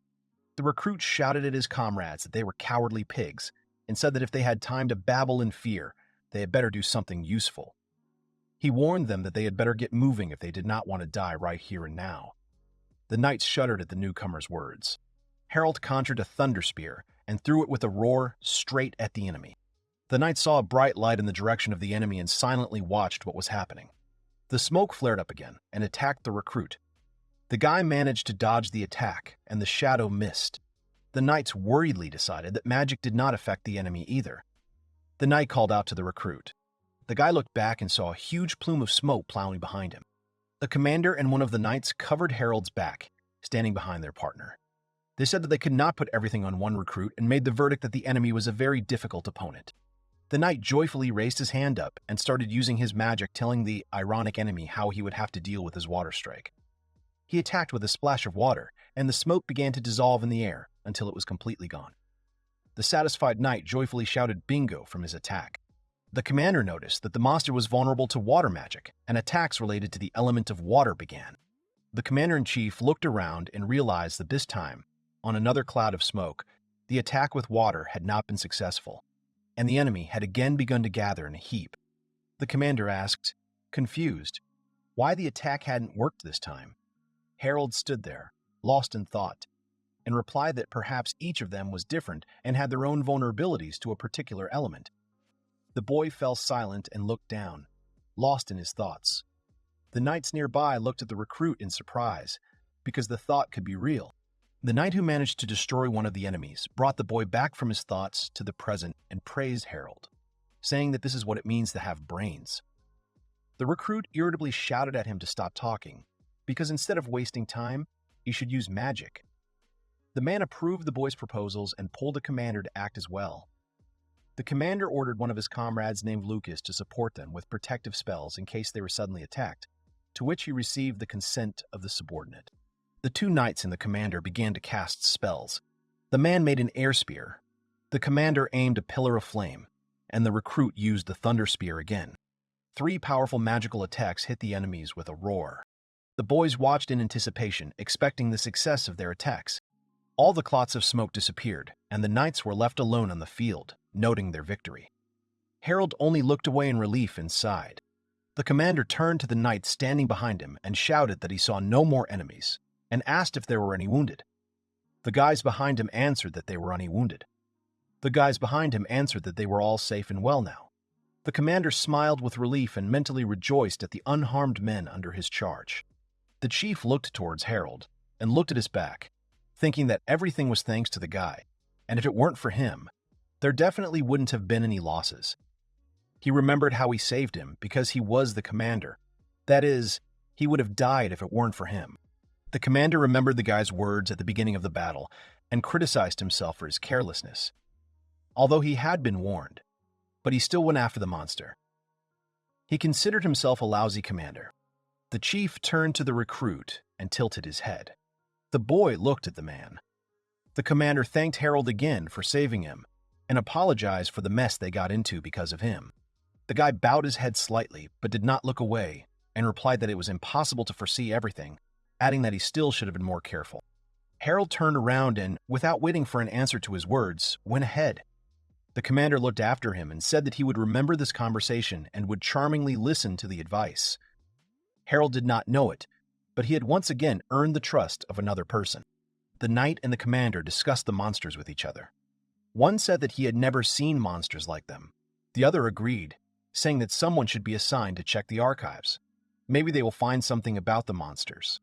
The boys were talking away from the other knights, but Harold heard and mentally talked to himself that he had to pretend that he was not aware of the monsters. And he was lucky that they quickly adapted to the situation and believed the deception. He recalled that they had encountered a cloud of darkness, a creature born from Justice's sinister plan to erode the entire continent. The guy wondered why this happened right now, because the cloud of darkness should have appeared closer to the middle of the game. But he met them, so to speak, in the prologue itself. It didn't matter to the guy anymore, because when he appeared in the original, the monster was always in this world, and Justice's plans only brought him to life. The guy looked at the ground and thought that the situation now couldn't be worse. The hero continued to reason that the events of the plot began to develop ahead of schedule, and it was not clear to him from what point the story turned in an unknown direction. He criticized, asking himself if he could have relaxed so much that he had not noticed something important. He recalled the plot where the elixir from miasma, which was created by one of the main character's criminals, and then the elixir was refined by the Sumergai family and became available to ordinary people. His entry into the order happened, and if he understood the game, many details were omitted, and he himself got ahead of all the events in advance. The guy closed his eyes and mentally stopped himself because he was just thinking about assumptions, and it was too early to panic. First, he needed to make sure that Justice's plan had come into action. The hero imagined the image of the villain and felt that the last boss of the game, Braveheart, was Yusintus Freund, who was a scientist considered a genius, but for the sake of his experiments, he was ready to go mad. The guy stood apart from everyone and kept thinking about how he could stop the antagonist, a nightman with stubble and thick eyebrows. The same one who was able to destroy the monster with a water magic strike approached Harold. The man asked the guy what he was thinking about and thus distracted the guy from his thoughts, drawing attention to himself. The knight smiled at the young man and said that those monsters were something else. But thanks to the boy, they were able to show where the goblins live, he said jokingly. Having made up his mind, the man asked if the boy had met those monsters before. Harold, trying to hide the deception, asked who he was talking about, whether the man was talking about goblins. The knight laughed and noted that the recruit immediately realized where the monsters had a weak spot, hesitantly adding that they should be hit with magic. The man asked ironically if he had never seen them before. Harold, with a serious face, answered that it was a simple coincidence, saying that, after thinking about it, he decided that it was more useful to use magic than not to use it if they had it anyway. Fighting monsters is not just swinging iron. The man replied that you can't argue with such an argument, and the youth has a well-developed intuition. The guy laughed, and in order to confirm his status, he told the man if he had forgotten who he was talking to, because he was an aristocrat, and the man was just a redneck. And as everyone knows, every aristocrat has more talent than the common people. In his mind, he understood that he could not tell his friend that he was from another world, and that the man himself was a game character. The man took the guy by the ears and laughing, cold, saying that he knew he would hear such words from the mouth of the pest.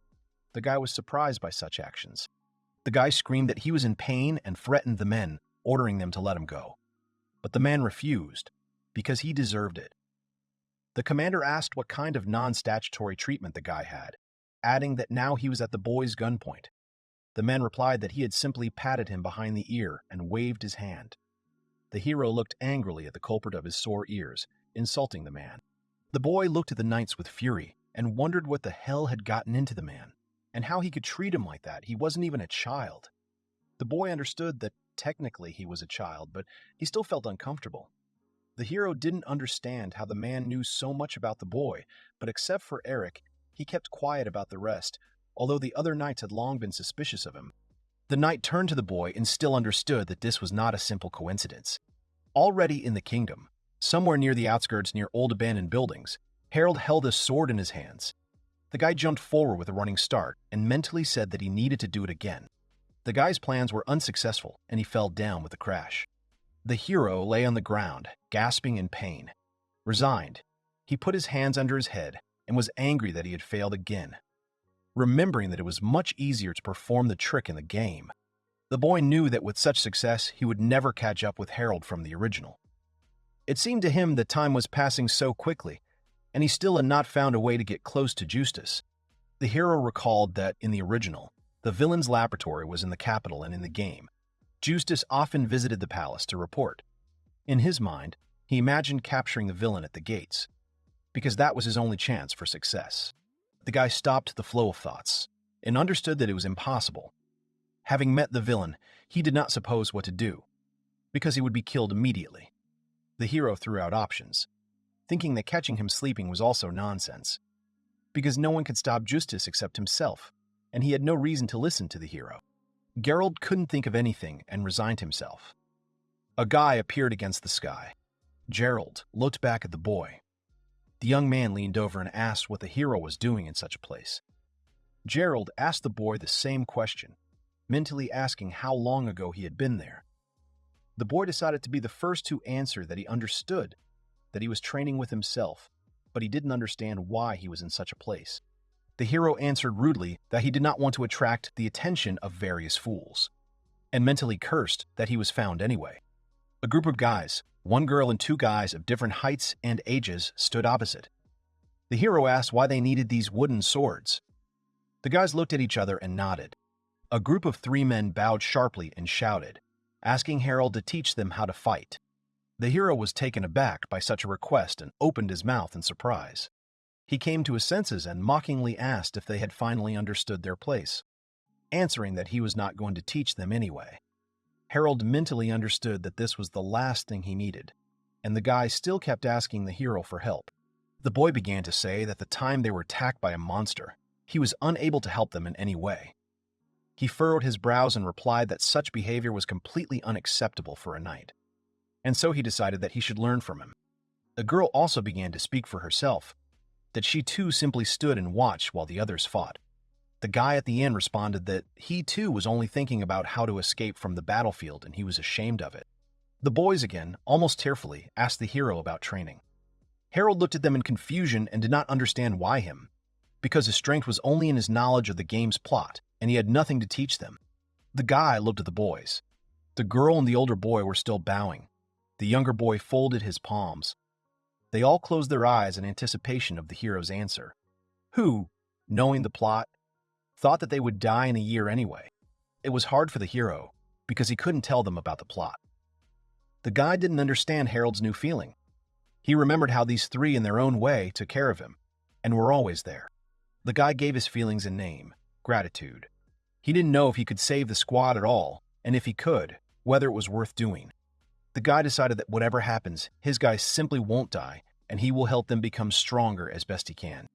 The hero answered the guys by agreeing to their request, for which he received gratitude from everyone. Harold suggested that the guys attack him. Harold held out his sword and warned the boys with a terrifying tone that they should not even think about mercy, and he did not know how to spare, and if they wanted to become stronger, then they should be prepared to suffer, assuming that they would run away after the first bruises. One of the guys stepped forward, saying how self-confident his interlocutor was, threatening that he would get what he deserved. Meanwhile, a meeting was taking place at the headquarters of the Knights Order. One of the men finished his report. The other stood up and handed over a roll of paper, beginning to speak. The man said that despite his young age, Harold was so strong that he could be put on par with the level of their lieutenant. He added that during the encounter with the unknown monster, they also found out that Gerald had leadership qualities, and they decided to enroll him in the squad in order to increase his experience, not only in training, but also in combat operations. Everyone listened to the man silently. The old man sitting at the head of the meeting cleared his throat and replied that he had heard the man and agreed with his arguments and proposal. The old man was the Grand Master of the Order of the Holy Knights of Maelstrom. The master looked down and added that, on the other hand, weren't they too hasty with the boy? Since Stokes was still a young man, and from what he had heard, he had a hard time communicating with his fellow soldiers. He suggested leaving the boy in training and trying to instill some good manners. The man did not object, only adding that he had a detachment in mind that would be able to cope with the boy's upbringing better than any training school. The master asked to tell him the details. The man replied that perhaps he was not aware of this, but during the entrance exam, Harold dealt with all of his examiners, and since then many had held a grudge against the guy and avoided him. The man added that there were reports that the boy was being bullied by his classmates, and in such a situation there could be no talk of disciplining the newcomer. The old man understood the man and made a verdict out loud that he wanted to enroll Harold in a unit where he would not be treated with prejudice. The young man agreed and said that he wanted to add the boy to Cody's unit. The man began to talk about Cody's good qualities as a knight. He was friendly and open, so he was perfect for this role, adding that it was he who brought Harold to the order and he should sort it all out, and some of his squad already freely communicated with the youth on idle topics. The young man finished. The guy sitting next to them thought about idle topics, remembering how they sat by the fire and chatted freely. The master was saddened. He understood that the boy had behaved arrogantly, but that did not give him the right to mock him. The man apologized and admitted that it was his fault. He warned that all the pranksters would be punished as soon as they were caught. The master agreed with him, promised not to interfere, and asked to return to the conversation. The old man began to reason that he wanted to enroll the guy in the squad, so that he would gain wisdom and lose his aristocratic arrogance, asking if he understood everything correctly. The man agreed and asked not to be considered blunt, but he believed that this was the best way to develop raw talent. The men in the room began to whisper. The master asked if the boy had impressed him so much that he considered him a talented young man. The old man, resigned, agreed to the proposal. The man thanked everyone for their attention. Suddenly, a plump man in uniform entered the room. He was the military master, an observer of the Order's activities on behalf of the Royal Army. The man's name was Harrison. As he entered, he said that he had interrupted an important meeting and asked what kind of ambitious new recruit had appeared in the Order. The man turned to Harrison and gave a positive answer. The young man also asked the high-ranking person what business brought him. Harrison agreed and sat down on the chair.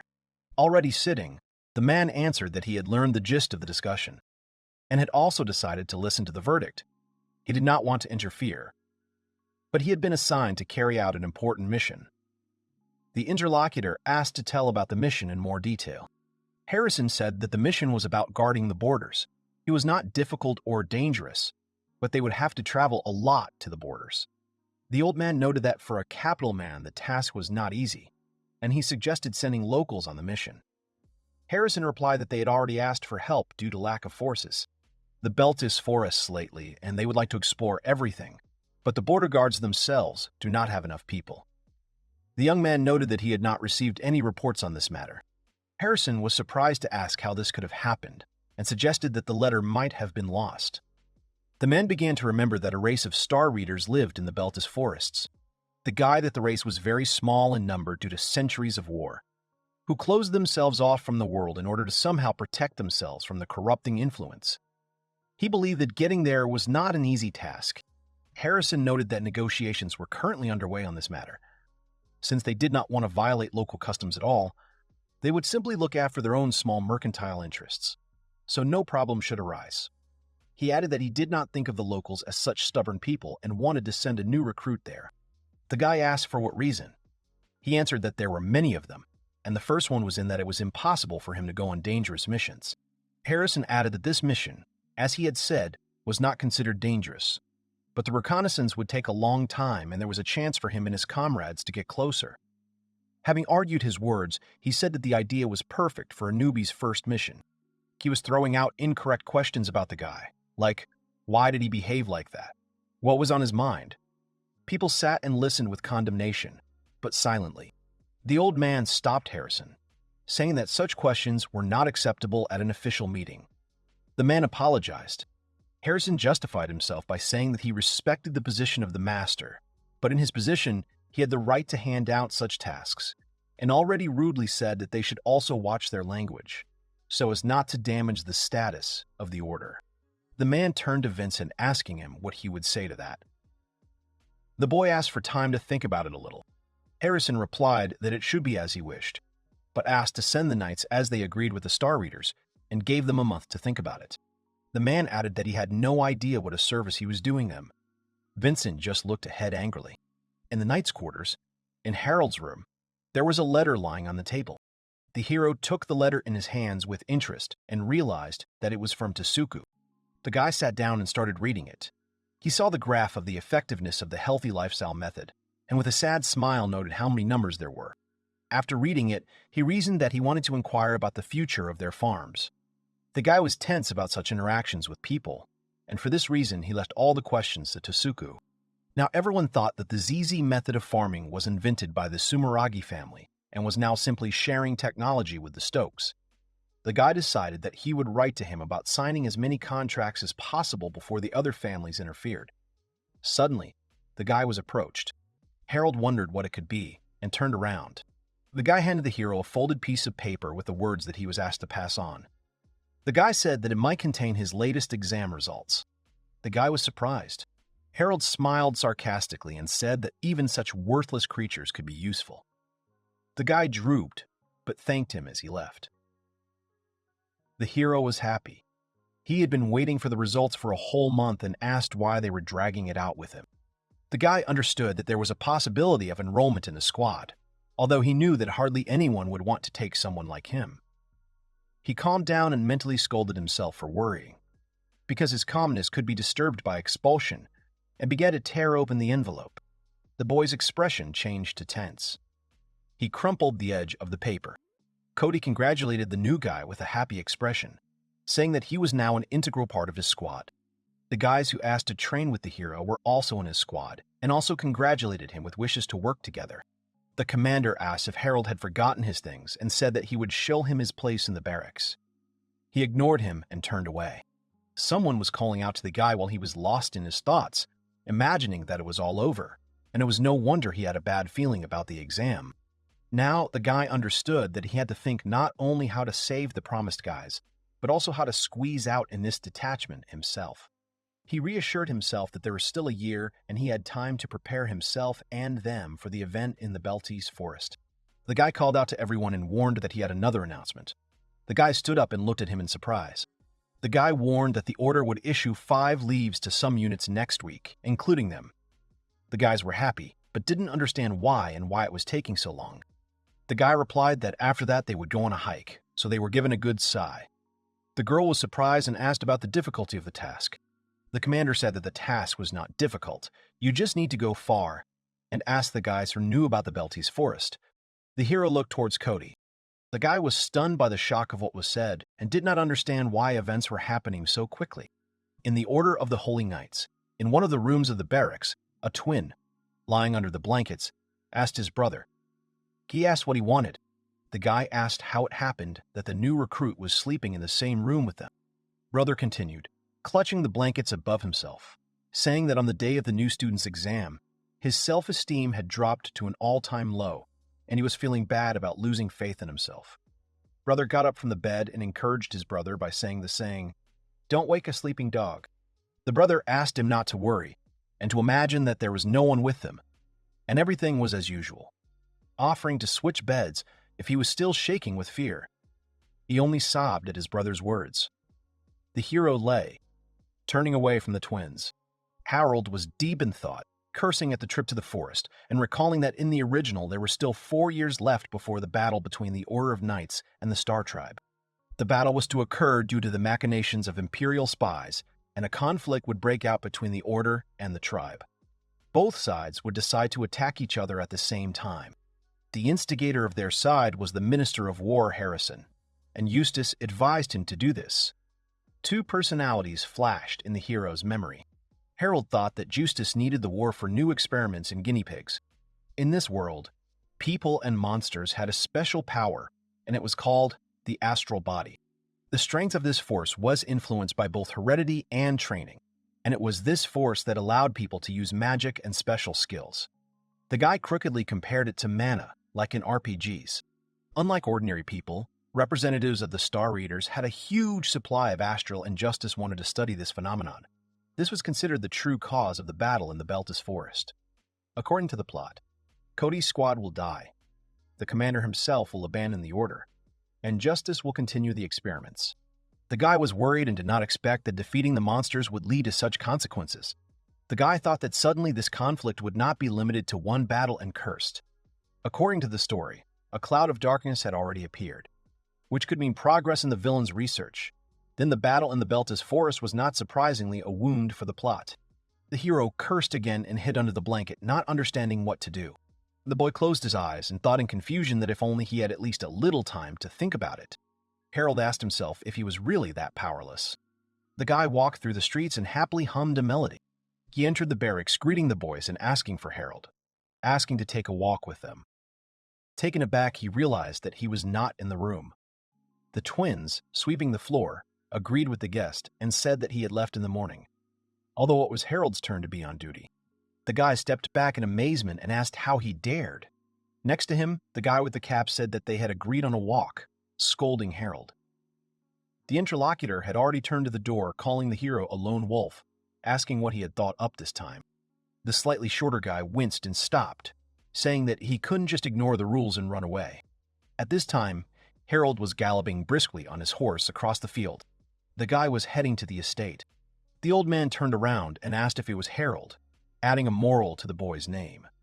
The hero walked behind the old man, holding the horse's bridle. The old man wondered what could have happened, since they had not expected him to return. The boy, with a serious expression, answered that he was on urgent business and ordered Tasuku to be brought immediately. The old man replied that his master was not there at the moment and asked for forgiveness, adding that he would return only in the evening. The boy replied that he would wait for him and asked to be taken inside, to which he was agreed. The estate was in the midst of everyday bustle. The girl walked silently along the corridors of her house. The girl asked her servants what was going on. The servants turned to their mistress. The boy sat in the room above the table and cursed everything and did not understand what he had expected, expecting to see the master of the estate here, realizing that he had his own business. Not knowing what came over him, he understood only one thing, that a visit to the Sumeraji estate would not solve anything. He compared himself to a hunted animal running back and forth, considering it a pitiful sight. There was a knock on the door and an apology. The guy ordered to come in and shuddered. He turned to the door. and heard a creak. The wooden curtain of the door was pulled aside by the girl's hand. The girl in the kimono with a flower on her head replied that they hadn't seen each other for a long time, addressing Harold with respect. The girl looked at the guy silently and emotionlessly, while he stared at the floor. Confused and looking ahead, the hero mentally asked why Erica was here. The guy started the conversation, asking why she couldn't have come here just like that, specifying that she could have been looking for a meeting with him. He asked her with interest what she had in mind. The girl shook her head in denial and replied that their misdeeds don't always have a reason. Erica replied that despite this, the herald was her betrothed and would always be an honored guest at the Sumeragi estate. She asked him to keep her company while her parents were away. The hero flatly refused, thinking that the girl had not changed at all, irritated and rudely asking him to leave and close the door from the other side. The girl asked the boy to disobey, because for the daughter of the Sumeragi family to turn away from the guest and show her back was a disgrace. She asked for forgiveness, warning that because the boy's visit was unexpected and they did not have time to prepare anything for him, asking not to hold a grudge against them. The boy leaned on his arm and thought that talking to her was useless and remained silent. The girl fell silent and watched her betrothed. Erica closed the door behind her, and the guy continued to sit, not changing the position of his body. The kettle was boiling. The girl stood up and silently looked at the guy walking towards the sound. The guy sat, looking down at the floor, and was silent. The girl noticed that he looked completely different. Lost in thought, the girl reasoned that Harold would never sit with his eyes down on the floor in front of other people, and his visit was truly unexpected for her. Having finished the thought that the guy was really preoccupied with something serious, she prepared and served tea to the guy. Harold remained silent, and the girl sat down next to him. The guy did not pay attention to anything, while the girl kept looking back at him. The guy decided to ask Erica what she could say about her current life. The girl was surprised. The girl turned to the guy and clarified the question, and asked why he asked so suddenly. The guy silently looked ahead and waited for her answer. Erica went back to when she and Harold were children, and thought that she had to find the strength to believe in him because that was the only way she could help him. But if she gave him a helping hand, of course he wouldn't be able to accept it, and would push her away again. The girl replied that she was grateful for her life, and did not complain to the gods that she was born the daughter of the Sumeragi family. The guy asked her to tell everything as it is, because a girl who is forced to marry cannot be happy. She replied that she was honest with him. The girl began to say that she was the daughter of the Sumeragi family, born and raised by a loving family and caring subjects, never felt unhappiness, and to repay all this kindness, Erica was ready to cut out her own heart. The girl called out to the guy, asking why he hated the engagement to her so much. Erica, without waiting for an answer, said that she was not so insensitive that she would not notice that much he did not like her. The guy was surprised and asked why. The guy finished the question, asking why she accepted such a cruel reality so easily. Erica answered him. Harold was the one responsible for its adoption. The girl honestly admitted that she admired Harold's strength and even envied him. The guy looked at Erica. Harold asked what kind of nonsense she was talking and asked if it was flattery. The girl answered that these were her true feelings, because the guy always followed the chosen path and dealt with all adversity with the help of strength. She added that she envied him because she herself was weak. The guy was confused.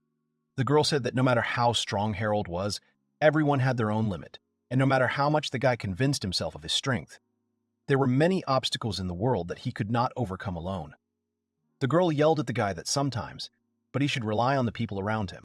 Harold shouted back that she wouldn't say anything, as if she understood him.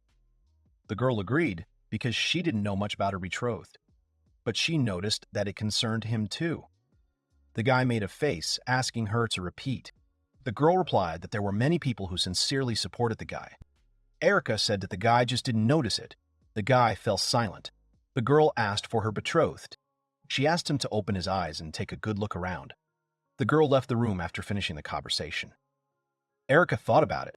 All of Erica's family members, her father, brother, Clara, and Yuno were and will be on Harold's side. The girl believed that someday he would find a person he could completely trust. Erica looked down as the wind blew through her hair. Walking down the corridor from the room where her betrothed was, she finished the thought that she would not be that person. The guy, left alone, sat without touching his tea, and silently thought, clenching his fist. The hero remembered Erica's words that he couldn't cope with everything alone, and thought, looking forward. The guy reflects on how he is still somehow staying afloat thanks to his knowledge of the game's plot, and the only thing he has is a strong body, but his mind remains that of an ordinary person. He also agreed with the girl's opinion, because she was absolutely right. He had anxious thoughts about how he could face big trouble if someone found out about his secret, and in the end he adds that for the inhabitants of this world, such knowledge is equal to predicting the future. The hero justified his loneliness. The hero, and Erica correctly noted about him that everyone has their own limit, especially with the current situation. The guy fell to the floor and sighed tiredly. Harold thought that he had relied on others before, citing how he would never have saved the carriage or introduced a new method of farming without the help of others. The guy understood that he couldn't trust anyone in everything. The guy could tell the secret about his world, but he was afraid that because of his carelessness, their behavior would deviate from the original, and this could lead to much bigger problems. The guy wondered in his mind why he was thinking about this only now. The hero recalled how he saved Clara, created the vaccine, opened the Zos farm, and joined the squad. These actions were done solely to avoid his death, and it was he who created all the deviations in the plot. Harold realized that it was only after arriving at the Sumeragi estate that he finally understood everything and found the answer to his question. The boy realized that avoiding death alone was madness, and he considered the possible answer for himself to accept the help of others. The hero doubted because he did not know the further plot, but it was too late, because the world had already stepped on a different path. Justice's research was ahead of all events, and Rainer and the others simply did not have enough time to become stronger. That was what was in the guy's head. Clenching his fist, he reproached himself for not being able to sit back and wait while his fellow soldiers died in battle with the Star Readers. The guy looked at his hand and decided that it was do or die. He would save the guys and slow down the villain's research, adding that he would help Rainer and the others become stronger. For the guy, failure was equated with death. But there was no point in being afraid anymore, because death would never leave him alone. And he should have already understood this the moment he found himself in Harold's body. The guy stood up and crouched down. He had to avoid death, unlike the original, and put everything on the line to get the best ending. The hero remembered Erica's teachings. The guy thought of her as the one who encouraged the man with all his might, who did not hate her and considered her incredibly kind and charming. The hero smiled and felt sorry for treating her so rudely. By evening, the master of the house returned and met with Harold. The man apologized. The guy teased him that he even managed to take a nap while waiting for him. The man asked what was the matter. Harold stood up and replied that he had come to warn that in a week he would be leaving on a mission as part of a squad of knights, and that the destination was Beltis Forest. The man thought for a moment and replied that it was quite far, and that the round trip alone would take about a month, although he did not think that his first assignment would be very difficult. The boy intervened, replying that at first glance it was a routine border protection mission. The guy, having decided, warned that, unfortunately, this task will end in a battle with the tribe of stars. The man, shocked, asked the hero again. The guys sat opposite each other and were silent. The man asked if he was sure of his words and wanted to ask something, but was interrupted. The boy replied that a traitor had infiltrated the ranks of the ministers and was planning to start a war in the Beltis Forest. The traitor's goal was to capture as many Star Readers as possible and use their powers in human experiments. Simplifying his words, he said that if any of them fell into the traitor's hands, they would die. The head of the house responded that, if he was right, it was a problem for the entire kingdom. Harold began to doubt his decision to trust and needed proof to gain the support of the Sumeragi family. The guy lowered his face and replied that he had no evidence. The man asked where he got such confidential information from. Harold asked his interlocutor if he had ever heard of Giffelt. The man frowned and repeated the boy's words. The hero answered for the leader, saying that he had probably heard. The owner of the house replied that he had heard that this was a fairy who could tell anything for a lot of money. The guy was surprised. Harold tilted his head to the side, thus covering his face. The man called out to the boy. Harold asked the chief if he was a complete idiot, since fairies did not exist, and he remarked that such strange people could be called fairies. The man was shocked. The owner of the house asked the guy if he could have been familiar with Giffelt. The guy agreed and asked what was strange about it. The man thought in his mind that it was impossible. It was said that the fairy's espionage skills were so good that there was no information in the entire universe that he could not obtain. Giffelt was a first-class informant.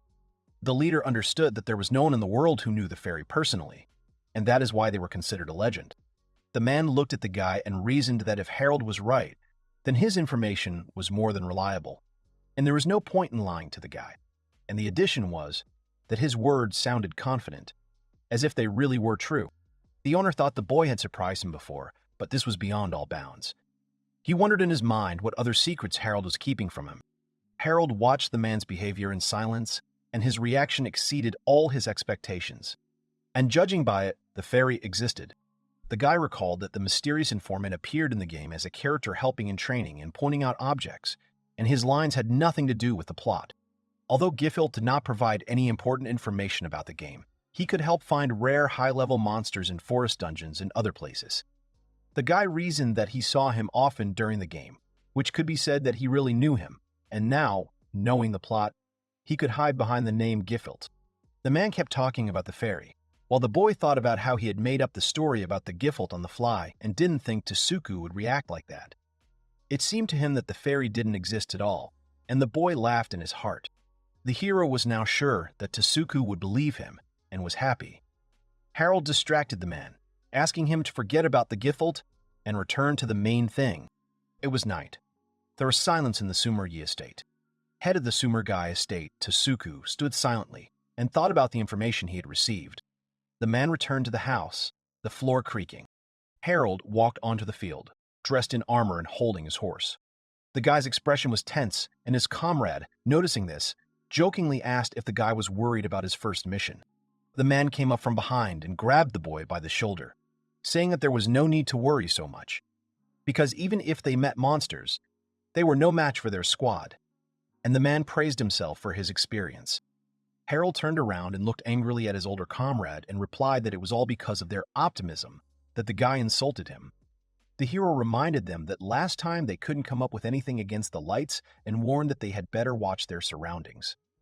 The guys were surprised by such harshness of their comrade. The girl, having heard, asked the commander that their new guy was in a bad mood, to which she received the answer from the chief that she should not pay attention. The guy who was next to the new guy burst out laughing and assumed that Geralt had quarreled with his fiancée. Harold asked to leave him alone. His mood had nothing to do with her. The comrade hugged the hero and asked him not to be embarrassed, because he knew that he had left for her right before the campaign. The comrade kept discussing the love of the engaged, to which she received angry threats from the newcomer. The knights called out to them and asked them to hurry. The knight asked for forgiveness.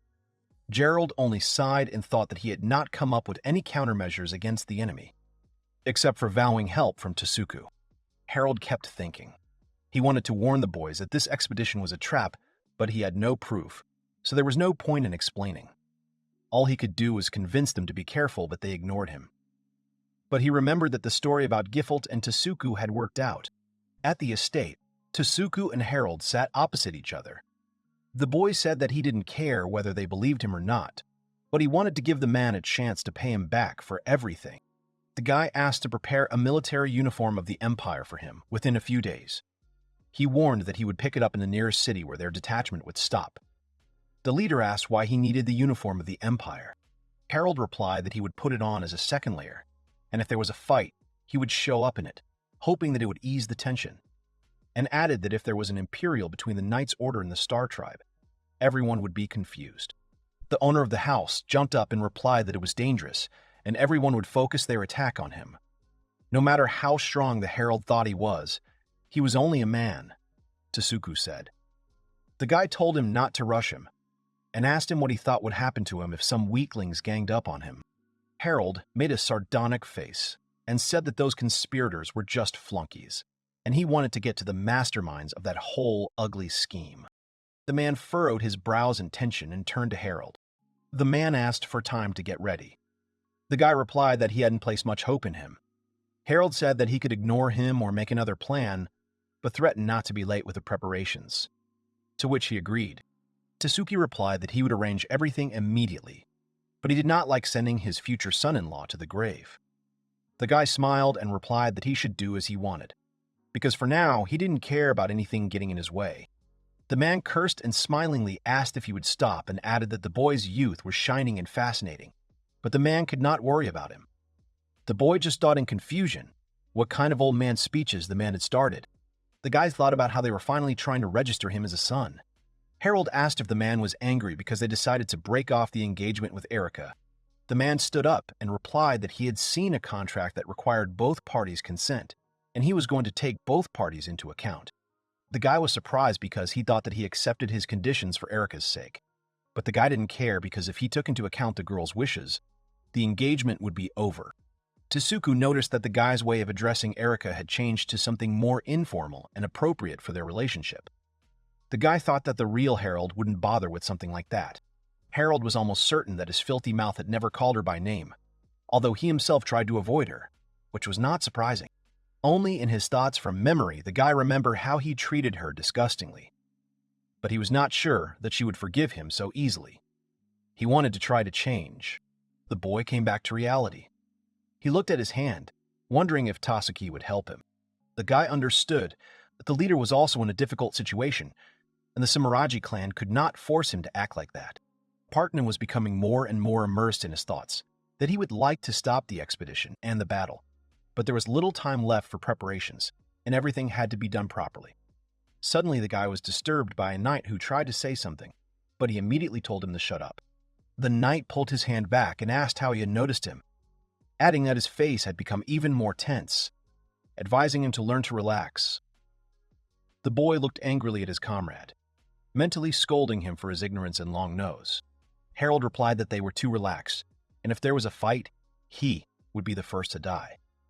The knight asked who they would fight, to which he received the answer that they were going to guard the border from suspicious persons from the forest, which was mentioned in the report. The knight thought about it and reasoned that it could be true, because the report said that there were up to 30 of them. But he reminded that there were more of them, and with such a composition they would quickly deal with the enemies. The guy mentally explained the situation as it was. Harold wanted to tell them everything, but he knew they wouldn't believe him. Harold replied that if you wanted to live, you had to be able to respond to any challenge. But he resigned himself and simply replied that the life of such trash was worth nothing. The commander looked back at the guy a little. Cody walked forward silently, listening to his squad's conversation. The city was visible on the horizon. The knight called out to Harold, saying that he saw him. The comrade began to say that Gracia, a city that was located near the possession of the Star Readers, warned that they would stop there. He happily remembered that the culture and heritage of the Star People were still preserved there, pointing his finger forward. The knight said that it was already Beltis. The hero looked towards the forest with excitement. Leaning on the fence supports, the hero exhaled and thought in his head that he had finally made it there. Looking at the forest, he thought that the Beltis forest was majestic and beautiful, and the game graphics could not convey all the beauty, although now it seemed to him that it was just a luxurious grave. The guy was worried, swearing and thinking about when the battle would happen, and whether Tsuku would have time to send help and what kind of help it would be. Harold was thinking in his head whether everything would really turn out well, although he had already accepted his fate. The hero decided that he would not give his life and the lives of his comrades to anyone wanting to survive. Harold stopped his train of thought and decided it was time to go back. After walking a little, he looked back and realized that he was back where he was. He stood alone on the empty street and thought to himself how he found himself there again. The hero stood there in confusion and realized that he was lost. The guy put his hand to his face and scolded himself, thinking how he could win if he was doing this now. He stopped. Harold told himself to stop and asked how long he would continue to reproach himself. He mentally gave himself instructions to regain control and not get upset over such a trifle.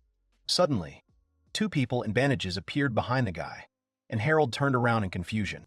There were many people in masks and hoods, and they all stood around the guy. Harold mentally asked who they were. The guy looked back and saw one of the strangers walking towards him. Removing his hood, the stranger became the girl who greeted him. Harold recognized her as Yuno. The guy remembered Tsuku wondered if it was he who sent her to help him.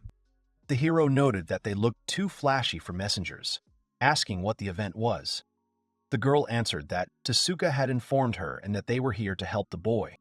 The guy shuddered. Lost in thought, he scolded Tsuku for sending Yuno and the others to slaughter instead of him, and told the girl that he didn't need such help for free. adding that they would only get in the way and asking her to get away while he was being so kind. The girl called out to Harold. The girl and the rest of the people behind him knelt down and bowed. The guy wondered what kind of circus they were making. The girl answered sitting down. Tasuka ordered to entrust their lives to Harold, and to treat the guy's commands as his own. The guy asked her again about her nonsense. The girl answered that all the people gathered here were pulled out and saved from the Sumeragi hell and were left without relatives. The girl began to talk to herself, remembering her past. When her life was lost, she decided to devote herself to the Sumeragi family. She raised her head and looked at Harold and replied that if he ordered them to lay down their lives, they would not resist. The girl again said that it was possible to complete the task without Shigaragi's intervention, but even this did not eliminate the risk. But Tasuka still decided to send them to support Harold. The girl's last request was to take these feelings into account. The guy just watched her silently. Harold thought that it was terrible to trust his life to such a brat from the Order. The boy remembered Tasuku and mentally asked himself how much he owed him that he had come to this. But he had no time to think, and he understood that the man was forcing him to take on a huge responsibility. Harold answered that it was good. Answering the girl, the guy arrogantly said that he would take advantage of her petty life and ordered her to be grateful. The girl replied that now everything was decided. Yuno asked to go to a safe place. They had just prepared a room and offered to finish their conversation there. The people in hoods suddenly disappeared. Harold was a little surprised, and the girl replied that she had told him to approach one by one, because it would be suspicious if they moved in a group. The guy noticed the thoughtfulness of the interlocutor and smiled. The guy asked how she was even allowed to participate in the position of the girl's personal bodyguard if he was not mistaken. The girl agreed with him. With a smile, Yuno replied that the lady herself had ordered her to obey any orders Harold gave her. The guy decided that Erica just liked giving orders like her father, because otherwise he didn't understand what it could mean. The girl, noticing the change in Harold's face, asked what was going on. The guy decided not to press her, and answered that everything was fine. The guy thought that the unexpected reinforcements were to their advantage, because Tasuki's elite fighters were promising comrades. The girl looked questioningly at the guy, and he only asked for help, somewhere far away in his thoughts. The guy was telling one of Tasuki's warriors that they had settled in a long time ago. Harold asked how long they had been in the city, to which he received a positive answer.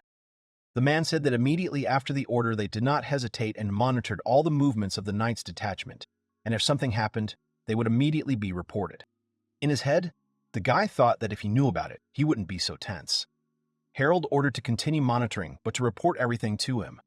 He said that they would need to choose a meeting place in advance to pass on the information. The man agreed. Harold asked the others if they had any questions or requests. 3 days later in the forest of Beltis, the knights were walking and heard a rustle. They screamed and became confused. In front of the men stood 2 people with bows. They were from the Star Tribe. One of the readers aimed the meadow at the knight and a shot was fired.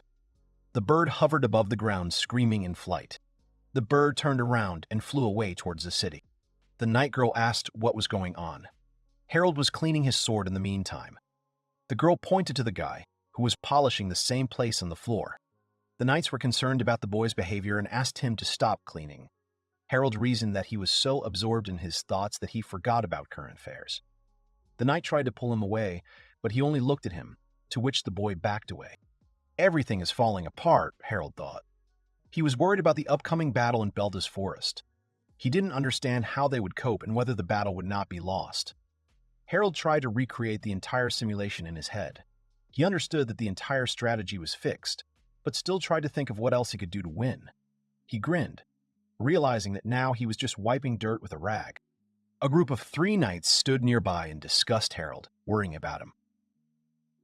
One of the warriors looked at Harold and said that he would not be able to withstand all the hardships of the campaign. Another said that all this was impossible. Only the knight girl said that she was worried about the hero. Suddenly, an image flashed over the roof. Harold was the first to notice. It was a huge bird. He didn't understand how it got so close, and he didn't even notice it. The bird soared into the sky. Harold watched it go. He gathered his entire arsenal and headed forward. The knight saw him and asked where he was going. Someone asked in a friendly manner if he had finished cleaning. But Harold passed by silently without stopping, so as not to give cause for concern. When Harold realized that he was not seen and was not being followed, he broke into a run. He had to catch up with this creature with wings at any cost. The boy reasoned that it was too risky to keep the Imperial uniform with him. He approached them with a request to hold on to the ammunition, to which they agreed, and agreed on a place where they would hand it back. Harold approached them, thinking about how to transmit the signal about the beginning of the battle. The girl thought about it and said that she had figured out how to solve the problem. She looked at the creature with a smile. She said that it was called Foromax and that the Sumeragi family had been using them for a long time. She smiled and added that this species did not fly as fast as its representatives in nature, but was quite capable of delivering messages within the forest. A messenger monster, laughed Harold, who was standing next to him. The guy thought about it. A very suitable option for a messenger, although there was nothing like that in Bravehearts, although the game ethics told about them. That's good, the girl said. In a pinch, she can go into the soup. Harold asked the name of the creature.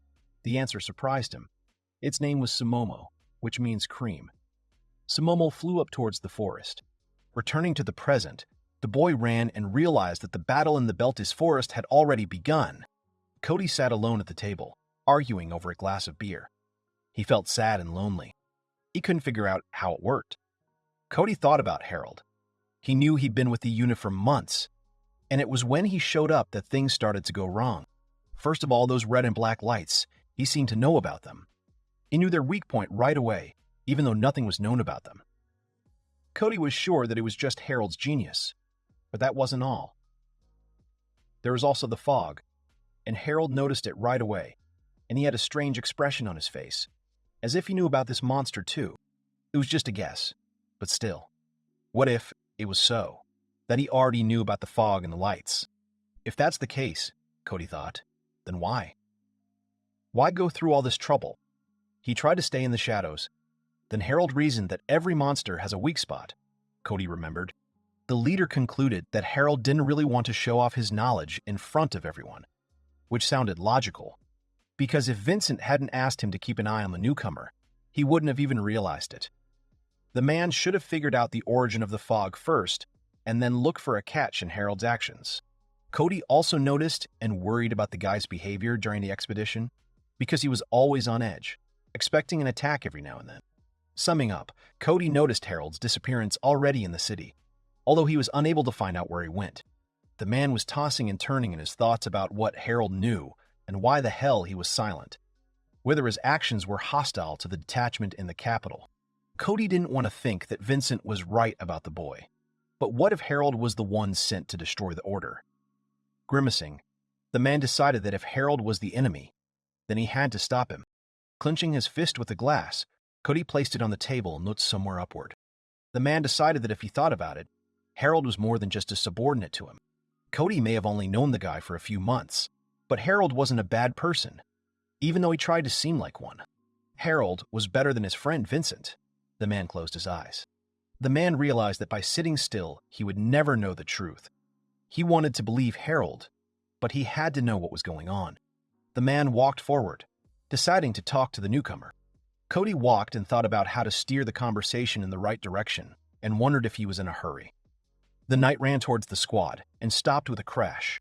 The knight ran to the gate and shouted to everyone that he had come with a report that someone had attacked their patrol in the Beltis forest.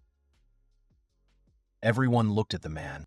Cody turned around and listened that there were many wounded and immediate assistance was needed. The commander burst into the room of his charges and ordered them to gather. The boys accepted the order. Cody looked back and asked where Harold was.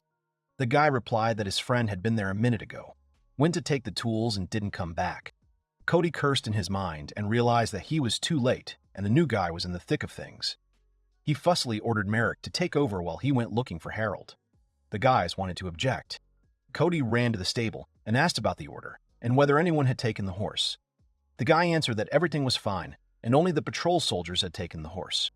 The man thanked him for his service and warned him that he would take one horse. Cody walked with the horse and reasoned that the guy had run on his own 2 feet, which would make it easy to catch up with him. He did not blame him for his impetuosity, if that was all it was. Cody gripped the horse's bridle and galloped forward, thinking the boy couldn't get away from him. Harold ran forward. From behind the boy, a command was heard to stop. Above Harold, The horse jumped up, jumping over the boy and stopping him. The horse landed and began to prance. Cody smiled at the guy, saying he caught him. Harold asked what he was doing there and where the others were. The man got off his horse and asked who the guy was talking about. He asked the guy not to worry and that the guys were in the care of another commander. Harold told him to go back because he was the commander of his comrades. Cody agreed with him and asked him to go back together. Harold flatly refused. Cody asked him what he was thinking, saying that going into battle alone meant certain death, and he couldn't allow that.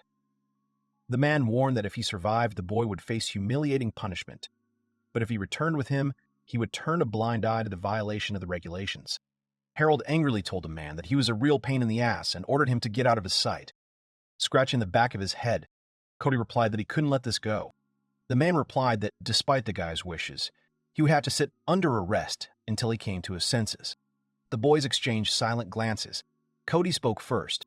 The man raised his sword and pointed it at Harold. Cody said that if he wanted to get through here, he would have to fight him first. The guy was angry. The swords crossed. The man thought it was his selfishness, all because of the promise he made that day about their perfect future. The man reflected that this was why he lived, remembering how someone had told him that he did not want to die 20 years ago. The people welcomed the knights. Somewhere in the forest, a voice called Cody. Little 7-year-old Vincent joyfully asked his friend to wake up because the king's knights were now in the square asking to look at them together. 7-year-old Cody lay on a tree root and asked to be left alone because he had been doing homework all night.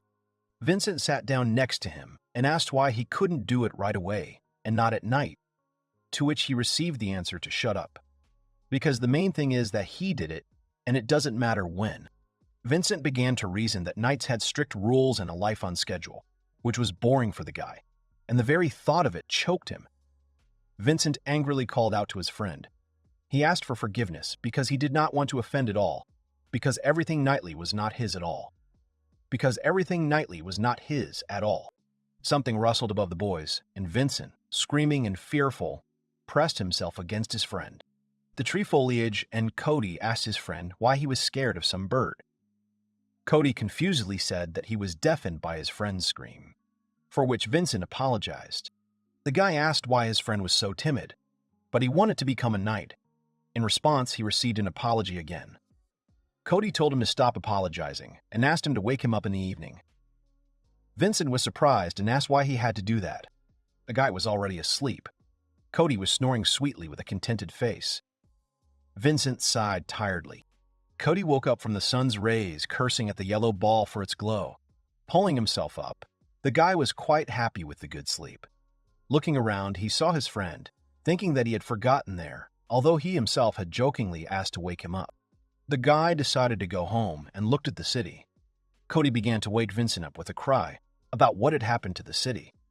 The guy overslept. In the city, everyone was running, shouting that the city was under attack. The boys ran to the city, cursing that this happened after the knights left.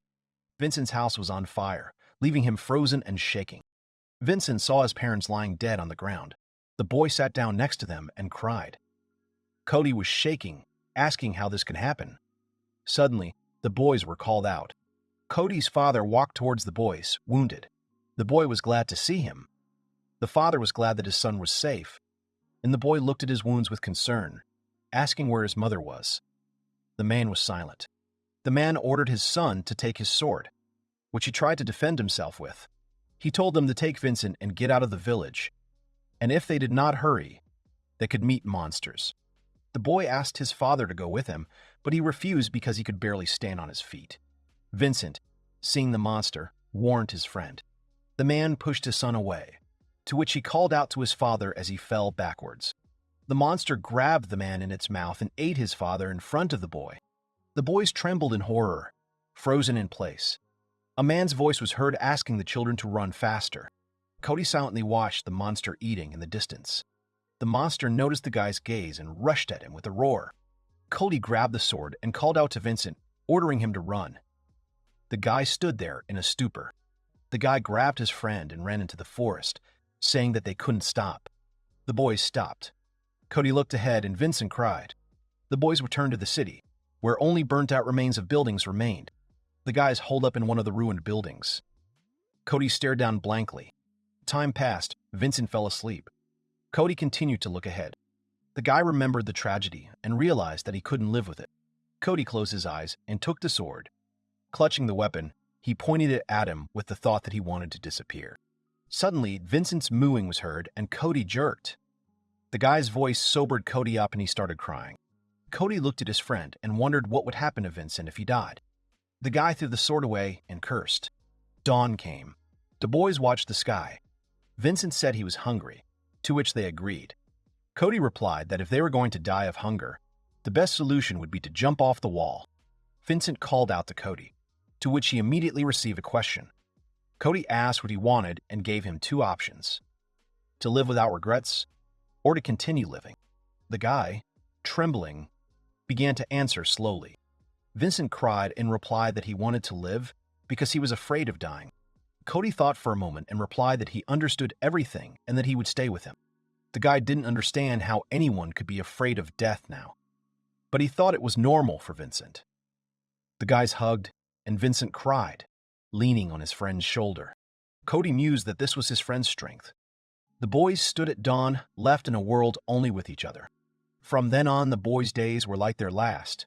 They robbed the fields of ruined houses, gutted dead monsters, and ate them, stole from the common people. In the end, they ended up in the slums, where they had to kill bandits so that they wouldn't kill them. They had nothing to count on. They just survived as best they could. The leader of the squad, lighting a cigar, asked if the guys wanted to join his mercenary squad.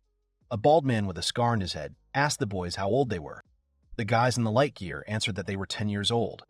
The man asked how many kills they had, to which Cody, answering for both, said that they had killed over 100 monsters. The chief replied that it was not a bad result, and added that in order to look like that, you had to go through many deadly clashes, and age was not important for mercenaries. The main thing was to be able to fight. The man agreed to keep the guys with him. He added that he would soon send them along with his guys, but for now he would send them to do dirty work in the camp. The guys were sitting in the camp. Cody brought his friend a ration, saying that it was not much, but at least something. Cody took a piece and said discontentedly that it was the same everywhere. Vincent replied that there was nothing to be done and it suited him, because he could only live by fighting, stealing, and killing. Cody looked sadly at his comrade, trying to say something. Cody stood up, to which his friend called out to him questioningly. The guy warned that he would go out for some air, promising to return soon. The guy stood silently among the alleys and remembered his friend's gaze, thinking about him. Cody reasoned that Vincent had become strong after all, as if his entire cowardly life had not been lived by him at all. And now he had become much stronger than Cody. The guy looked down with regret and thought that he didn't want things to be this way at all. 3 years later on the battlefield, Cody's sword flew to the side, and the guy himself was pinned and wounded by the enemy. The guy held his wounded shoulder and breathed heavily. The enemy swung. Cody thought he had been careless, and now it was all over. His last thought was an apology to Vincent. With a swing of the sword, the enemy was cut in two. Cody looked ahead in surprise, and behind the enemy was his friend covered in blood. Vincent saved Cody from death. The boy picked up his wounded comrade and told him that he had a deep wound and added that they were almost there, asking him to be patient a little longer. Vincent's emotions remained serene. The guys came to a destroyed building. Cody was sitting on the ground. Vincent asked him what his condition was, to which he received a positive answer. Cody added that now his friend was saving him. Vincent, looking at his hand, answered positively, saying that saving a friend is a noble act, but all the dirt and blood on their hands will not wash off, and can they save anyone else? Cody looked at his friend and asked why they didn't try it. Vincent didn't understand his friend. Cody began to explain that if, for example, he joined the Order of Knights, he could dedicate his life to saving others. Vincent, confused, replied that such a tramp would not be allowed on the doorstep. Smiling, Cody replied that it was possible, but compared to all the difficulties they had gone through, that threshold was just a small obstacle. Vincent sadly called out to his friend. The guy replied that he didn't mean himself, but Vincent, because he had become so strong that the guy, to be honest, was a little taken aback. Vincent asked him to slow down. Winking, Cody said that if the knights see Vincent's power in person, they will no longer ask where he was born and raised, adding an uncertain maybe. Vincent asked his comrade's last phrase again. Vincent asked what would happen to Cody, to which he received the answer that Vincent no longer needed to rely on others, but instead to go towards his goal. Cody added that he would prefer to stay close to his friend if he allowed it, but it was up to Vincent to decide. Vincent thoughtfully closed his eyes, remembering them in the past. The guy asked that everything was happening as before. With confidence in his voice, Vincent replied that he had decided everything. He wanted to change the world where the strong trampled the weak. Cody stopped the guy, asking him not to swing at the whole world. Vincent refused, saying that he had dreamed of ethos since he lost his home. A world where there would be no more children like them. That's what Vincent wanted. The guy added that he couldn't do it alone and asked his friend for help because without him, it would just remain an unrealistic dream. Cody laughed, asking if that was an invitation. He said the whole knightly thing wasn't his thing. He smiled and added his answer. Cody said he was alive only because of him. The guy held out his hand and said that the world he would change with him, or just stand next to, seemed better to him than the life he was living now. Vincent smiled and grabbed the boy's hand, saying words of gratitude. The sound of swords could be heard in the sky. Vincent replied that he needed to finish this fight first. Harold charged at his commander.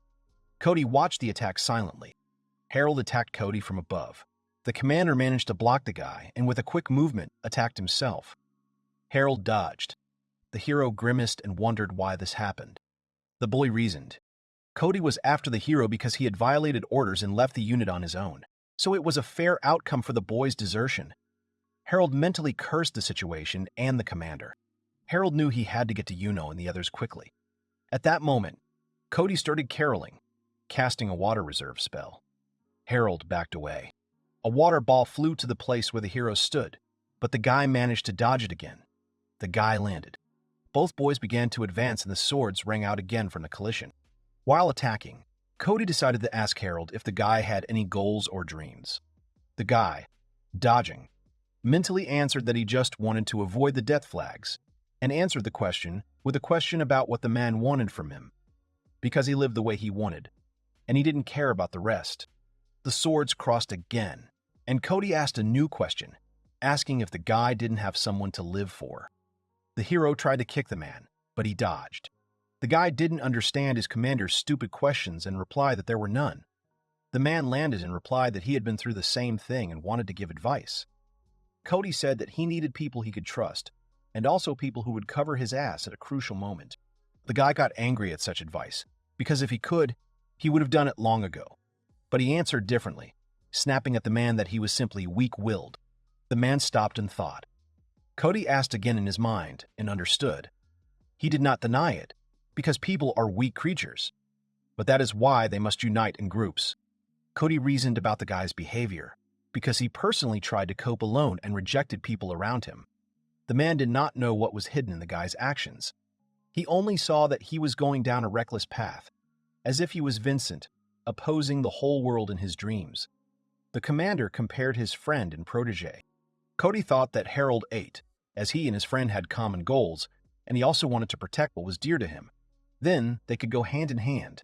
At this time, Harold was preparing an attack with magic. Harold attacked the commander while Cody thought that he had to protect the guy from himself first. Cody remembered the promise he made to his friend and thought that he was true to his oath.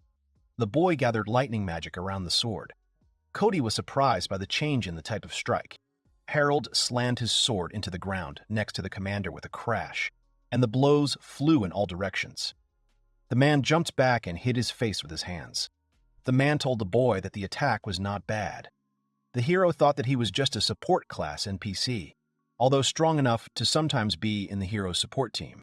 What pissed Harold off the most was that Cody was now armed with a long sword, although in the game he had a bow and a katana.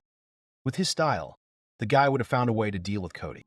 The guy thought that the lightning attack had passed by in passing, and the sword attacks had not worked at all, and if the man went into deep defense, he would be able to wait for reinforcements. The guy understood that he had to finish as soon as possible and conjured a trident. The man dodged, and Harold shouted that there was more. A magic circle appeared next to Cody. A column of flames appeared. The man commented on how warm it was and responded to the boy with a fang of wind. a stream of flames was directed at the hero. The guy stepped back and cursed. Harold conjured a shield and deflected the attack in different directions. The hero held his ground, and the magic wore off. The guy was surprised, and from the void, a question of surprise was asked that he was able to consecrate a magic shield. Cody struck with his sword, but the hero was able to defend himself. The commander praised the boy, because he himself was only able to learn this at the age of 20. The man began to lunge with a bunch of combination attacks that the guy had to back away. Harold noted that before this, Cody was not so persistent and parried the attacks. The guy assumed that he was not going to wait for reinforcements and was going to destroy him with his own forces. The hero understood that he could no longer counterattack and cursed the situation, mentally refusing such an outcome. Harold knew that if things continued like this, he would lose. In the Beltese forest, one of the warriors called out to the girl by name. The guy, kneeling down, warned Yuno that the messenger birds had just returned, and those they had sent for the knights would soon be there. The girl replied that she understood him and said that they would wait for Harold to come. Yuno looked sadly at her hand and hoped. The guy noticed the change in the girl's mood and asked what was wrong with her. The girl waved it off and replied that everything was fine. The man was attacking the boy. The guy, cowering, understood that he could lose like that and tried to keep his distance. Harold still couldn't decide whether to use his trump card or not. Cody shouted out an attack that sent the hero flying into the distance. The boy landed and shouted. He swung, rushing to attack. He used the magic of great retribution. Harold's strip of earth was reduced to rubble. The commander dodged Harold's attacks, which made the guy very angry. Cody asked the hero that he hated him so much that he didn't even let him near in shock, and this shocked the man. The guy answered that he should cover his mouth because he was wasting his breath. The man, dodging, asked if Harold was sure he could continue to shorten and asked him to look around. The guy looked around and was surprised. The hero himself created a barrier for himself by destroying the earth around him. Harold swore. Cody was attacking from behind. The guy accepted the attack. He realized that they had closed the distance again, but he was not ready to give up, remembering his comrades. Harold did not allow himself to end the fight in defeat and crossed swords. The guy looked back at the sword flying away from him. The man managed to knock it out of Harold's hands. The guy crouched down, and the sword was pointed at him. The sword was driven into the ground like a stake, and the boy looked at it. Cody said that it looked like that was the end of their fight. The boy agreed. The man let go of his sword. Harold smiled slyly and said that victory was his. Around Cody were Tasuku warriors. They surrounded the man and held knives to him. The man raised his hands. Yuno asked Harold if the victory was not shared. The guy told her to go to hell because they showed up at the very last moment. Cody stood there in amazement at the guy's behavior. The girl replied that the guy should learn to give people their due. Harold asked to change the subject because he was already complimenting her. The man with his arms raised burst into loud, hearty laughter. Harold asked what was the matter, asking if he had completely lost his mind. Cody replied that he might have only gone a little crazy, but reminded the guy of his words, that he didn't need friends. The man noted that he was constantly using destructive magic to get them to come to his aid. The guy replied that this was not the only reason for his actions. The guy told his men to tie up Cody before he pulled some kind of trick. The guys listened to him. In his head, Harold understood that if help had not come in time, it would have been the end for him. The boy used great retribution to make the column of smoke and sand from the impact noticeable to Yuno and the others. The hero understood that this had greatly spoiled the area and made it difficult to engage in combat. But if Yuno had appeared a moment later, he would have had to give in. The idea was risky, but it worked. Harold was not sure of success, but thanks to Juno's insight, he was saved. Meanwhile, the warriors tied up and hung Cody. The man was swinging his legs while hanging from a tree branch while the boy was taunting him. The man asked if he was really going to leave him hanging, hoping it would buy him time. He was told that he had another role, but that would come later. Cody asked about the role. The guy answered that he was the commander and should understand this himself. But if the commander didn't care about his charges, then the guy wouldn't worry about them either. The man called to Harold as they ran forward. The boy thought that if they reached the forest before the rear guard, Robinson and the others would still be alive. But there was less and less hope of that. The guy was sure that the guys were able to become stronger with training with him, and he would have to leave everything else to Cody. The guy looked back and mentally said that he was counting on the man, wanting not to lose his people. Harold was called out, warning the 100 watchers to return. Meanwhile, the boy was changing into his royal gear. The guy ordered to report the situation. He was told that the Sarian soldiers were disguised as Knights of the Order and attacked the Star Readers, and the Order had already entered the battle and there were dead soldiers. The hero replied that things were not getting any easier by the hour, and asked what was happening to the main forces of the Order. The hooded man replied that they had taken the bait and were preparing to return to the tribe's domain. The observer asked what the hero was going to do. Harold replied that it was as planned. While he would distract the knights in a Sarian form, the first group would have to neutralize those who attacked them. Meanwhile, and the others would move to the domain of the Star Readers, and the guy ordered them to act according to his instructions, asking if everyone remembered everything, to which he received consent from the girl. The guy fell silent and pulled up his glove. Remembering the words of the man who was already dead, Harold blamed himself. He remembered Erica's words. The girl flashed as an image in his head, and Harold calmed down. Pulling himself together, the hero thought that even if he knew about the plot, he had to get out of his head that he could change everything, because it was impossible to be so self-confident. He was not good enough to handle everything on his own. The boy ordered them to listen to him. He reminded the warriors that they were there on Tsukuru's orders, because he asked them to trust their lives to him. The warriors agreed with the boy. The boy made a verdict that their lives were now his, asking if that was clear to everyone. The man asked if that meant the boy wanted to take their lives if he was in danger of dying. Harold cursed at them. The boy replied that this now meant that no one dared die without his order, ordering them to remember this. Harold, walking, shouted to the warriors to go forward.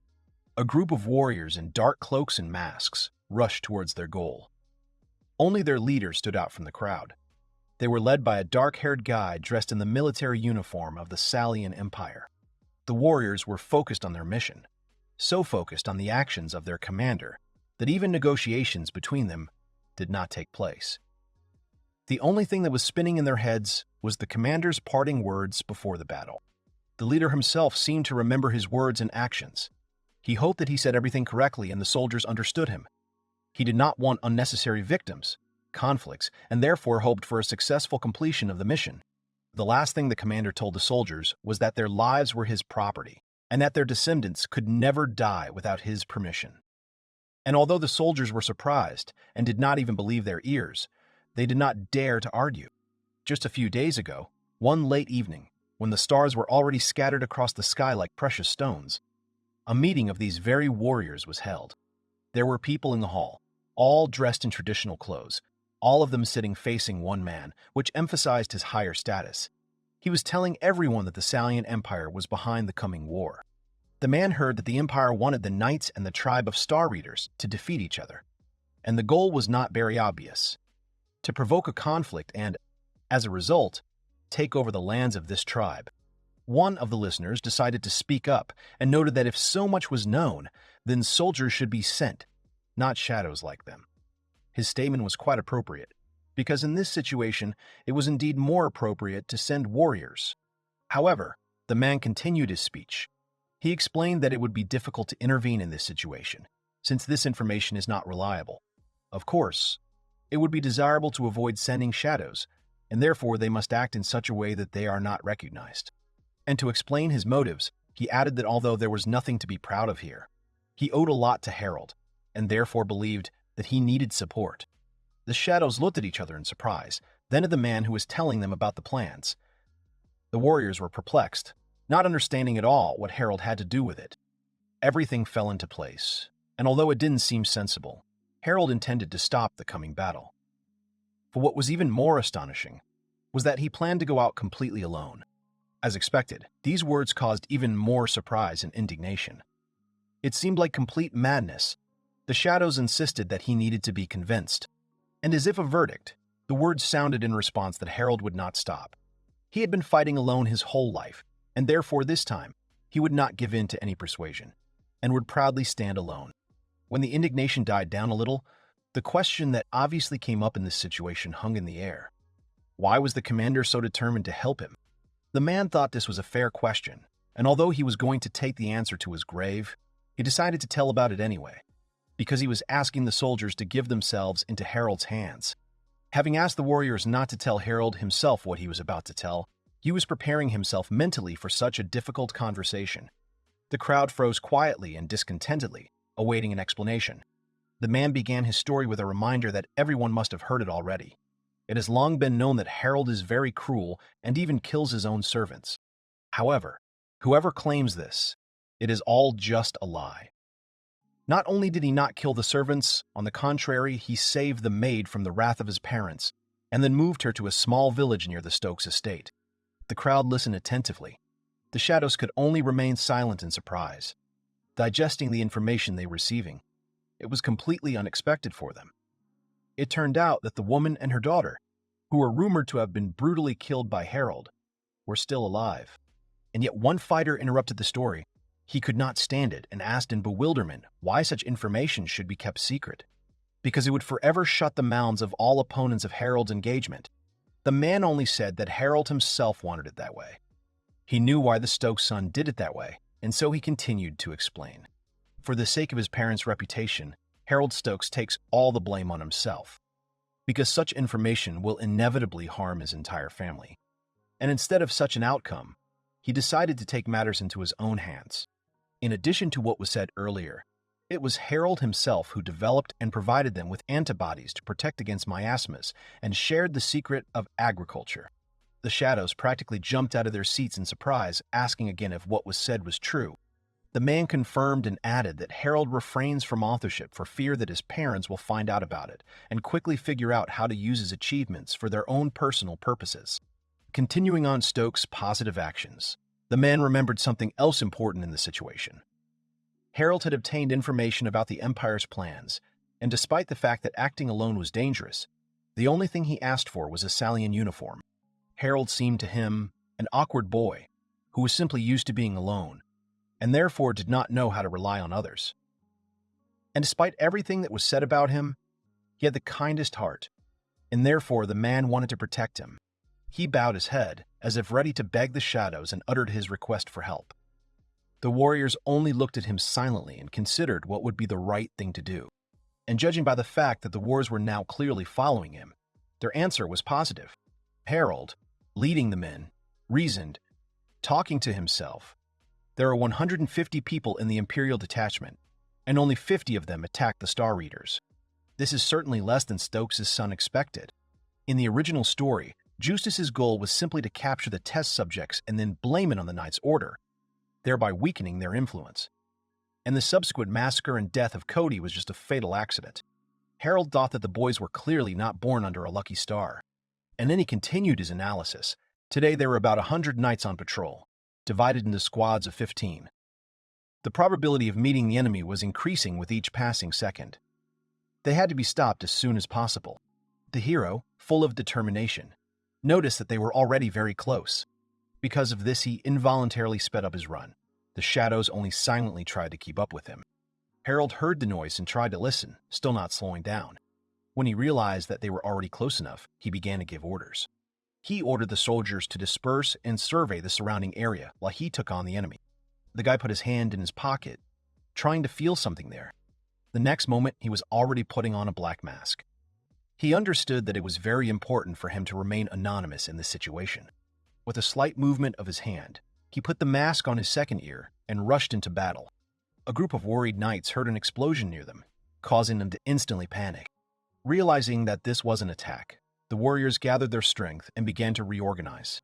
Meanwhile, Harold continued to deliver magical blows. A couple more blows followed, but the warriors did not lose their heads and quickly saw a dark figure in the tree. It was Harold, with a sword in his hands and a terrifying look. The warriors, fortunately for the guy, could not understand who he was. They only noted that he did not look like a stargazer. The guy noted that the Salian soldiers were hiding in the shadows and attacking from cover.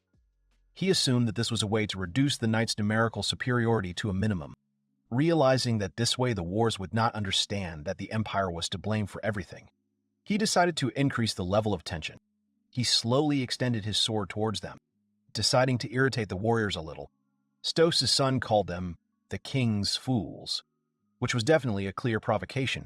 To the surprise of the crowd of warriors, he continued, saying that their bodies should serve as good fertilizer for the growth of the glory of the empire. But it seems that the warriors were not the smartest, and therefore they only began to ask questions about what empire they were talking about, and why the boy climbed a tree with a sword. The perplexed warrior asked another question. Was this all a declaration of war? Harold didn't understand this logic at all. Yes, he was dressed in the military uniform of the empire, but he didn't say anything about declaring war. Now he was completely confused about what was the right thing to do now and why he hadn't thought about it beforehand.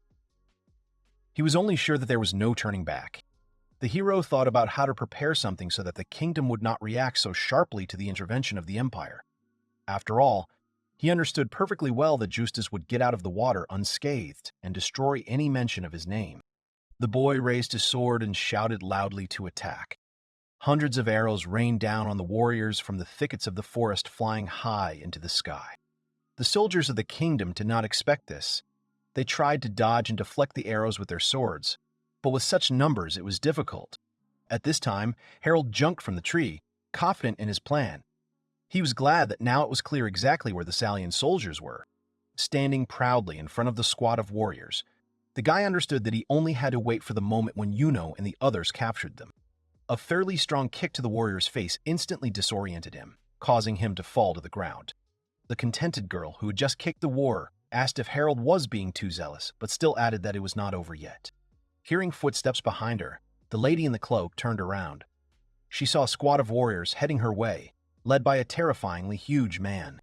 Meanwhile, Harold was fighting other wars, and he just prayed for it all to end as soon as possible. Harold continued the battle. He was very unhappy with the warriors' firm position.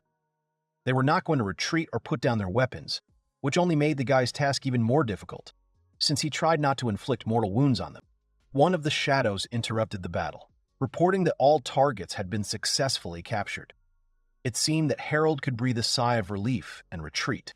He approached one of the tied-up guys and, taking him by the collar of his jacket, noted that his loyalty was admirable, but his comrades were not so steadfast. After they lost their real ears, as well as their fingers and toes, they supposedly told everything that was required. But the lieutenant can breathe a sigh of relief, because now there is no reason to torture him, so Harold will simply stab him. The lieutenant of the Imperial Army confessed in horror that he was only following orders and knew nothing more. With tears in his eyes, he begged, assuring that this was the truth and there was no reason to kill him. Harold let go of the Imperial warrior's collar, saying that such a useless creature as he deserved no mercy. However, the boy quickly realized that he had overdone it, because the warrior did not stop shedding tears. This interrogation was a mere formality, like extracting evidence only to present it in court. Harold already had all the necessary information. The performance was interrupted by a shadow with alarming news. Reinforcements had arrived for the enemy. The Stokes son was shocked by what he heard. About 200 warriors had bypassed him and were now ravaging the defenseless village of the tribe. The first thought that ran through Harold's head, sending shivers down his body, was the question of what had happened to Yuno. Among the pile of slain warriors, covered in blood and long since incapable of fighting, sat a girl. She was shaking. Her legs could barely hold her body. The grass around her was dyed a terrible red. It had touched her hair, not to mention her clothes. The stern man who did this to her only laughed. In his eyes, she was nothing but worthless trash, incapable of giving a proper fight back. And while the girl was on the border between life and death, she remembered how she ended up here. She overheard a meeting of shadows and, having learned that the maid and her daughter were alive, she could not get rid of her suspicions about Harold. The girl went so far as to eavesdrop on his conversation with Tsuku. She desperately wanted to know the whole truth and was ready to risk everything for it. It seemed that her past was to blame for this. She was an orphan, languishing in the slums, but there were those who saw something in her. They trained her in the power, and then sent her on various missions. One of these missions was to find the location of the Star Clan village. Yuno doubted the correctness of such actions, but she was told that she was not paid money for asking questions. She was getting information and killing people because that was her job, so she should drop unnecessary sentimentality. She failed the mission to kill a member of the Sumeragi family, was left alive and even allowed to join them. It was only after several years, when she found herself here, that she realized the existence and reality of those people she condemned to die. Lady Erica, who was faithfully followed by Yuno, with the most serious face and a heavy heart. Knowing about the girl's past, still let her go, and asked her to definitely return alive. Yuno thought, perhaps only Harold could have brought her here. Probably he knew about everything in advance, figured out the girl's shameful past and gave her the opportunity to stand here, on this battlefield, because she should have repaid her debt to those people who suffered. The girl gathered the rest of her strength and raised the dagger with trembling hands. He probably found out about that mission when he checked her. That was probably the case. However, the girl, filled with determination, realized that this mission was her atonement for what she had done. For Harold, who gave her this opportunity. For Erica-sama, who cared about her. Yuno could not allow herself to die betraying their hopes. She rose to her feet and took a fighting stance, showing with her whole appearance that she was ready to stand to the end. Yuno understood that for the sake of Erica and Harold's words, she would fight until all her strength left her. Eyes filled with anger and determination only surprised her strong opponent. He considered it madness. Pulling a sword from behind his back, the man began making threats, saying that the girl should know her place, and although he did not know who she was, it would be better for her to stop her useless resistance and lay down her arms. But Yuno was not hurt by these words. She could not do this, because she had a mission, and the certainty that she must fulfill until her last breath. The man only considered it stupid. Raising his sword towards the exhausted girl, he swung and shouted with determination, intending to deliver his final blow. The girl could only look at him in horror. She froze in place, as if accepting her fate as her due. However, at the last moment, Harold managed to block the blow with a loud ringing sound. He could not let the girl leave this world, and therefore he was in a hurry. And fortunately, he made it just in time. No one expected him to appear. The man staggered, baring his teeth, and the girl only quietly whispered his name. Harold, full of rage, did not even look at her. His head was spinning like a looped film. He could not allow her to be touched. Harold, full of determination, and the confused man continued to hold their swords pointed at each other. Yuno only fell back in surprise. The legs that had been holding her up until the last moment finally relaxed and allowed the girl to sit up. The man wondered how many more warriors would fall on his head. The guy who had just knocked his sword away was also a Sellian. Why did he even bother intervening? Harold cheekily noted the warrior's small brain and then kicked him. The warrior staggered and took a few steps back, clutching his stomach. His squad worried about their leader. Harold asked Yuno what was wrong with her warriors, whether they had survived such an unexpected attack by Ritzel and his squad. The girl looked at the battlefield, stained with blood, and admitted that she did not know what was wrong with them. Probably, at best, they were seriously wounded. The guy threw a bottle to the girl. It seemed to be a healing potion, which rolled across the grass to Yuno's hands. Harold asked the girl to heal whoever she could, assuming that she knew healing magic. The girl was indignant, because the healing potion in this situation was more necessary for the guy himself. But he cut off her indignation by telling her to take the wounded off the battlefield. However, this was a problematic task. Reitzel's squad surrounded the girl, her warriors and Harold, and no matter how much the girl wanted to obey the order, letting go in such a situation was simply almost impossible, especially considering that her warriors were wounded. The guy didn't even think that there would be so many warriors, but he noted that the more of them would be a snack for his sword, the better. Reitzel couldn't stand such a provocation and urged the guy to attack quickly, instead of useless self-praise. Harold soared into the air. No one expected that. Neither Reitzel nor his warriors. He moved with inhuman speed, beating the warriors who did not even have time to see, let alone parry the guy's blows. Yuno was surprised. She didn't know that Harold could be so fast, even much faster than in the arena or in the duel with Itsuki. How strong he was. The girl was afraid to even imagine.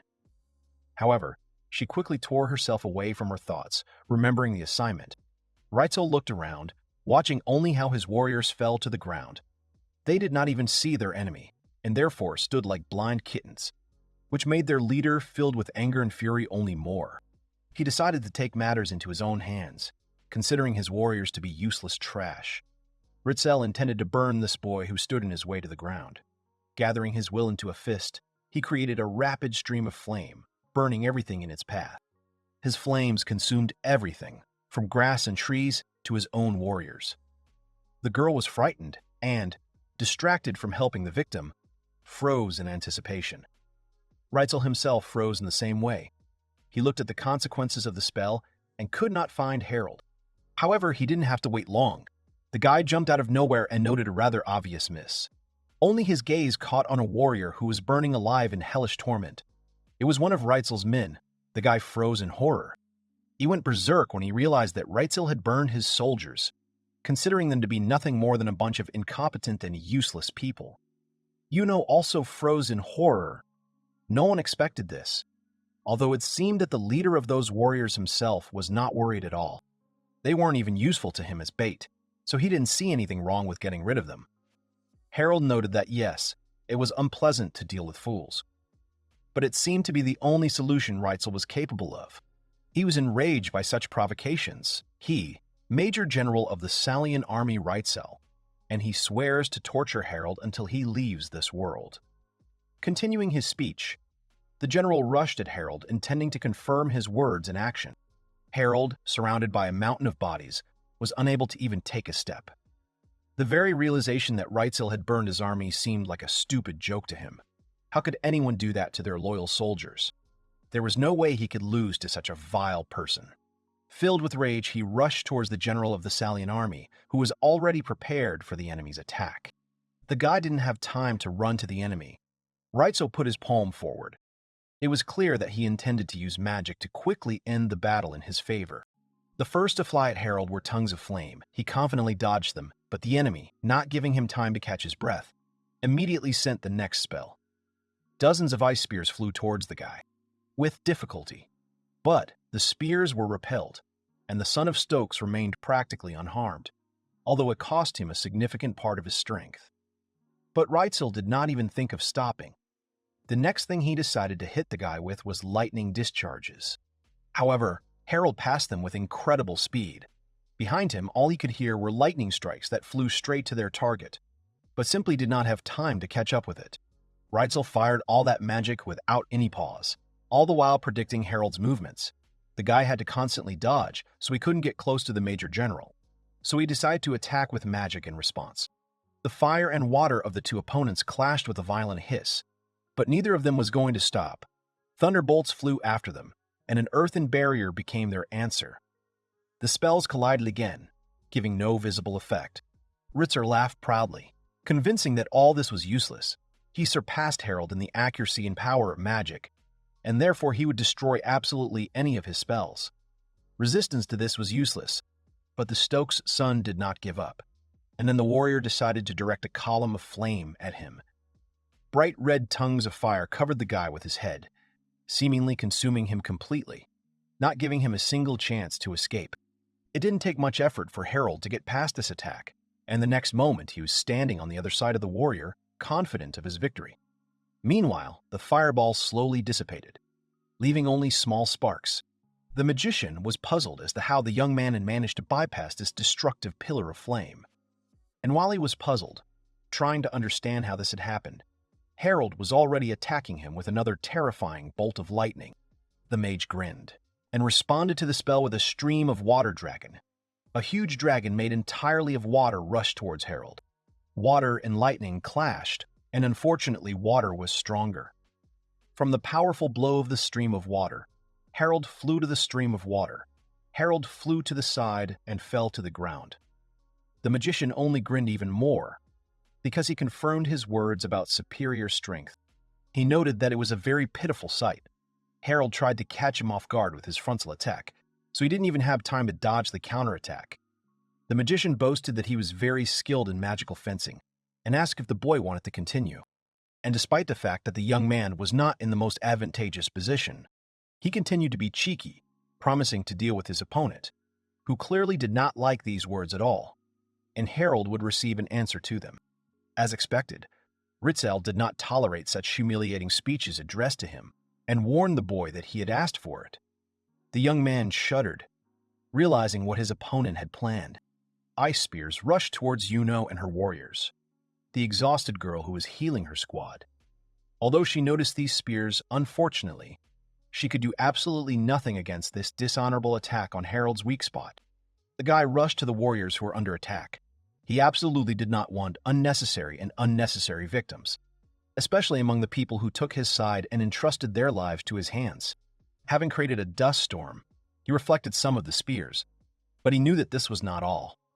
At that moment, Yuna was tightly pressing the wounded fighter to herself, trying to cover him with her body so that he would not receive even more wounds.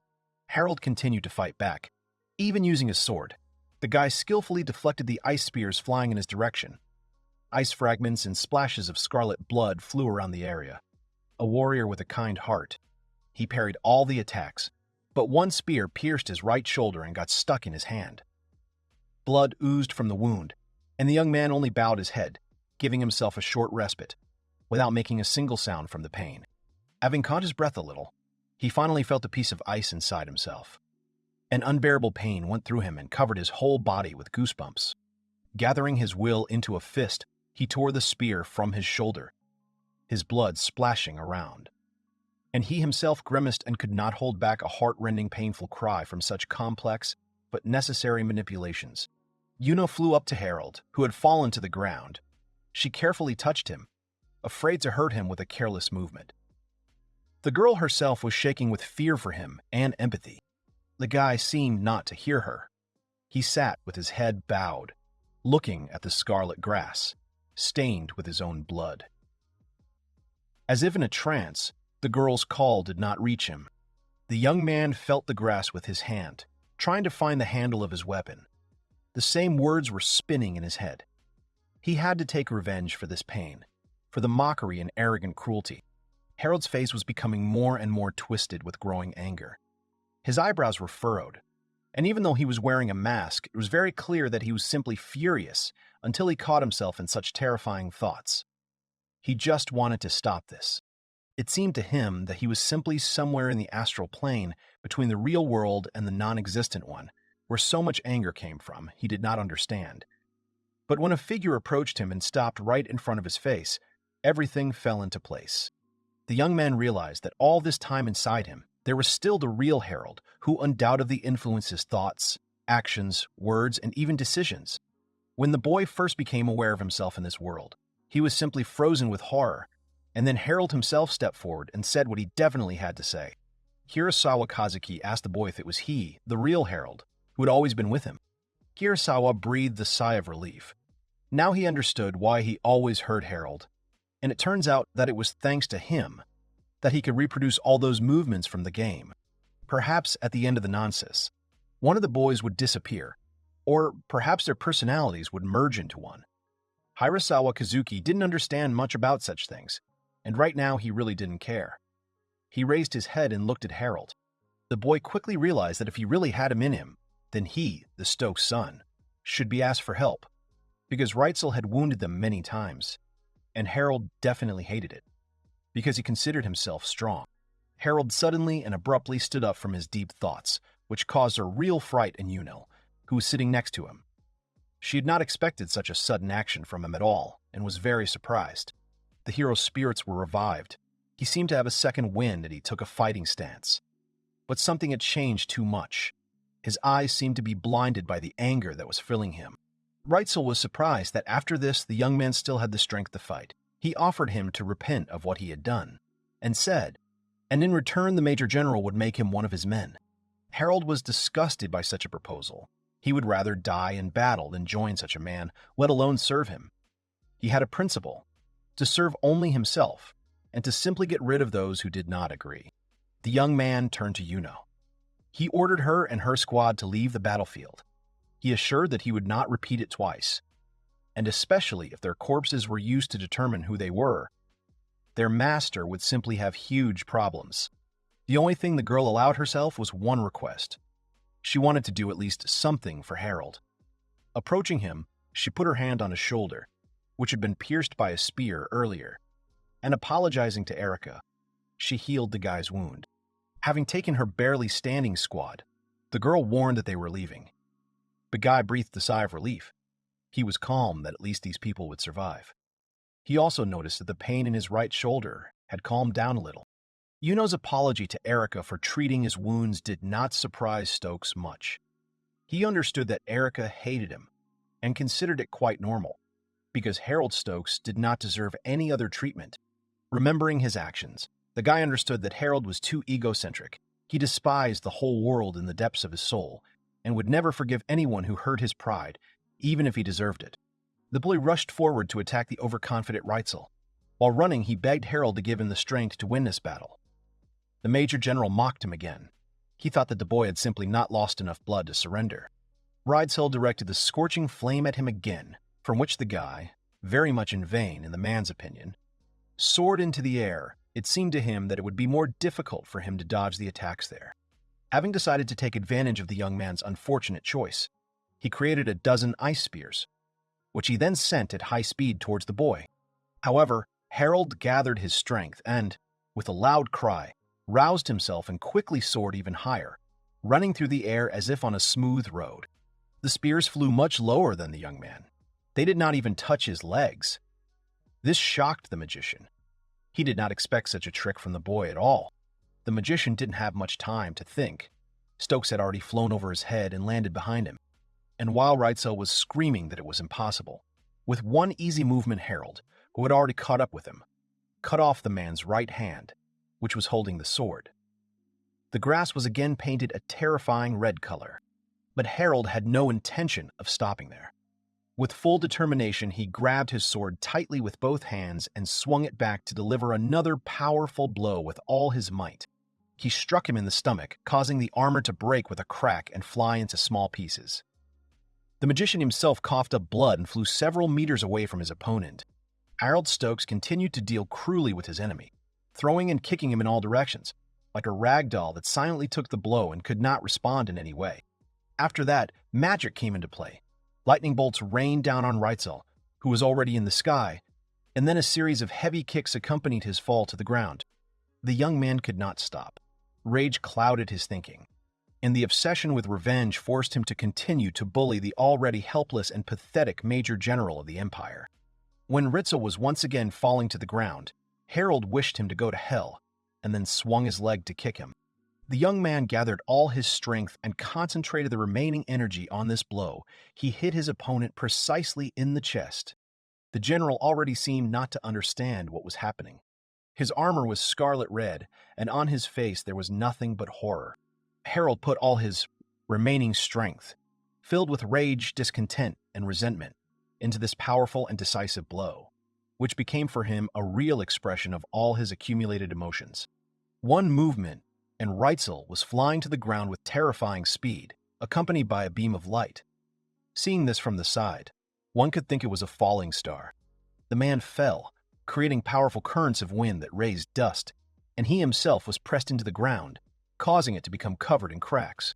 Stokes landed not far from the body lying on the ground. He landed very carefully, but as a result of his fatigue and the tension that had been building up all this time, he instantly lost his strength and, unable to stay on his feet, fell to his knees. The young man had spent all his strength. He sat on the grass with his sword next to him and greedily gulped in air. Nothing was heard except the dust flying around the battlefield in the wind and the heavy breathing of the winner. My strength was so exhausted that my head started spinning and everything suddenly seemed to blur, resembling a thick fog. Images and objects began to double, as if ghostly doubles were appearing everywhere. The silence was broken by painful groans.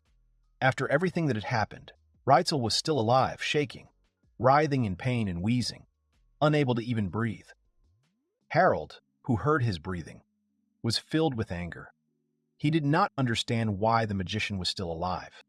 Overcoming the pain, the guy stood up and, staggering from side to side, trudged towards the barely alive man. He understood that he had not killed the Major General, which meant he needed to finish him off quickly before it was too late. The guy approached Reitzel. The man was no longer able to move or say anything. And holding out his heavy sword, which he held with all his might, Harold said that this was the end. And when the sword was about to pierce the flesh of the barely breathing man, Harold heard familiar voices. It seems he was so tired that he did not even notice how a crowd of warriors appeared. He felt his heart beat faster when he heard a familiar voice say his name. However, what he saw when he turned around struck him to the core. and sent a wave of shock through him instantly. They were the warriors he knew: Robin, Sid, and Irene, standing there in complete horror, completely unaware of what had happened. Harold put the idea of killing aside and stood up. He was very glad that none of the boys were hurt. However, he did not immediately understand how the guys determined that he was Harold. But everything fell into place when he felt a light breath and paid attention to it. During a fight, his mask flew off his face. Commander Harold arrived at the scene a little later than everyone else. His face expressed discontent and anger, and he, feeling growing excitement, demanded that the young man provide him with all the necessary explanations. Stokes pointed to the man lying in front of him and said that this was Major General Reitzel of the Salian Army, and that the attack itself was the work of the Empire.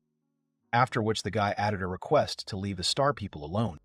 Harold did not manage to finish his last sentence as fatigue overcame him, and, unable to resist any longer, he dropped his sword and, weakening, fell to his knees, completely surrendering under the weight of his emotions and physical exhaustion. His comrades rushed to help him, while he himself was already lying on the ground, completely motionless, having lost consciousness. A little later, in the basement of a building where a laboratory was located, water was boiling and running through different vessels. The man in glasses carefully read the papers he was holding in his hands. He seemed annoyed by what he had read. He was reading a report, from which it was clear that his plan had failed miserably. The stranger was mentally glad that he had managed to get the samples he wanted, and now he had something to work with. However, Harold Stokes caught his attention with such an unexpected interference in his plans. The scientist did not understand why Stokes did this. But one thing was clear to him. He knew about the attack before it happened. This is what hooked the man. The young man could not have predicted the entire course of the planned events with such accuracy. The papers that the man was reading were aggressively crumpled. The scientist found this guy quite interesting, and wondering whether he would take his side or get in his way. He laughed evilly. The gloating was interrupted by a knock on the door. Judging by the voice of the young girl who called this man Sir, said that it was time for them to go. The scientist calmed down and a sinister grin fell from his face. In a calm and even voice, he informed the man behind the door that he was ready to move out. A scientist and his assistant walked confidently along a magnificent long corridor. The girl, noting that her boss looked happier than usual today, asked if there was any good news regarding his plan. The man told her that he was so happy because he had found new material for his research. The worried girl warned that they were now in the final stages of the research, and therefore he should try not to overexert himself. The girl looked at the man and said that he could rely on her in everything. It turned out to be Dr. Justus himself. He adjusted his glasses and quickly agreed with the girl's statement and quickened his pace. Some time later, when events began to unfold in the capital, in the city of Amagil, near which was located the majestic castle of Legalia, where, as it was assumed, Harold was at that moment. With apprehension and a certain amount of anxiety, Erica, together with her faithful assistant, carefully approached the impressive gate. Each step was not easy for her. They were full of timidity and uncertainty. The dark-haired girl, full of inner excitement and anxiety, could not get rid of the thought that today, perhaps, she would have a chance to finally see her lover. 2 whole weeks had passed since the knights returned to the capital, full of events and reflections on their adventures. However, the girl was never allowed to meet Harold during all this time. Yuno suggested that perhaps it was difficult for the young man to prove his innocence. But Erica did not understand these words and asked for an explanation. The assistant explained that Harold was dressed in an imperial uniform, and therefore if he had inadvertently ended up in the hands of the order in such a state, he could simply have been accused of espionage, which would have been very difficult to dispute. Erica sighed heavily. It seemed she had nothing to say in response, and this silence was eating her up from the inside. A month ago, many of the Sumeragi warriors who went with Yuno were wounded in the Beltis forest, but each of them returned alive. Harold risked his life to allow Yuno and the entire squad of warriors to escape. The girl's spirits perked up. She understood that her help might seem unnecessary. However, she had to thank him for not abandoning them. In fact, Erica really just wanted to finally see him, to make sure that he was safe. With confident steps, the girl approached the very gates of Legalia. She turned to a warrior named Rory, who immediately warned the girl that he would not be able to let her through, no matter how many times she came, because he had an order. The young lady, having completely lost her resolve, awkwardly and with a clear share of sadness, accepted this answer. However, their dialogue was interrupted by a guy who suddenly appeared and asked what was going on here. Cody made fun of Raleigh and said that it was very mean of him to bully a little girl like that, and then turned to the girl herself, asking if she really was the same Lady Erica, Stokes' fiancée. The guy put his hand on his chest and introduced himself. He said that he was Cody Luziel, and also Harold's immediate commander. Erica greeted Mr. Cody respectfully, which made him feel awkward, and he asked to address her less formally. Cody smiled and told the girl that he was glad to meet the girl that Harold had talked about so much, including bragging about his fiancée at every opportunity. The girl quickly suspected deception on the part of the guy and caught him on it. Luziel said that this was not the whole truth, but at least he was indeed his commander, and he had already managed to even talk to Harold. He also expressed confidence that he would be able to knock out time for the young man's bride. Raleigh wanted to stop the lieutenant, but he assured her that he would take full responsibility for this. The girl had a little doubt, to which Cody winked and immediately assured her that everything was fine and that she could follow him. He led her, it seemed, to a special room for such meetings, after which he said that he would bring the girls some tea. He noted that it might seem a little cramped here, but one could feel at home. Yuno bowed her head as Cody left, then carefully approached the lady and whispered that she had met him before, although Erica had already realized this. After talking, the girls decided that although Cody had not seen Yuno's face, he most likely remembered her voice very clearly, and therefore, in order to avoid problems, the girl should refrain from talking and remain silent. Trying to occupy herself during this difficult wait, Erica looked outside the window. In addition to a flock of hungry birds, she noticed young men, some of them doing laundry, others exercising. She assumed that Harold spent his time here in the same way. The girl imagined Harold washing his clothes, which made her laugh involuntarily, but she quickly drove such thoughts out of her head, as she considered it very rude, and she should not think about him like that. The next moment, the sound of footsteps was heard behind the door, and then the guy announced that he was coming in. The door creaked, and the girl only turned around in surprise and remained standing, incinerating the door with her gaze. Harold entered the room. He looked at his bride as if he did not expect to meet her, but the girl's eyes were filled with hope. After so much time, she still managed to see him. Erica was the first to speak. She heard that the young man was hurt, so she immediately asked how he was feeling. However, Harold, in his usual manner, just smirked. Did she really come all this way just to feel sorry for him? The guy relaxed on one of the chairs standing in the center of the room. He crossed his legs like he owned the place and, folding his arms across his chest, replied that everything was fine with him and asked why she had come here.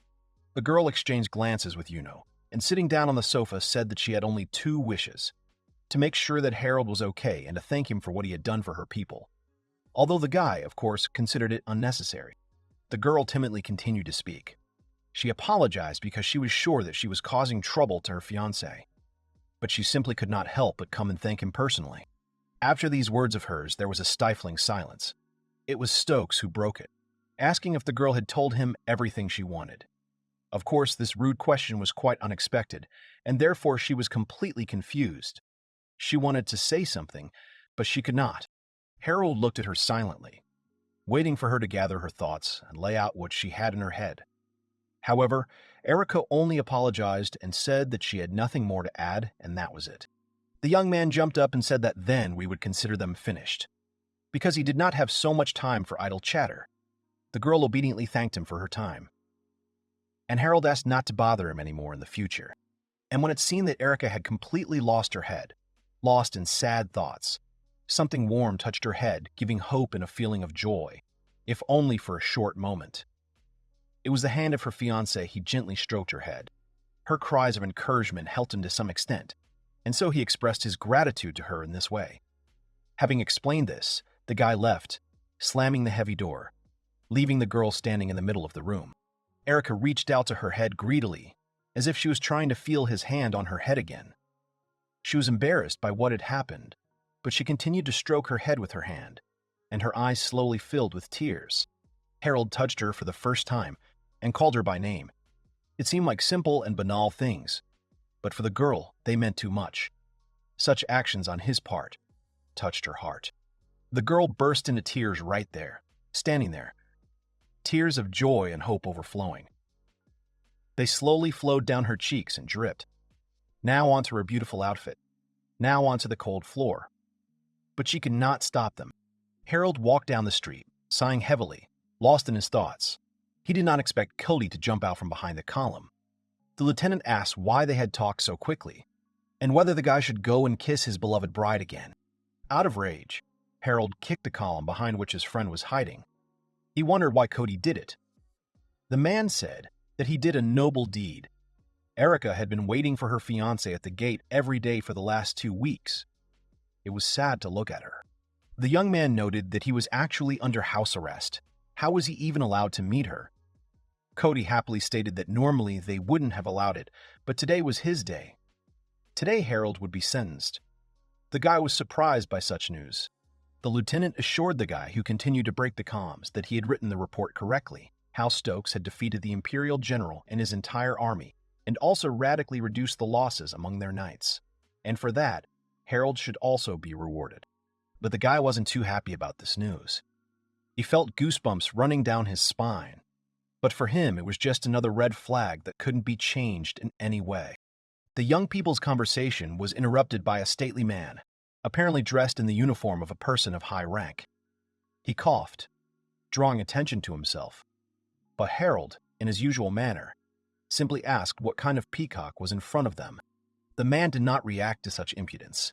He introduced himself as a representative of the Royal Council and asked why Stokes was not under house arrest. Harold said that he had just gone for a walk and was already returning.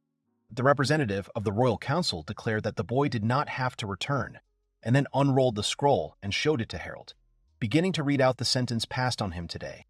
On suspicion of espionage for the Empire and treason expressed in an attack on the Knights of the Royal Order, by decision of the High Council, Harold is found guilty and sentenced to death by beheading. Cody was outraged and rushed to save Harold, but the guards had already protected Stokes from the lieutenant. This was the official sentence of the High Council. The execution will take place in a week, and until then, the guy will be kept in the dungeon under the palace. After some time alone in the dark cell with his hands cuffed, Harold heard footsteps.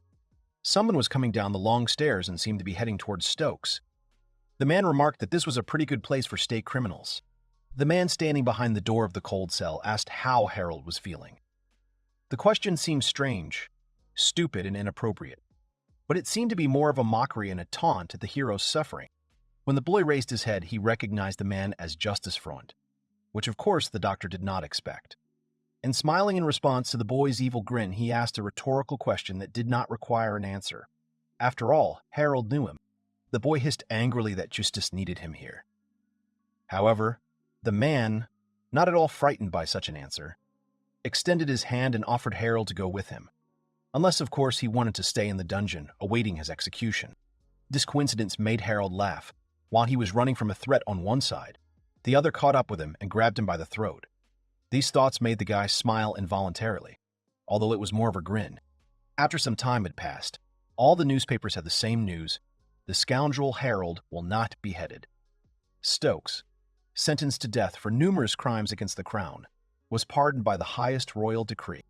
The king's decision was influenced by the petition of the criminal's relatives, Lord and Lady Stokes, and also the Sumeragi family, whose daughter was engaged to the scoundrel Harold.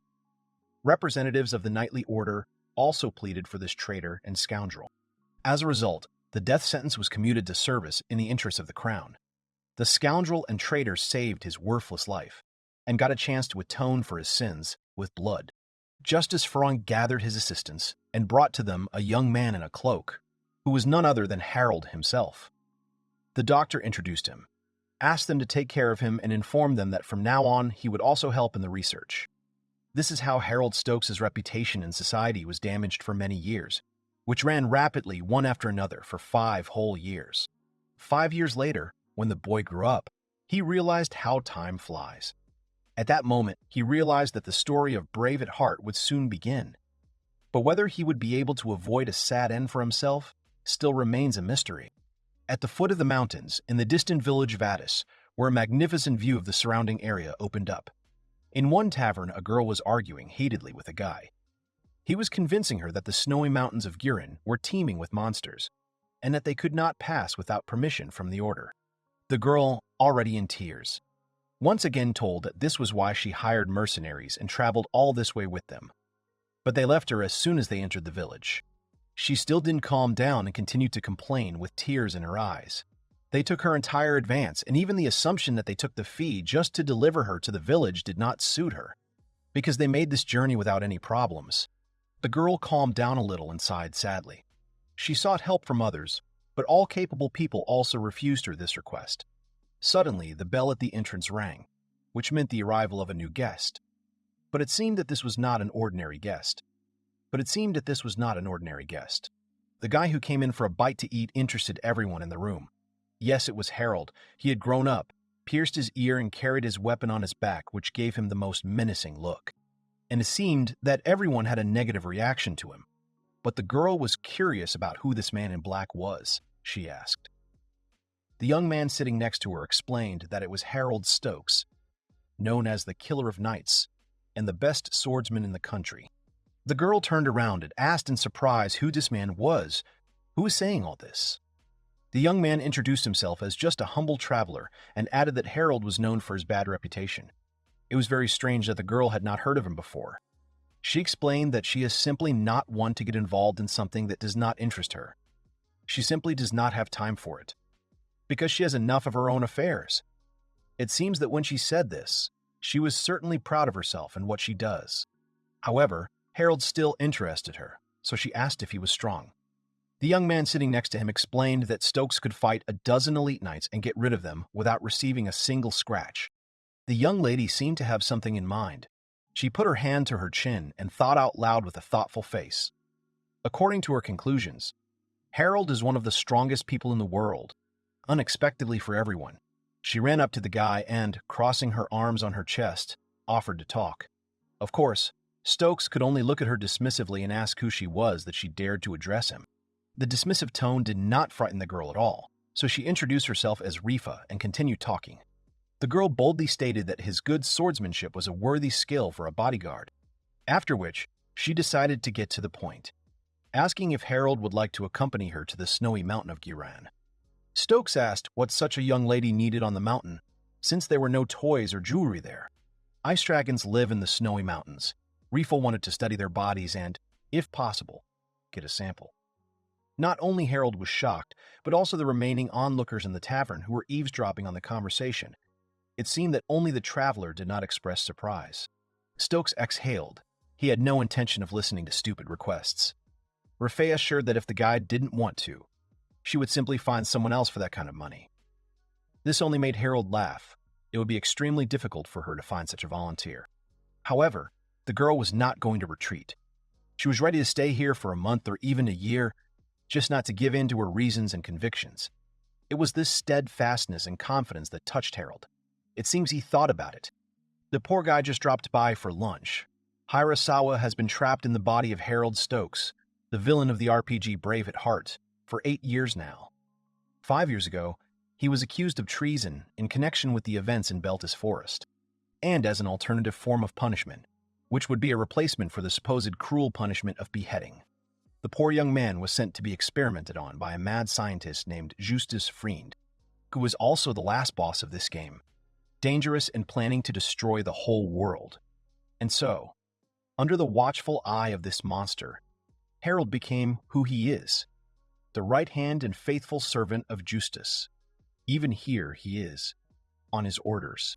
Stokes began to remember the hazel hair, the pigtails, the blouse with the red base, the short skirt, but most importantly, that white robe with the stars.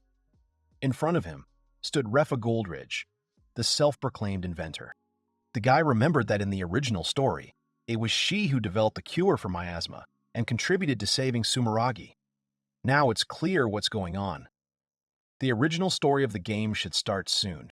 But if Refa Goldridge gets stuck here, how can the hero meet her in her hometown? Her magic and scientific knowledge are important, so he can't refuse and prolong her stay here. Harold intends to accompany the girl up the mountain to the dragons. Yes, he needs to very carefully control all the main characters, so that their level does not turn out to be too low for the realized plans of Dr. Justus. And Refa is one of them. Harold agreed to help the young maiden, but only on his own terms. Refa couldn't contain her emotions and jumped up and down with joy like a little child. She shook Stokes' hand and told him that she was counting on him and that he wouldn't disappear. At this point, the traveler decided to butt into their conversation. He was interested in the plans of these two, and so he hurried to introduce himself. His name was L, and it seemed he reminded someone very much. The young man smiled and, adjusting his hat, politely asked the heroes for permission to join them on their exciting journey. Early in the morning, when the first rays of the sun began to awaken the world from its night's sleep, the heroes, full of determination, headed for the snowy mountains of Giran. Snow fell from the sky, forming a beautiful white blanket that covered the land. When they reached the foot of the mountain, they were met by the knights who guarded the area. They warned them that there was danger ahead, and therefore those without permission could not pass. Harold immediately pulled the piece of paper right to the face of one of them. Stokes wanted to politely ask them to let them through, since he had permission, but instead he asked if they could read wars and threatened to turn them into ashes if they did not get out of the way. The heavy gates rose with a ringing and characteristic hum. The girl did not understand at all why the guy behaved like that, being terribly rude to the guard. However, Harold himself was not bothered at all. He calmly straightened his collar, as if nothing had happened, and hurried his companions. As they walked along the mountain path, Rifa couldn't help but ask why Harold was called a night killer. The young man replied that he killed knights, but it was all just a cruel joke that had become so widespread. Rifa sympathized with Stokes, because good deeds should be rewarded, but the guy did not need these words. He noted that he was not interested in the opinion of the ungrateful rabble, and even less in any kind of reward for what he had done. El intervened in the conversation. He reminded that Harold had a couple more nicknames associated with events 5 years ago. Reef was interested in what happened 5 years ago. However, Stokes cut off the unpleasant conversations with a stern look. During a peaceful walk through mountain paths, when the nature around was filled with the sounds of birds singing and the light breeze, suddenly a rustling sound was heard in the thick bushes. It attracted the attention of the heroes, and soon the paws of wolves appeared from the thickets. The group came across a pack of white wolves, who really don't like strangers entering their territory. Rifa confidently stepped forward and assured that this could be left to her. She could deal with them herself, because she had already dealt with them herself, because she had already dealt with the local monsters. The girl threw sticks at the paws of the wild animals. The next moment they exploded violently, creating a blinding light and sound. As a result of the powerful explosion, the wolves flew into the air, along with rocks and other debris scattered around. Rifa was pleased with herself. Elle tried to find out from her what kind of magic it was, but the girl boasted that it was not just any magic, but she could not say more. Harold only laughed at her words. The girl wanted to put the guy down and say that she would not allow anyone to mock her skills. But at that moment, Stokes disappeared, and next to her the girl felt a sharp gust of wind. At that moment, her determination faded a little. There was a clap of thunder behind the girl, and lightning struck literally a couple of meters away from her, causing her to involuntarily cover her ears and scream, clearly frightened. But when Refa turned around, she saw the defeated wolves behind her. Harold stood among the bodies of the defeated white wolves, whose fur was already dyed red. The girl decided to ask if she understood correctly that these predators were approaching her from behind. Harold silently approached her. He said that he didn't care how good her skills were. If she let her guard down in the middle of a fight, she was no better than a low-level creature. His words were as rude as always and sounded more like a provocation. But he was right. If Rifa was going to the other world, she should look for another place to do it. And unfortunately for the girl, Harold was telling the truth, to which she had no answer. She lowered her head and followed Stokes as he moved on. The girl was well aware that if it weren't for him, she would have become nothing more than a meal for the wild white wolves. This only led the girl further into the wilds of her thoughts. Rifa was too self-confident. No matter what precautions she took, in real life things always happen that no theory can foresee. And the girl proved it to herself more than once. Elle asked Refa how she was feeling. The girl replied that everything was fine, but her own thoughts continued to torment her. Of course, she was angry with herself. Yes, she did not have the experience or training like Harold, but this did not justify her. She was sure he had been through a lot in his life, more than she could ever imagine, and that was what had made him tough. But Refa didn't know whether to envy or sympathize with Harold Stokes. The day was drawing to a close, and so, in order not to wander around in the darkness and cold of the local mountains, The travelers decided to stop, set up camp, and rest until the morning. Considering that they had been on their feet all day, this was simply necessary. Dark clouds covered the sky as the heroes set up camp. Harold lit a fire to warm himself up a bit, as it was only getting colder outside. He was completely unaware of how closely Rifa was watching him. However, such attention from her to this young man was noticed by El, who together with the girl set up a tent for the night. He asked if the girl was really so interested in learning about the terrible past of Harold, or, as he was more often called, the Killer of Nights. Having heard an affirmative answer, the guy began to explain. He couldn't give away any important secrets. There are many rumors about Stokes, some of which are fiction, so what El was going to tell was not the ultimate truth. Rifa asked in surprise how El knew so much about him. Had they met before? This amused the young man a little. He answered with a denial and added that he had met Harold, just like this lady, in that very tavern yesterday. The young inventor was completely confused. She did not understand why the guy went with them on this dangerous expedition. El admitted that he had been interested in Harold for a long time, and therefore he was glad of the opportunity to travel with him personally, without other motives. The boy refused to talk about his hidden motives, but asked Rifa, who was again looking at the night killer warming his hands by the fire, if she wanted to hear El's story about Harold Stokes and his hard fate. Rifa thought she would be in his company for at least a few more days, so it wouldn't hurt her to at least learn some details about his life before they met, and how he got his terrible nicknames trying to do good. The fire, which crackled softly, creating a cozy atmosphere and illuminating the surroundings, became the centerpiece of the evening. And Harold, sitting by this warm fire, placed his swords nearby so that they were at hand. He rustled, searching for something in the bag. By this point, El had finished his fascinating and gripping tale of the sinister night killer. Summarizing all the details of the general idea she had heard about Stokes, Rifa concluded that he was a real bastard. El added that besides that, Harold had disgraced his benefactors, the Sumeragi. After they had persistently sought his pardon, he had repaid them by breaking off his engagement to their daughter. Rifa wondered why he had done such a thing. The guy didn't know, but as he left the courtroom, Stokes made it clear to everyone that he didn't give a damn about Erica or the rest of the Sumeragi family, expressing himself in his usual very rude manner. Rifa exhaled. Now her companion seemed worse than trash to her, but El interested her by continuing his reasoning. In his opinion, there were too many blank spots in the story. In fact, the only crime was fleeing from the battlefield. It was on his first assignment, a patrol mission that turned into a brutal battle, so it was no wonder the rookie couldn't handle it. Rifa noted that Harold Stokes had also been accused of spying for the Empire. El confirmed that Harold was indeed suspected of being a spy, but in fact, no evidence was found, except that the boy was wearing an IPR officer's uniform. Why he wore it, no one knows to this day, except the boy himself. He himself could not explain anything, which means he is guilty. But the question remains, why this was not indicated in his sentence?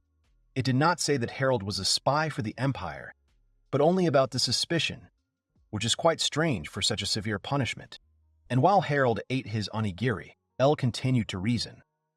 Although the Stokes were not so influential, they were still a respected noble family. How could one imagine that their heir would be sentenced to death without a long trial?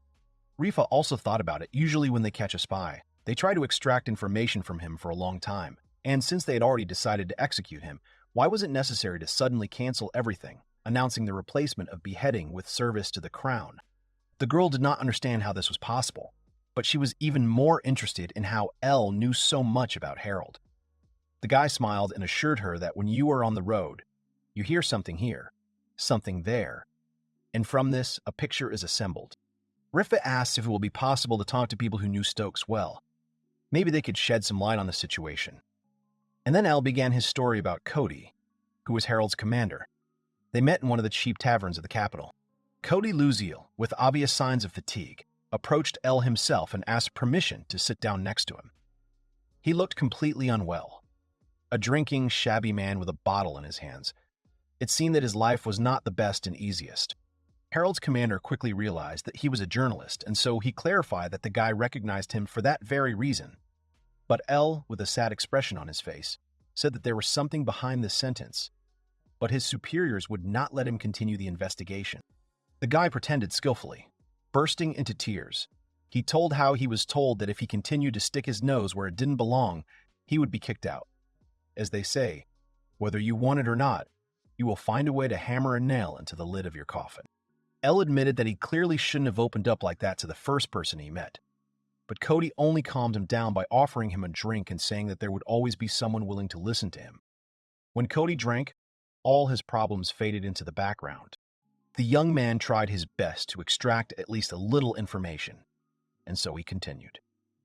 Thanks to the intercession of noble families, the execution was replaced by a lifetime of dirty work for the benefit of the state and the crown. But who was it that sought such a decision? Who was able to influence the verdict?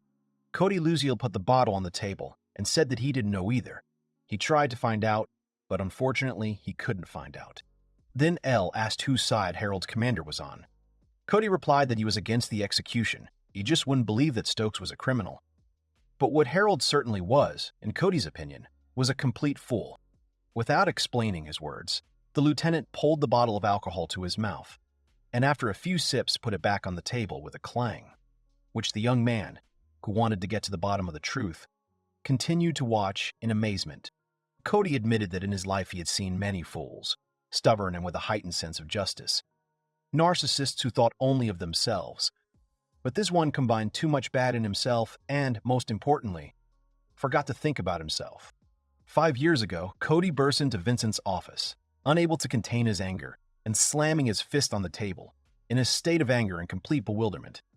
He began to demand an explanation from the guy as to why they decided to execute Harold. Vincent said that he didn't agree with such a punishment either, but everyone else, including even Commander Cox, didn't even bother to check anything. They all just passed such a harsh sentence on Harold so easily.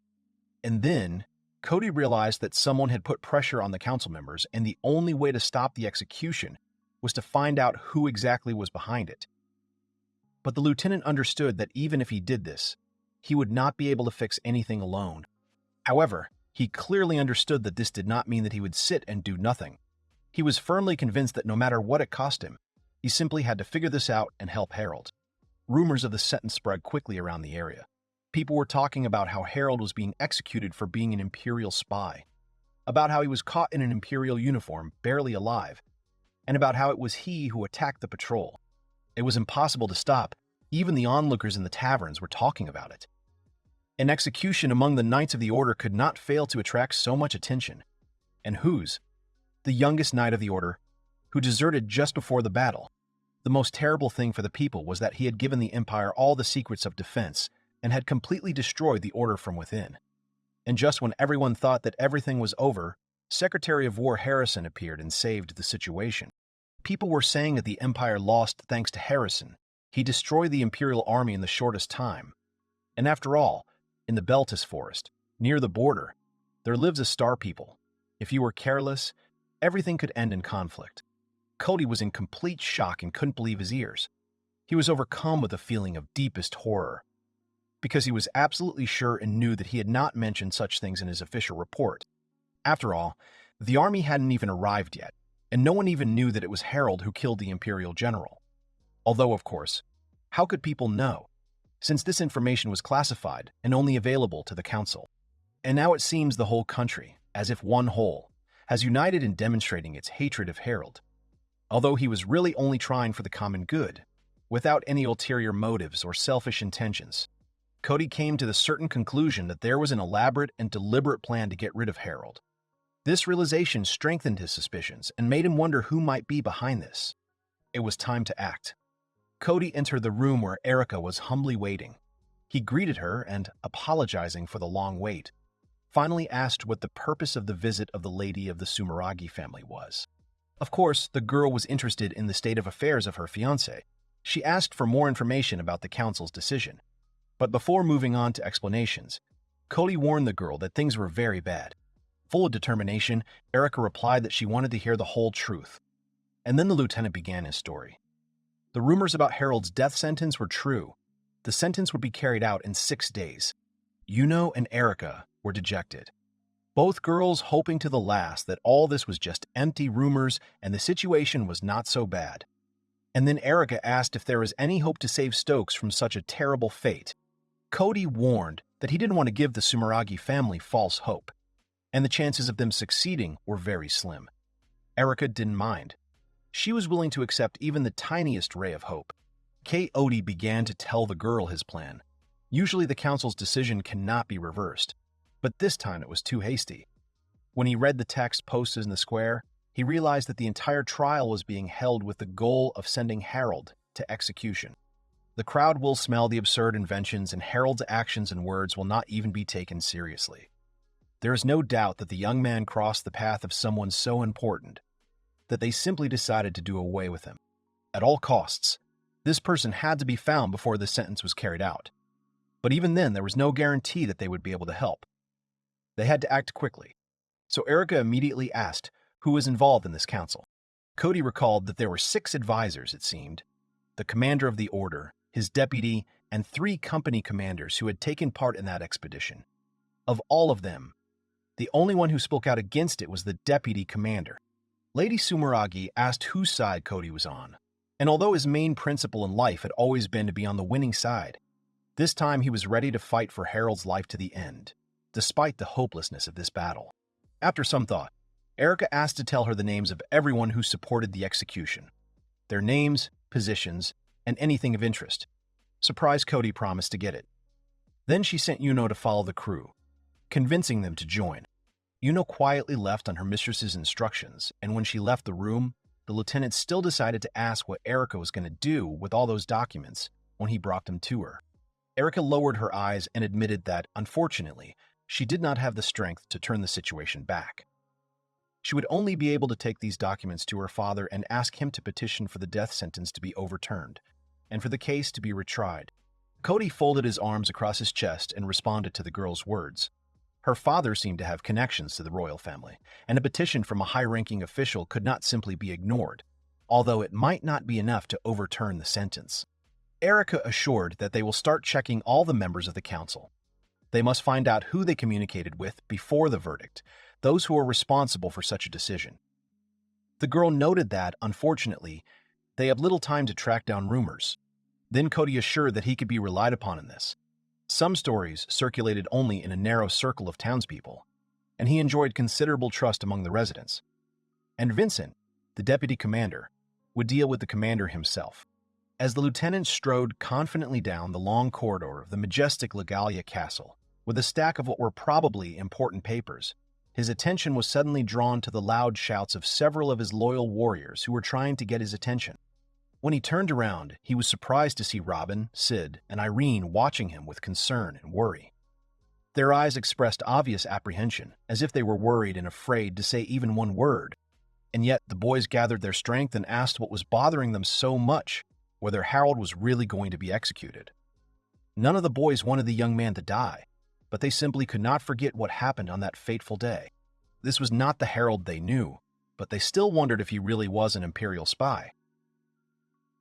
Cody seemed uneasy with the questions, and simply said he knew nothing about it. They have all known him for only a few months, and during this time they have not even managed to get close, and therefore they can only judge by what they see and feel themselves, and not because someone somewhere says so. The commander asked if he told them Harold was guilty. They would simply agree that he should be executed. He deserved it. The boys, in Cody's opinion, had to decide for themselves what they were going to believe. He turned around and, as he quickly left, waved his hand, assuring that the question here was not how much each of them believed in Harold. Everything was much more complicated, and therefore the only question they needed to figure out was whether they believed in themselves. The lieutenant said goodbye to the boys and quickly went about his business, leaving them in a state of bewilderment and reflection. He hoped that an understanding of his thoughts would arise in their hearts and minds, and that they would make the right decision for themselves. He hurried to meet Erica, to whom he handed those very documents, which probably contained information about all 6 people who participated in the council. He proudly assured the girl that his work began from here. Cody promised to involve Vincent and find out where the bad rumors are coming from, and who is the soul of this whole conspiracy. In return, on behalf of the Sumeragi family, Erica promised to do everything in her power to expose the remaining members of the council. The girl thanked Cody for his help and was about to leave, but the man stopped her, saying that he understood how difficult it was to be patient in such a difficult situation, but he asked Erica not to rush. Even if they had no chance of success, Cody was persistent and convinced of his decision. He assured that if necessary, will penetrate into the dungeon and will pull Harold out by force, not paying attention to any obstacles. Erica pointed out that if Cody did that, he would be expelled from the order and would become an outlaw. The man laughed and asked the Sumeragi family to accept him in that case, since he was an excellent swordsman and could be useful. It seemed the lieutenant had managed to ease the tension a little, and the girl couldn't help but smile, promising that if it really came to that, she would talk to her father and try to persuade him to accept Cody. As he watched the beautiful lady from the Sumeragi family walk away, the man thought about how incredibly and bravely she was behaving, despite all the trials. True fortitude and courage are not always found even among members of the Order. She fears for Harold, but she remains calm and will not let her fear get the better of her. Indeed, it is not every day that you see a man with such inner strength and unwavering heart. For the sake of Harold and Erica, he must free him. Isn't the main goal and task of an adult to provide support and help to those children who are trying their best and trying their best? Isn't this an important mission for adults? Cody watched from his hiding place as Farrell Finnegan, the commander of one of the companies, led the expedition. However, in this situation, the most significant aspect was that he was among those people who made the decision and voted for the punishment given to Harold in this situation. Cody, with his palms folded in a prayer gesture, asks Walshy to lure Farrell out, because he himself is not very familiar with the man. The knight replies that he sees Farrell all the time since they are both company commanders, but he looks a little unsure. Sighing, he asks Cody about his plans. Cody replies that he can't tell anything, but continues to beg his friend for help, citing that they are old comrades in arms. The knight also promised to pay for a visit to the tavern. Sighing again, Walshy agrees. Cody looks very pleased with this. After waving goodbye, Cody runs off, citing a detour. He says he'll wait for Walshy at the pub. After some time, already in knight's armor, Cody leaves the tavern. Its owner says goodbye to the visitor. Lost in thought, the knight recalls the results of today's round. He managed to talk to many townspeople. Cody concludes that he has walked around much of the city, enlisted the help of a tavern owner, and questioned locals, all in order to discover the source of the bad rumors about Harold. The knight jerks his head up, looks at the clock tower, and realizes that he is already late. After some time, already in ordinary clothes, Cody enters the pub. The owner of this place greets him. Approaching the bar, the knight apologizes for disturbing the man.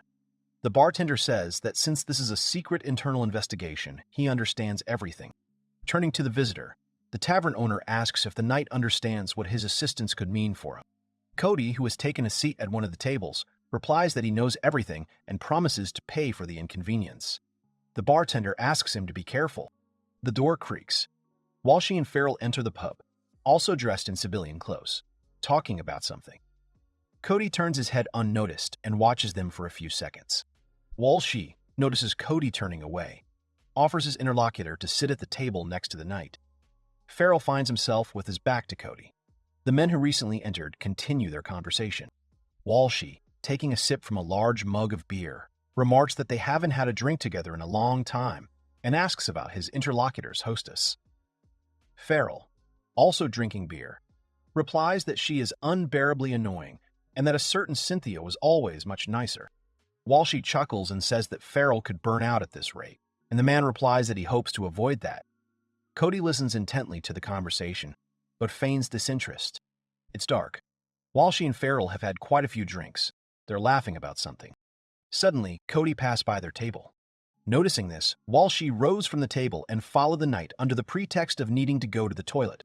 Meeting his friend at the bar, Cody said it was time to start the operation before he got drunk. Walshy, who had become wary, asked what they should start. The man recalled that Cody had told him to just have a drink with Farrell. Ripping open a small bag of some kind of powder, Cody countered that he wasn't asking for anything complicated. All he wanted was for Walshy to ask Farrell a few questions after he gave him a drink from the mug he'd slipped the powder into. Walshy, stepping back, asked in a whisper what Cody had just slipped. The man, looking confident enough, replied that it was nothing, just truth serum. The knight added that he thought Farrell might know something useful. Turning to the bartender, Cody asked him to clear the room, so that no one could overhear the conversation. The owner of the establishment did not seem to like the idea, but did not object. although the man began to look a little scared. Walshi, still confused about what was going on, asked Cody what he was trying to get from Farrell, asking if Farrell had something in mind. Cody, who decided to clear things up a bit, told Walshi that his subordinate was going to be beheaded because of the unclear verdict, and therefore he hoped that Farrell, as one of the participants in the discussion on Harold's case, would tell him the truth. Walshi finally understood who Cody was risking his life for. He frowned and asked if the knight knew he couldn't change the verdict. Cody, who was stirring powder in a beer mug at the time, replied that he understood that perfectly well, and also realized that it was one of his worst ideas. The knight admitted that his actions could get them all into trouble, so if Walshi refuses, Cody will back down, albeit with regret. Walshi looks very surprised by these words. The man angrily states that Cody should have told him about the plan from the start and that friends don't do that. Cody ironically asks if he can ask for a favor since they are such great friends. Walshi pretends to want to leave, but Cody, having stopped joking, grabs him by the clothes and asks him to stay. After a while, Walshi returns to Farrell and places a beer mug in front of him, leaving one in front of himself. Farrell thanks him for bringing him a beer and immediately takes a few sips. Walshi watches him silently. After a while, he says that Farrell had a hard time, which puzzles the latter. Walshi explains that he is talking about the expedition that Harold took part in. Cody, who has returned to his previous place, listens to Farrell's answer. Walshi asks if it is true that one of the recruits is going to be executed, and if so, for what reason. Farrell, looking rather tense, replies that he did not see what was happening, but the report says that Harold disobeyed his commander's orders and ran away. He is also suspected of spying for the Empire, since he was wearing their uniform. Walshi, following the plan, thoughtfully says that fleeing from the battlefield is not uncommon, unlike espionage, which is probably why such a harsh sentence was handed down. However, clutching his head, Farrell objects. Something else was the reason for the sentence. Continuing to speak under the influence of the truth serum, Farrell explains that someone he said that Harold is dangerous and therefore needs to be executed. Horror appears on the drunken company commander's face. Farrell says that the sentence was passed for his wife's sake, so that Harold would not kill Cynthia. Walshi, surprised by these words, asks again who told Farrell this and how his wife could possibly be involved in the matter. The company commander, hiding his face in his hands, tries to justify himself by saying that he is not feeling well, but adds that Stokes cannot live. Farrell, looking like he's on the verge of despair, says he can't argue with the verdict because he's about to have a baby. Cody listens silently to the knight, still keeping his presence under wraps. Farrell, who was about to add something about Harold, suddenly grabbed his head again and screamed, jumping up from the table with his veins standing out on his face. He rushed to the nearest column and began to bang his head against it, screaming all the while. Walshi and Cody rushed towards him, trying to pull the man away. The shocked Walshi tried to scream to his friend. Farrell, who has begun to look completely insane, continues to struggle out of the grip of the two knights. Suddenly, the man began to tremble and faint, slumping in the arms of the men holding him. Walshi, still holding Farrell, called his name again. Cody, examining the victim, concluded that the unconscious knight was alive. One of them asked the innkeeper to bring water and rags. The frightened owner of the establishment immediately went to fulfill the request. Walshi, still stunned by what had happened, asked what had happened to Farrell. Footsteps were heard behind the knights. Cody replied that he didn't know, because there was no way to explain what had happened. The truth serum itself couldn't have caused such an effect. It didn't contain hallucinogens and it didn't confuse the mind. Cody realized that they were very far from the truth. Looking at the unconscious Farrell, Cody thought that the man looked like he was possessed by a demon. The smoke of the fire curls above the campsite, surrounded by the darkness of the night. The journalist finished his story, adding that everything happened exactly as he said. Lifa, either scared or shocked, pressed a pillow to her chest. The girl asked loudly if everything she had told had really happened, and added that it was terrible. Still clutching the pillow, Lifa asked how it all ended. But Elle, tired of the story, replied that that was enough horror stories for today. Suddenly, the girl seemed to remember something. Her face became puzzled. Lifa came to the conclusion that the fellow traveler's story was full of blank spots, and also that Harold was still alive and not sent to execution only because he was needed as a test subject. L. Changing the subject suggested going to bed, since they still had to keep watch by the fire that night. Turning his back to Lifa, the boy settled down more comfortably in his sleeping bag, reminding his companion that she would need to climb the mountain tomorrow to fight monsters. Elle advised her to regain her strength, pressing her cheek against the pillow she had previously held close to her. Lifa agreed with her new friend's arguments, somewhat upset. The girl also settled more comfortably in a sleeping bag. Elle, without saying anything else, smiled slyly. The next day, the three companions continued their journey. Lifa walked calmly in the right direction, while Harold looked very dissatisfied. The girl kept casting interested glances at the mysterious escort she had hired. Harold, noticing Lifa's interest, called out to his companion. In his usual rude manner, he told her to either speak directly if she wanted to ask something, or not to stare at all, because what was happening was already pissing him off. Lifa hesitated and began to say something, but the guy again rudely ordered her to stop mumbling and get down to business. The girl, not taken aback by the harsh words, asked Harold if it was true that he had almost been executed. The protagonist, guessing where Lifa got this information from, glared angrily at Elle. As always, Harold frowned and asked how much the girl had managed to hear. Lifa, not at all embarrassed, answered that, firstly, she had learned that her companion had once been the youngest knight in some detachment. She continued, adding that Harold disobeyed orders on his very first mission and ran away, and was later found in imperial dress and accused of various crimes, including espionage. Lifa also said that she knew about Harold's reprieve, which was granted to him thanks to the intercession of his parents and the Sumeragi family. Somewhat shocking the main character, the girl said that his punishment was not delayed, but rather stretched out over time, because from now on, the guy is a guinea pig in some kind of astral laboratory. Making Harold frown even more, Lifa came to the end of the retelling of the details she had found out, adding that instead of gratitude, the guy broke off his engagement with Erica and was also rude to her in public. Elle watched the conversation closely. Turning away in irritation, the protagonist replied that all this had really happened to him. Continuing their interrupted hike, Harold added another threat. If Lifa did not continue to stare at him, he would harm her and leave her alone in the mountains. The girl, looking more disgusted than scared, asked what other crazy ideas the boy had. Harold made a mental note that they were just thoughts out loud. He frowned again and looked ahead. Elle was also wary. White wolves appeared before the travelers again. Harold mentally lamented that there were too many of them. Elle, thinking, realized that the guy, although he threatened Lifa, answered her question. This did not fully convince the girl, but she chose to retreat.